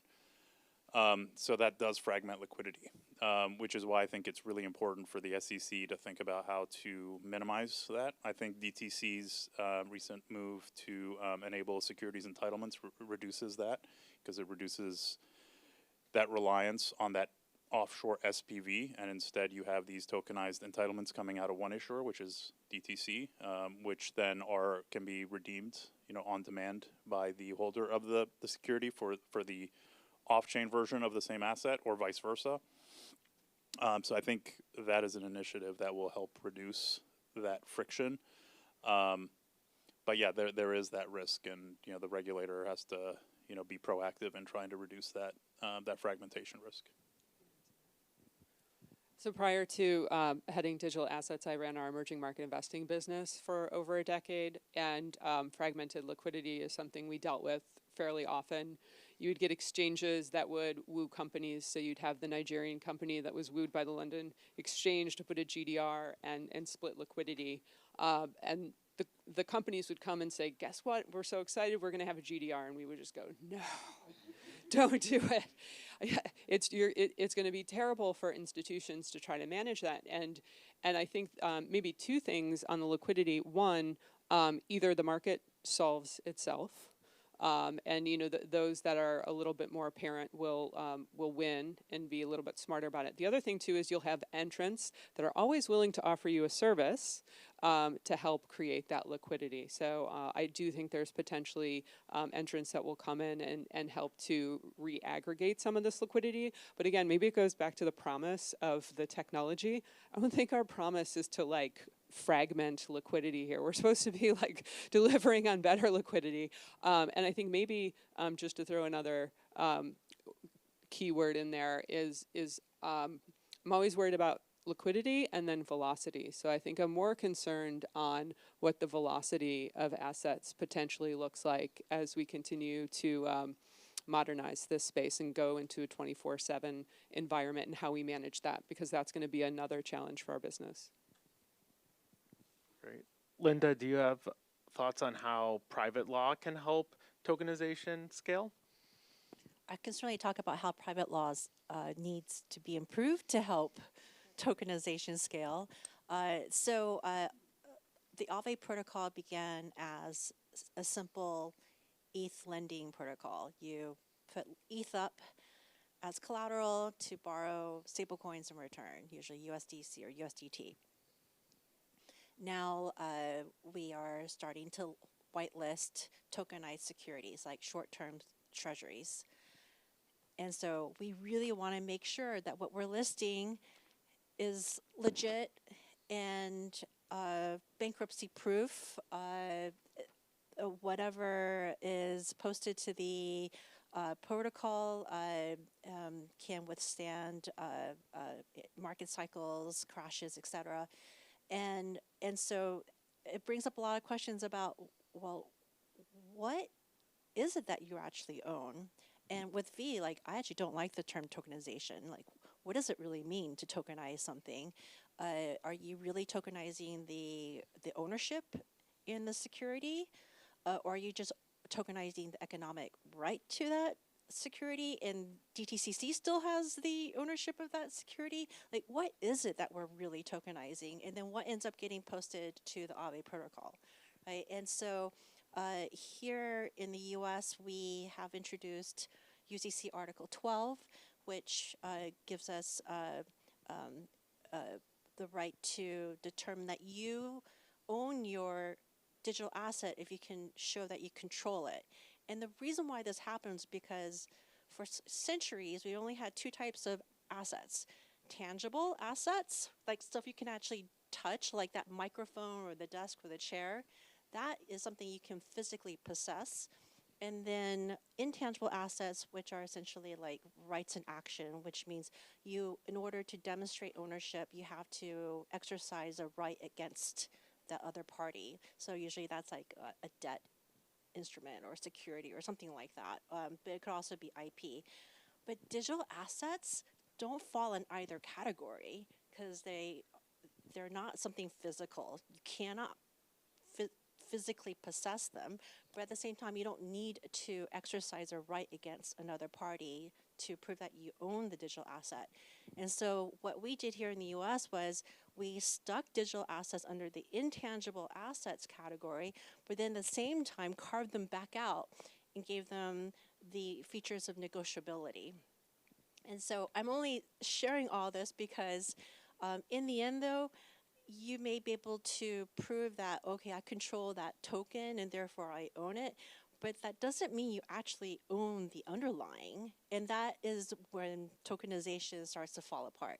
And so I think there's talk now about updating UCC Article 8, which is about investment securities, and that brings up questions again of transfer agents and DTCC. So yeah, that's just the US. Not even going to bring up European countries where it's even more messed up, and and in a market where we're global, this is something where we really need standardization. We can shift gears a little bit. We have, I think, 7 minutes left, and so with that in mind, and not to open up a giant can of worms on a hot topic, but V, do you want to give us your thoughts about fairness by design and what that means in the context of MEV and thinking about that in terms of best execution briefly? Sure, yeah. Like the MEV has been in the news a lot lately because, you know, there's this whole debate going on between permissioned blockchains and permissionless blockchains, and this claim that one of the reasons institutions prefer permissioned blockchains is because they don't have to worry about things like MEV. I think that only makes sense if you assume that transaction ordering only exists in crypto, including conflicted transaction ordering and harmful transaction ordering, which just isn't true, right? TradFi just hides it better. So, you know, through things like latency advantages and co-location, internalization, payment for order flow, right? That is transaction ordering in TradFi, right? I mean, it's not a flaw, like it's not a value judgment, right? It's a market structure constraint or feature. Anytime you have a market where the demand for immediacy exceeds capacity, and that's true of both on-chain markets and traditional markets. So I think, you know, the question isn't like, does transaction ordering exist only in crypto and not in TradFi? The question is whether in on-chain markets you can better see it and constrain it, right? So I think it's really interesting to see how the crypto community has responded to this issue of MEV and specifically harmful forms of MEV like front running and sandwiching. So, you know, best execution in TradFi, like we deal with it through committees and 606 reports, and, you know, regulators try to reconstruct trades like sometimes years after the fact. Crypto took a very different approach to combating MEV, right? So on Ethereum, which has been experimenting with different design solutions for years to try to combat MEV, they've, you know, come up with things like proposer-builder separation, where you separate transaction assembly from block proposal. And what that has led to is you can see explicitly the competition for order flow if you're an investor or potentially a regulator, right?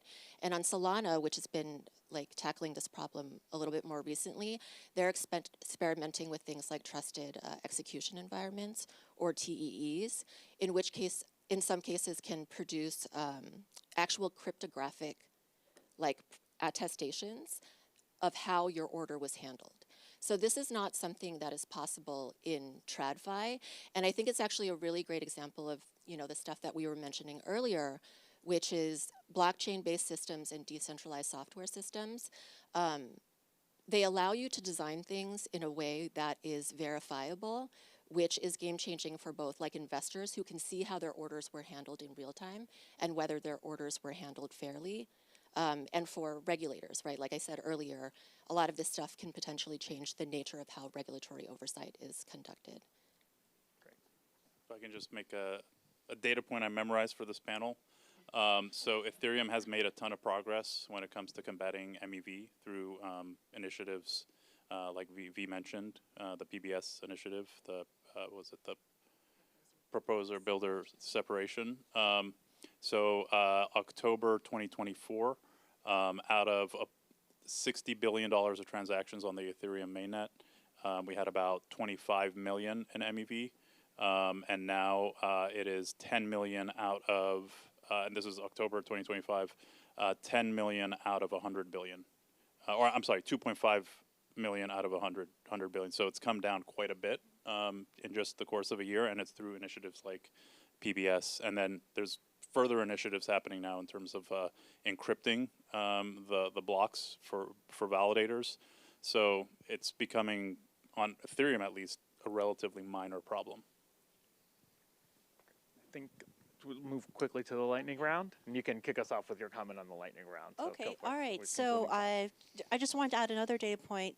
MEV is an issue for our users, especially in sandwich transactions, and so we worked with Chainlink to introduce what we call Oracle abstractable value, and the idea is that we actually force the block builders to hand money back to the protocol. And so we've been actually quite successful at that. Unfortunately, I forgot the figure. I had it memorized, but it was pretty significant. I almost want to say 80%. And so this is this is what you can do with software in a very transparent way. Yeah, so Ethereum does this also with something called MEV share, where they actually return like order surplus to the investor or the customer, right? So it's sort of like TradFi's version of price improvement. So the point is like there are a lot of there's a lot of design innovation going on blockchains, where, like I was saying earlier, right? You can actually program like fairness and accountability and integrity into the system itself instead of trusting the broker-dealer to do the right thing. Great. I think we're just out of time here, but want to have one last brief 30-second comment? Good Great. or something like that. I mean, no, go ahead. No. I mean, I would say, looking forward to carrying on this conversation in October. You know, I would also sort of say one of the interesting questions, even with the fairness and you know, the fact that we have an international product, is that there are other kinds of developments that are going on in the world besides just blockchain, including AI. And when you start to pair them together, things start to become very, very interesting, even when it comes to how you mitigate or even sort of funnel different regulatory regimes, designs, and preferences. And that's also going to make the work of the regulator very different very quickly. Great. Thanks, everyone. Okay.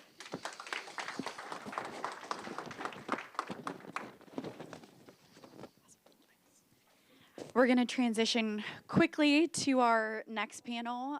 So if panelists could come up here and take a seat. We're going to do a quick transition so we can get over to the listening room on time. But we will close the day today by looking ahead.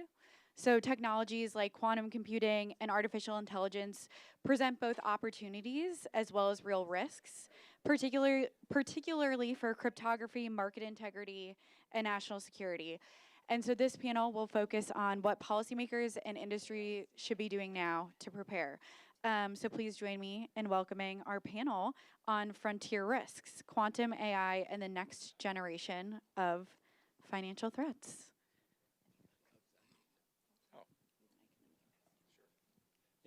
Hi, well, thanks for coming to this last panel. So I think we should give some quick, brief introductions. We've all got pretty different backgrounds. I'm Brett. I'm faculty in computer science at Penn. I study cryptography and blockchain. Great. I'm Alex Thorne. I'm head of research at Galaxy Digital, Vanderbilt class of 2009. Penn, the Vanderbilt of Pennsylvania. So nice to hear it. Hello, everybody. Ari Redboard. I'm the global head of policy at TRM Labs. Prior to joining TRM, I spent about 11 years as a prosecutor at the U.S. Attorney's Office in D.C., then spent about 2 years at the U.S. Treasury Department. Just before saying anything else, just huge shout out to Lindsay Yesha's, if she's in the room. This is like crazy, right? This has probably been the highest density group of people in the crypto policy space coming together for one day that I've ever been a part of. And that's coming from the guy who puts on the Digital Assets at Duke conference every year. So like seriously, like kudos to you guys, like amazing, amazing day. Yeah, echoing that. And I'm the guy in the dark suit on the panel. I'm Sam Levander. I am a litigation partner at Cleary Gottlieb. Hi everyone, my name is Ryan McKinney. I am a double Vandy grad, Vandy undergrad 15, law school 19. I'm the general counsel of compliance and director of government relations at a quantum computing company, and I'm also an adjunct at the law school, so great to be here. Hey everybody, David Hyde, computer science faculty at Vanderbilt University, working on digital twins, AI, and quantum. Yeah, so this panel is sort of forward-looking, and so I think we're going to focus a lot on AI and quantum, and a lot of the sort of risks and maybe a few of the benefits coming out of this. So how about, Ari, for you, how do you see the threat landscape changing with AI these days? Yeah, no, absolutely. Thank you for the question. It's extraordinary what's happening out there right now. One thing I think really quickly, you know, I spend all my life talking about illicit finance and stopping bad guys within the crypto ecosystem. We put out a report recently that said we saw about 158 billion in crypto-related crime in 2025. That was a record-setting year. That still is about 1.2% of overall activity within the crypto ecosystem. So while we're like talking a lot about illicit finance and risks today, I always think it's important to point out that like this is an overwhelmingly lawful space, but that 1.2% is existential, and AI has made it even more so. We saw about a 500% increase in the last year in AI-enabled fraud and scams. So think deep fakes, think highly targeted phishing emails, right? It's not broken English and, dear sir or Nigerian print stuff anymore. Like it is absolutely targeted towards you, towards your family. Maybe it'll come in a phone call from a relative or a video of your CEO. We're seeing, we talked the other day in the prep for this, we're seeing ransomware actors use agentic agents as affiliates, right? You don't need to go sell your malware on the dark web anymore because you can unleash, AI agents to do that. You don't need franchisees essentially anymore. We're seeing, scam actors, these scam compounds, maybe not need human actors, which is a win for anti-human trafficking, right? But at the same time, it supercharges this type of activity. Imagine people, you don't need individuals who have to sleep and eat. You have 24/7 scam messages coming at you all the time. So we're seeing it absolutely supercharged. I know we're going to get into a bit about how the good guys are also using these tools, but that's sort of just a quick some risks that we're seeing with AI at the moment. Yeah. On the Galaxy Digital side, are you seeing any of this sort of AI activity? Well, I'm thankfully not in charge of compliance or our AML BSA program, but I know we're, I think, clients of TRM, so I'll leave that one to him. But well, there's a significant amount of agentic payment work going on. I think people know about this. You see it with the X402 protocol that Coinbase released, I think now is under the Linux Foundation. So if you think about error 404 on the web for page not found, 402 was created decades ago as a potential error code when a payment was not attached to a web request, and it's not actually that 402 now, but in the spirit of it, that's been now created as a way for agents to pay with stable coins. There's the Lightning Labs has created ways for agents to use Bitcoin on X402 as well. So there's a lot of payments related stuff. You're obviously seeing in the broader AI space the creation of no human companies now, and I think one man company just posted something like $300 million in annual recurring revenue. So you're starting to see that. I think it makes a lot of sense for agents to use native digital payments, not necessarily even stable coins. I'm of the view that you'll see AI agents using Bitcoin and Ethereum and Solana tokens because to the extent they become more sentient, I think it's going to be probably even a tougher case to convince an AI agent to use a censorable payment instrument than it is to convince a human to use one, which is, by the way, not that hard since we pretty much use them all day. So we see a lot of that. I would say also, there's some convergence between data centers and energy and crypto that's also interesting. Just plainly, you see almost every Bitcoin mining company building data centers or converting their Bitcoin mining data centers into AI data centers. We've done that with ours in West Texas. Obviously, you see crypto protocols like BitTensor that are used for decentralized marketplaces for compute. So you see a lot of that stuff overlapping. Can you talk a little bit about the conversion of data centers? So for like Bitcoin mining, the miners themselves can't be converted. So how much can you actually save from the actual infrastructure? Yeah, it really depends. Not every Bitcoin mining site is ideal for an AI data center. Some things, for example, one of the ones that always stood out to me as the most interesting is that to service, whether it's hyperscalers directly or sort of middle firms like a CoreWeave, you need significant amounts of bandwidth, right? Whereas a Bitcoin mine, you can run a massive 100 megawatt Bitcoin mine off of a cell phone's data connection because Bitcoin data is very, we're talking 4 megabytes per every 10 minutes or so. Not the case for inference and other AI activities. So you need dark fiber. Many of the best Bitcoin mines are built totally off-grid with stranded energy. They don't have access to bandwidth, right? Like Bitcoin mining, you need water, you need obviously consistent energy. Another thing that's very different, Bitcoin mines are famous for curtailing their energy use in the case of disruptions in the electrical grid. Unlike a peaker plant or an aluminum plant that has to, takes a long time to power down, could be disastrous in the case of some high energy, large loads to power down. A Bitcoin mine can shut down in seconds, in 90 seconds, 300 seconds. And in some markets, like in Texas, they can actually be paid for turning off, or they can forward trade their energy and do interesting trading strategies to benefit while also providing electricity back to residences and essential businesses. You can't do that with AI. You can't say, oh, I'm sorry, ChatGPT is down because, there was a storm in Idaho, right? So not all of them are good for it, for AI. I think those that are good, you're really, if you were mining on a proprietary basis, right? So if we own a data center and it's our miners in that data center, the business looks a lot different. You are now a real estate company, right? And your tenant is typically, you could put your own GPUs there and run your own AI stack, and some do, but mostly you turn into a high energy, always on tier 1 data center landlord, right? And you're out there selling to the Mag 7, to other hyperscalers. It is a very different business. That there are some who are very well suited, either by, I would say mostly in my experience, by luck, but others who are not. And, the Bitcoin network has the difficulty adjustment, so it will be fine, right? We don't know the absolute amount of hash rate that Bitcoin needs to be secure. We know that the vast majority of SHA-256 potential hash rate should be mining Bitcoin for it to be secure. So, one thing I throw out here, I think we've probably seen peak hash rate for at least several years, but those who continue mining will likely stay profitable if they can hang on, because the difficulty will come down to help them. And David, can you talk a little bit about your side of AI here? Yeah, to what part of AI? Well, just sort of in terms of what Ari was saying in terms of on the scam front. So here we've got now the data center side.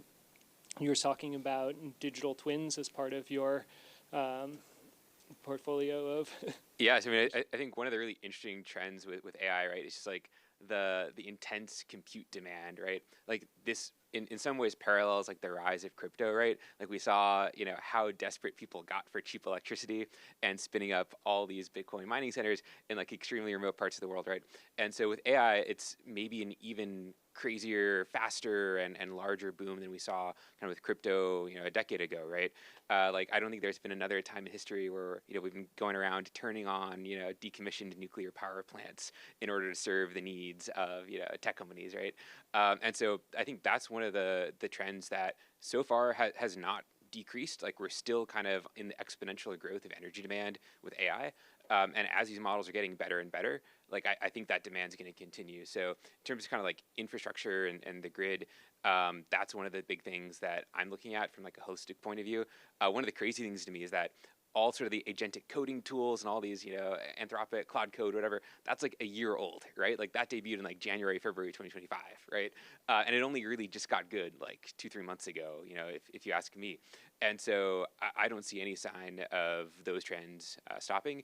And so thinking from like a, urban planning and security of the grid and all these kinds of perspectives, like super interesting challenges on the AI front in the next 1 year and the next 3 to 5 years as well. Yeah, we've seen with the rise of things like OpenClaw, like token demand is just through the roof. If you want to like actually really use these things, we are so far from having the capacity for everybody to run, an agent and be using whatever, 1 million tokens a day or what, not a million, how many, like, yeah. Something like that. Yeah. But I think there's kind of an interesting trend, which is actually sort of the opposite trend that we saw with crypto, right? Like back in 2010, 2013, like that sort of range, right? Like you could mine profitably like with a good GPU, right? Or with a couple of good GPUs, right? Like in the very earliest days, there was CPU mining, right? And then obviously that became unprofitable and infeasible, and you need a massive ASIC data center to actually like have any success with that. With AI, it's kind of going the opposite way, where AI started off with these gigantic, enormous data centers, right? And to train the foundation models, like to train the next generation of Claude or Codex or whatever, you still need those massive data centers. But for an everyday user who just wants to use AI, all those cutting edge models are becoming more and more energy, data, and compute efficient every single day. And that's what a bunch of academic research is on, is how do we make all these things more efficient? And the hardware vendors are coming up with hardware rather than like coming up with specialized, ASIC hardware or whatever for Bitcoin and crypto. They're coming up with specialized, essentially borderline ASIC stuff for doing AI locally. And so one sort of counter argument to like, oh, the world's going to end because we need too much energy to feed all these AI data centers is actually we're getting more and more little edge devices, little AI desktop computers that can sit on your desk and do inference and run agentic tasks all day long. And so you no longer need to be reaching out over the network, over fiber, sending your millions of tokens per day over the network and jamming up all these data centers. A bunch of that AI compute can actually start to happen locally. So a little bit sort of the opposite of the trend that we saw with crypto, which is interesting. But you don't, I mean, so there's efficiency gains, but you don't see a kind of difference between, like, I feel like the separation between the capability of like Opus 4.6 and Llama is like so much bigger now than it was 6 months ago or something. Yeah, I mean, the open source models and things you can run locally are definitely behind like the current state of the art they're paid further models. behind. Like the separation is getting bigger, it feels. I think the question is though, like, how much better can these frontier models really get? Like, eventually you kind of run out of data on which to train these models, right? And you can talk about, oh, we'll just like you generate more data with AI or something. But then there's all these arguments about like, if AI is generating the data, like if you look online at all the AI slop that's being put out there, right? Like that content is feeding back into the AI models that OpenAI and all these other big companies are using to train their models. And so there's this whole field of research that's like AI poisoning or whatever. And there's projections that by 2028, the AI models will not be able to improve further, at least using current architectures, because the quality of the data, like it just becomes this loop where AI is training itself, and that doesn't lead to any new net improvement. So at the moment, yeah, like the proprietary models have this edge over the free stuff you can run locally at home. But my hypothesis is that in the long run, all those big model companies like OpenAI, Anthropic, maybe to some extent go away because I think the open source models will one day, to an extent, catch up. Well, that's optimistic, I guess. So, all right, well, maybe let's transition to quantum a little bit. I think everybody is sort of aware of a kind of quantum threat to cryptography, but maybe we could give like a quick rundown on kind of what's been going on. So Ryan, maybe you could start a little bit with how quantum computer development and sort of why that's a threat for a lot of things. Yeah, it's 4:40. The only thing standing between us and drinks is quantum physics, so that seems to make a lot of sense. So yes, quantum computers.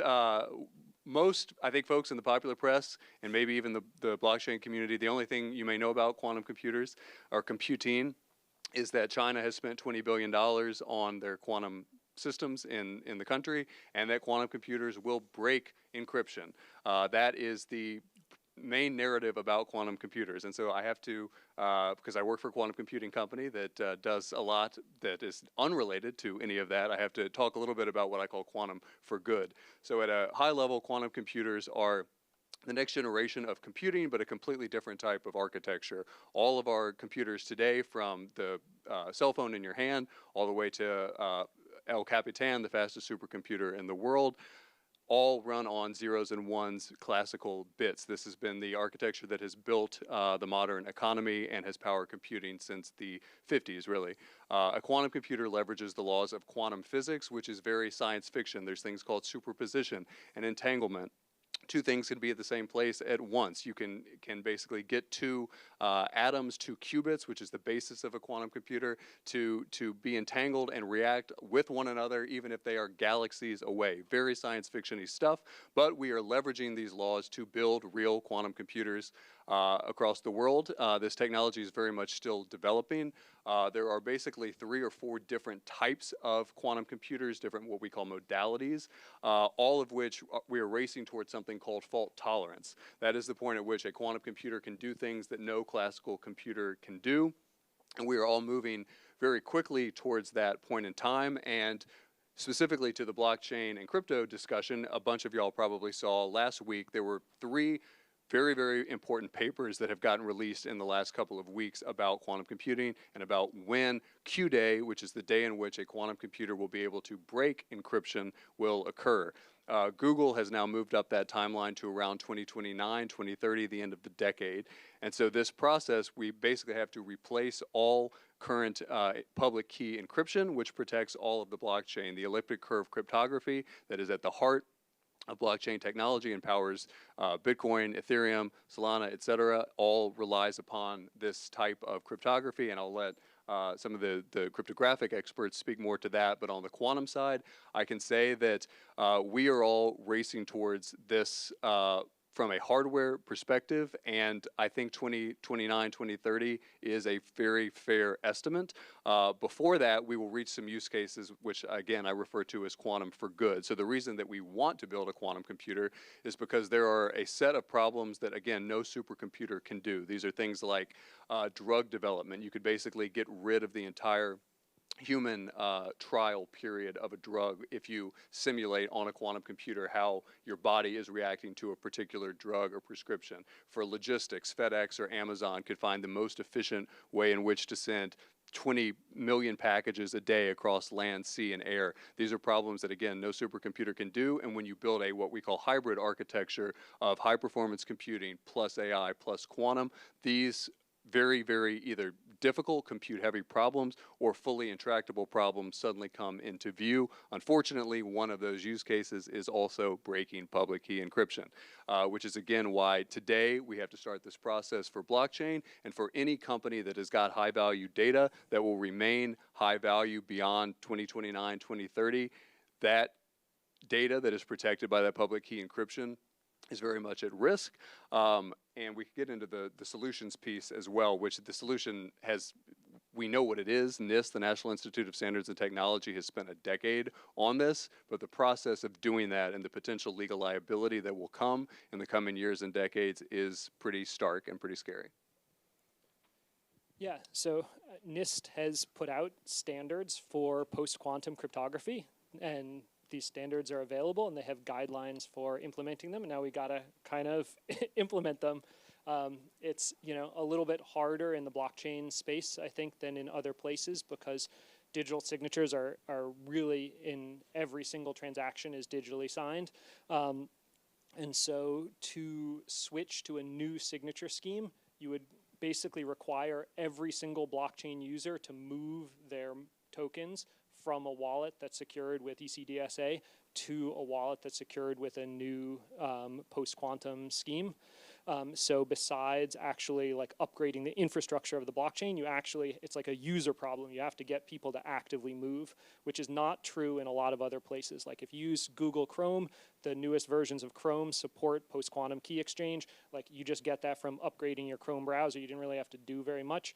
But if you wanted to upgrade your Bitcoin wallet, first you need the Bitcoin blockchain to support some kind of post-quantum signature, and then you need to actively make a transaction to move from your old wallet to this new wallet.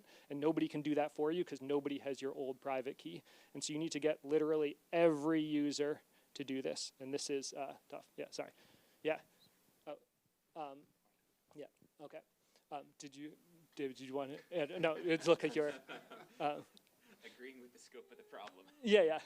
Okay, well, Sam? Yeah, and I guess given the scope of the problem, right, given the risks that exist and that exist now, I think it is a good time for everyone to start thinking about, how are we communicating those risks?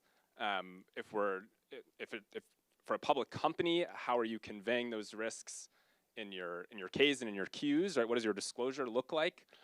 If you're any company and you're engaged in fundraising, right? What do your risk factors look like there? It is something I think to think about now, and it's not just an issue of like what will things be like in the 3-year, 5-year, 7-year time frame. I think the time is now also to think about, right, there is the capability for hacking now and decrypting later, right? Something that's already been taken in an earlier hack, right, could be subject to future losses once we sort of reach the Q day. Yeah. Q day, right, thank you. And so going back to any previous cyber incidents that you've had and thinking about, what could the potential impact be for those going forward if encrypted data has already been taken? I just want to add a little bit too about the crypto problem, meaning blockchains, in particular Bitcoin, right? It's not just the fact that individual users have to upgrade. It's that if we use Bitcoin as the example, it's extremely decentralized, right? The last upgrade was in 2021.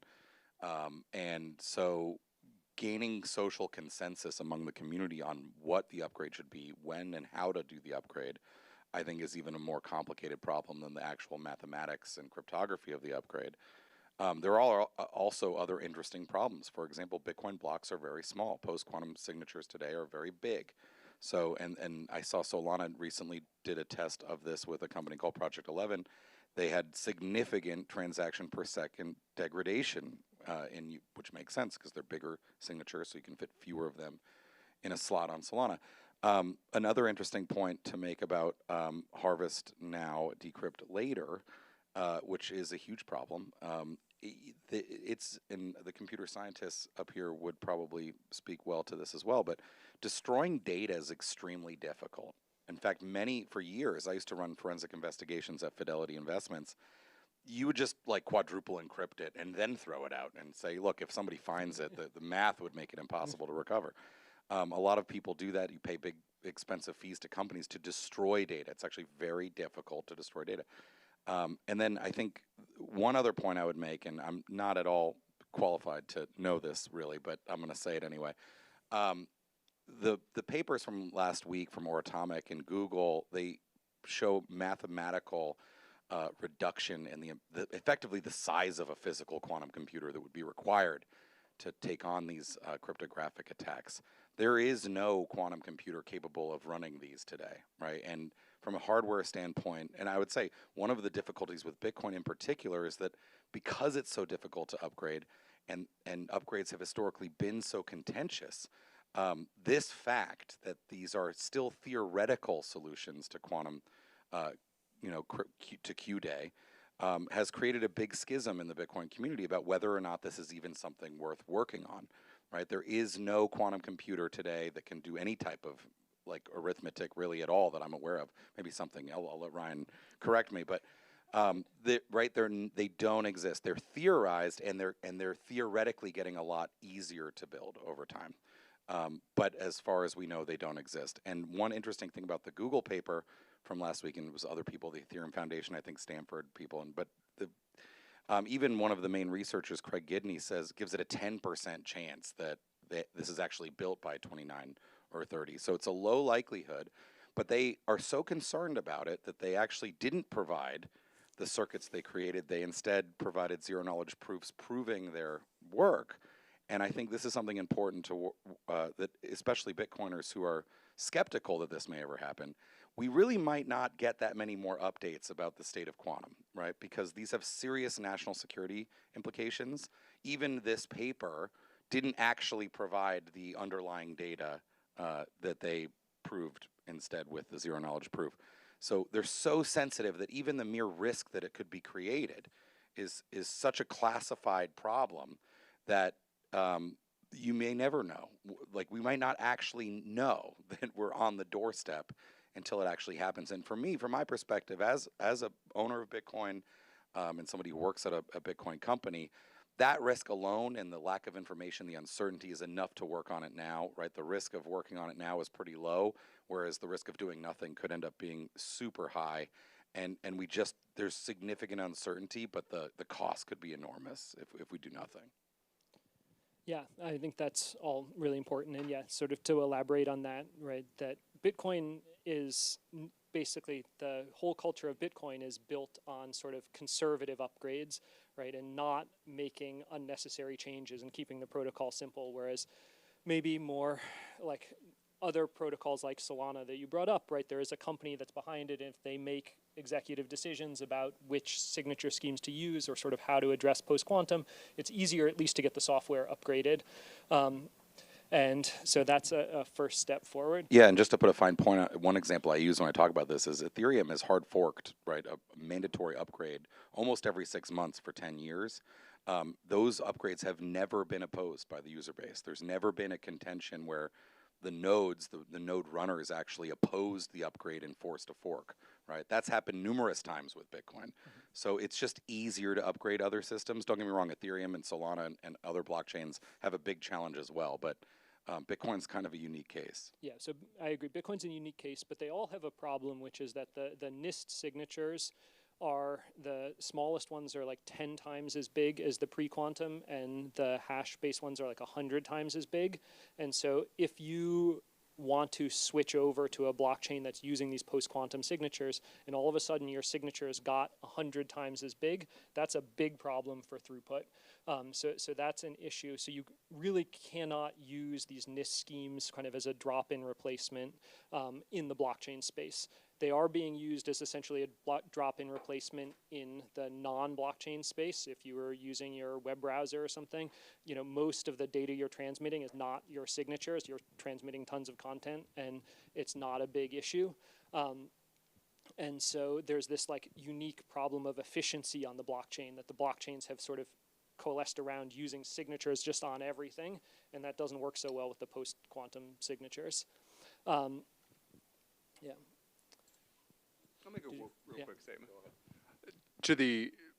That is true. No quantum computer exists today that can do anywhere near running Shor's algorithm, which is the algorithm that would break public key encryption. These machines absolutely do exist, and we are running, at the moment, very interesting, but still fairly toy problems. We will likely get quantum supremacy on a few very, problems about black holes in the next year or so, but current roadmaps do show folks getting to the necessary number of what we call logical qubits somewhere around the end of the decade. But to that point, no, it is no guarantee that that will exist, but the risk of not doing anything is so stark. There were some papers by Deloitte a couple years ago that showed 25% of Bitcoin wallets at risk of a quantum attack and 65% of Ethereum wallets. Obviously, to that point, Ethereum is going, I think, to do what they need to do, and it will not be opposed. Bitcoin, more of an issue, but the quantum piece, absolutely, probably somewhere between 2030 and 2035. And to the national security point, I mentioned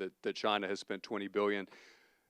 Quantum computing is absolutely intricately intertwined with national security, and there would be no incentive at all for whoever builds a cryptographically relevant quantum computer to tell the world that they have a cryptographically relevant quantum computer or that they have hacked X number of Bitcoin or Ethereum wallets. And so this is where I want to tee up Sam to talk about the liability in the future. Again, today we have to worry about, okay, I got hacked in 2019, bunch of data that was perfectly encrypted gets decrypted in 2033. Also, a quantum computer gets built in 2035. We don't know those wallets have been hacked until 2040 or 2045. Fascinating legal questions, and again, it all pushes towards, that's why we need to start this process now to upgrade towards these new NIST algorithms. Sure, happy to jump in on some of the liability questions. One thing that's teed up in some of the reports, I think there are questions around sort of whether there could be liability for a quantum hacker, I think, or whether we need a new framework. I think the answer to that is that there is an existing sort of anti-hacking cybersecurity framework that does apply to any forward-looking quantum hack. Right? We have federal statutes on anti-hacking that date back to the 80s. There are lots of new edge cases that create tricky new questions there. I don't think this is one of them, right?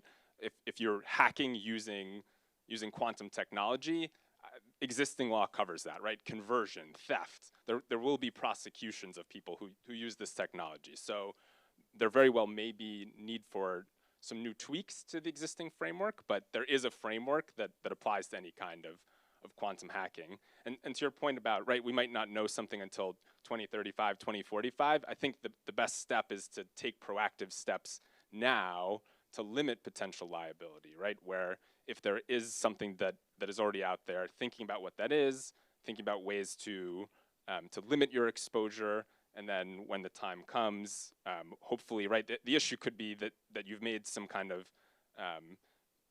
fraudulent misstatements, omissions about your risks, and if that comes to pass later that you are hacked, could create issues. But I think, again, just taking these things proactively, assessing risk now, and dealing with that at the present time is the best way of proceeding.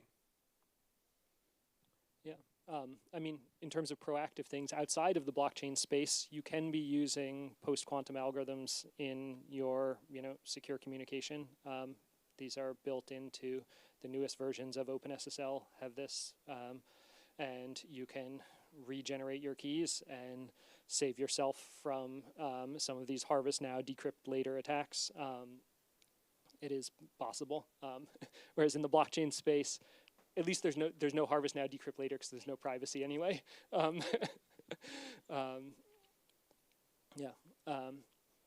So I guess just transitioning back on the liability side, Sam, I had wanted to ask you also about the new liabilities that are created by AI, right? So as an engineer, as we're building more and more stuff using agents and maybe less and less sort of human oversight when we build stuff that's full of security holes, what is the liability framework there, or do we need a new liability framework for that?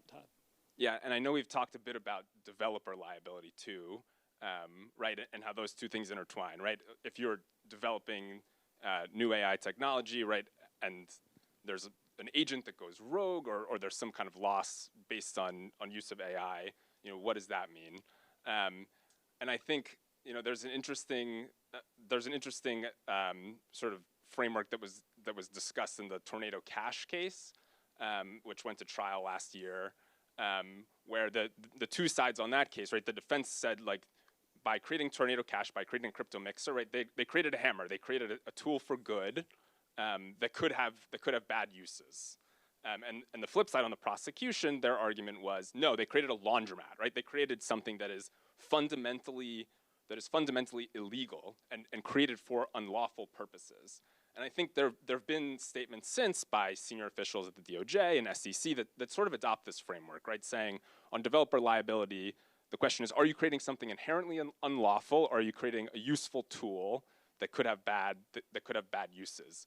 And I don't know that there's any doubt right now that AI is a hammer, right? Like, AI is something that can be used for good. So this question of sort of fundamental developer liability, I think, right, falls into sort of that side of the category. I do think that where things make it more interesting and where, so rather than it being this like fundamental developer liability question, there may be arguments around negligence, right? So was there negligence in the creation of the model? Was there negligence, was there information that came back to the developer that said there's a problem with the model and it wasn't addressed? Right, something like what we saw in the recent trial against Meta, where the plaintiffs were successful, right? In terms of like the negligence of not acting on information that they received. And so that, I think, is where things get more interesting. And then negligence too on the side of someone who's using AI agents, right? If they're not taking the due care to oversee those agents. So I think that's where things potentially get interesting on the AI liability side. That's great. So we just have a couple minutes left. Are there any questions?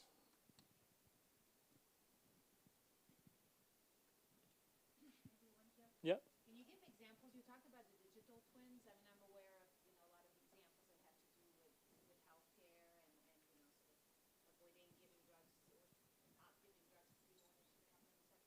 But what are other examples you've come across?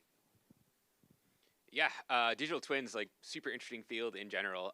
So digital twin is like super broad term, meaning any kind of like virtual or simulated copy of some real world system. So that could be something like biological, like you want to simulate, how patients are going to react to a drug. There's a big new DARPA program that's looking at, trying to predict whether people are going to have like heart problems or whatever by doing all this like imaging and vitals and running it through this like virtual human heart model that they're building.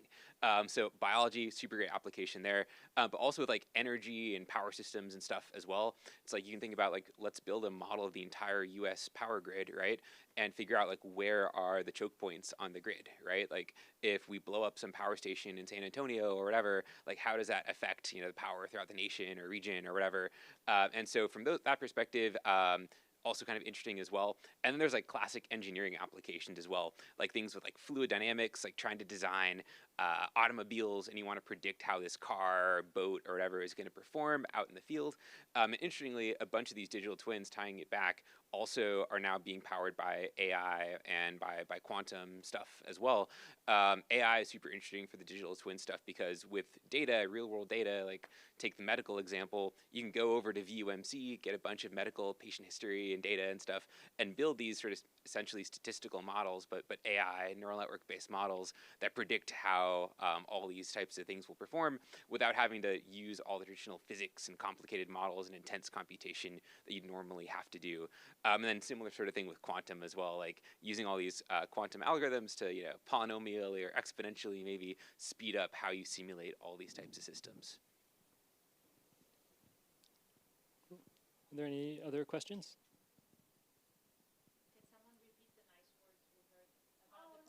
Yeah. Yeah, I was gonna say if we are the last word here for the day, like I said this earlier, Yesha, Lindsay, you got this. Someone actually has to work around here. I know. Yeah. What I said is I think everyone in this room and on the screen would agree that this was really the highest density group of crypto policy experts ever brought together, and the sessions were just absolutely amazing. And you guys are stars for putting this on. So thank you.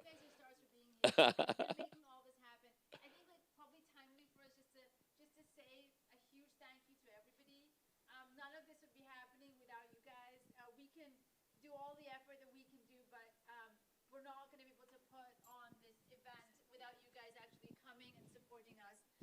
Oh my days, and I don't want to do, but and being part of the show. So this is all about you guys. It's all for the community. It's all for building and creating a research base that, with industry, with policymakers, everybody in this room, we can have the hard conversations and hopefully move the needle. But none of this would be possible without you guys, without all of your brains and expertise and neurons and hearts and souls and everything in this room. And of course, for the incredible people that brought this together, the fabulous team at the Blockchain Association, Ellie, Jeremy, Will, Finley, everybody obviously are led by our queen, right here, Lindsay, and of course people at Vanderbilt, Quena, and our team for making this happen. Thank you to the AV folks who've hung out all day, listened to all the nerdery and making this happen. You guys, somehow or the other, you stayed awake valiantly and made it happen. So for the folks who are over 21 in this room, with apologies, everybody else, please know that we're having our listening room party. That'll be starting at 6. Get there if you can just get there around 5:30. I think we'll have a few Ubers leaving outside. So for those who are ready to go and hit the flow and just get your party hats on and your Nash Vegas kicking, there's an Uber leaving downstairs. So David, talking to you. David's the Fed is out to party tonight too. So so folks. Otherwise, just meet us there. The show starts at 6. And, thank you. Collect your sweatshirts. And thank you guys so much for being a part of the first show of many. Hope you had an amazing time.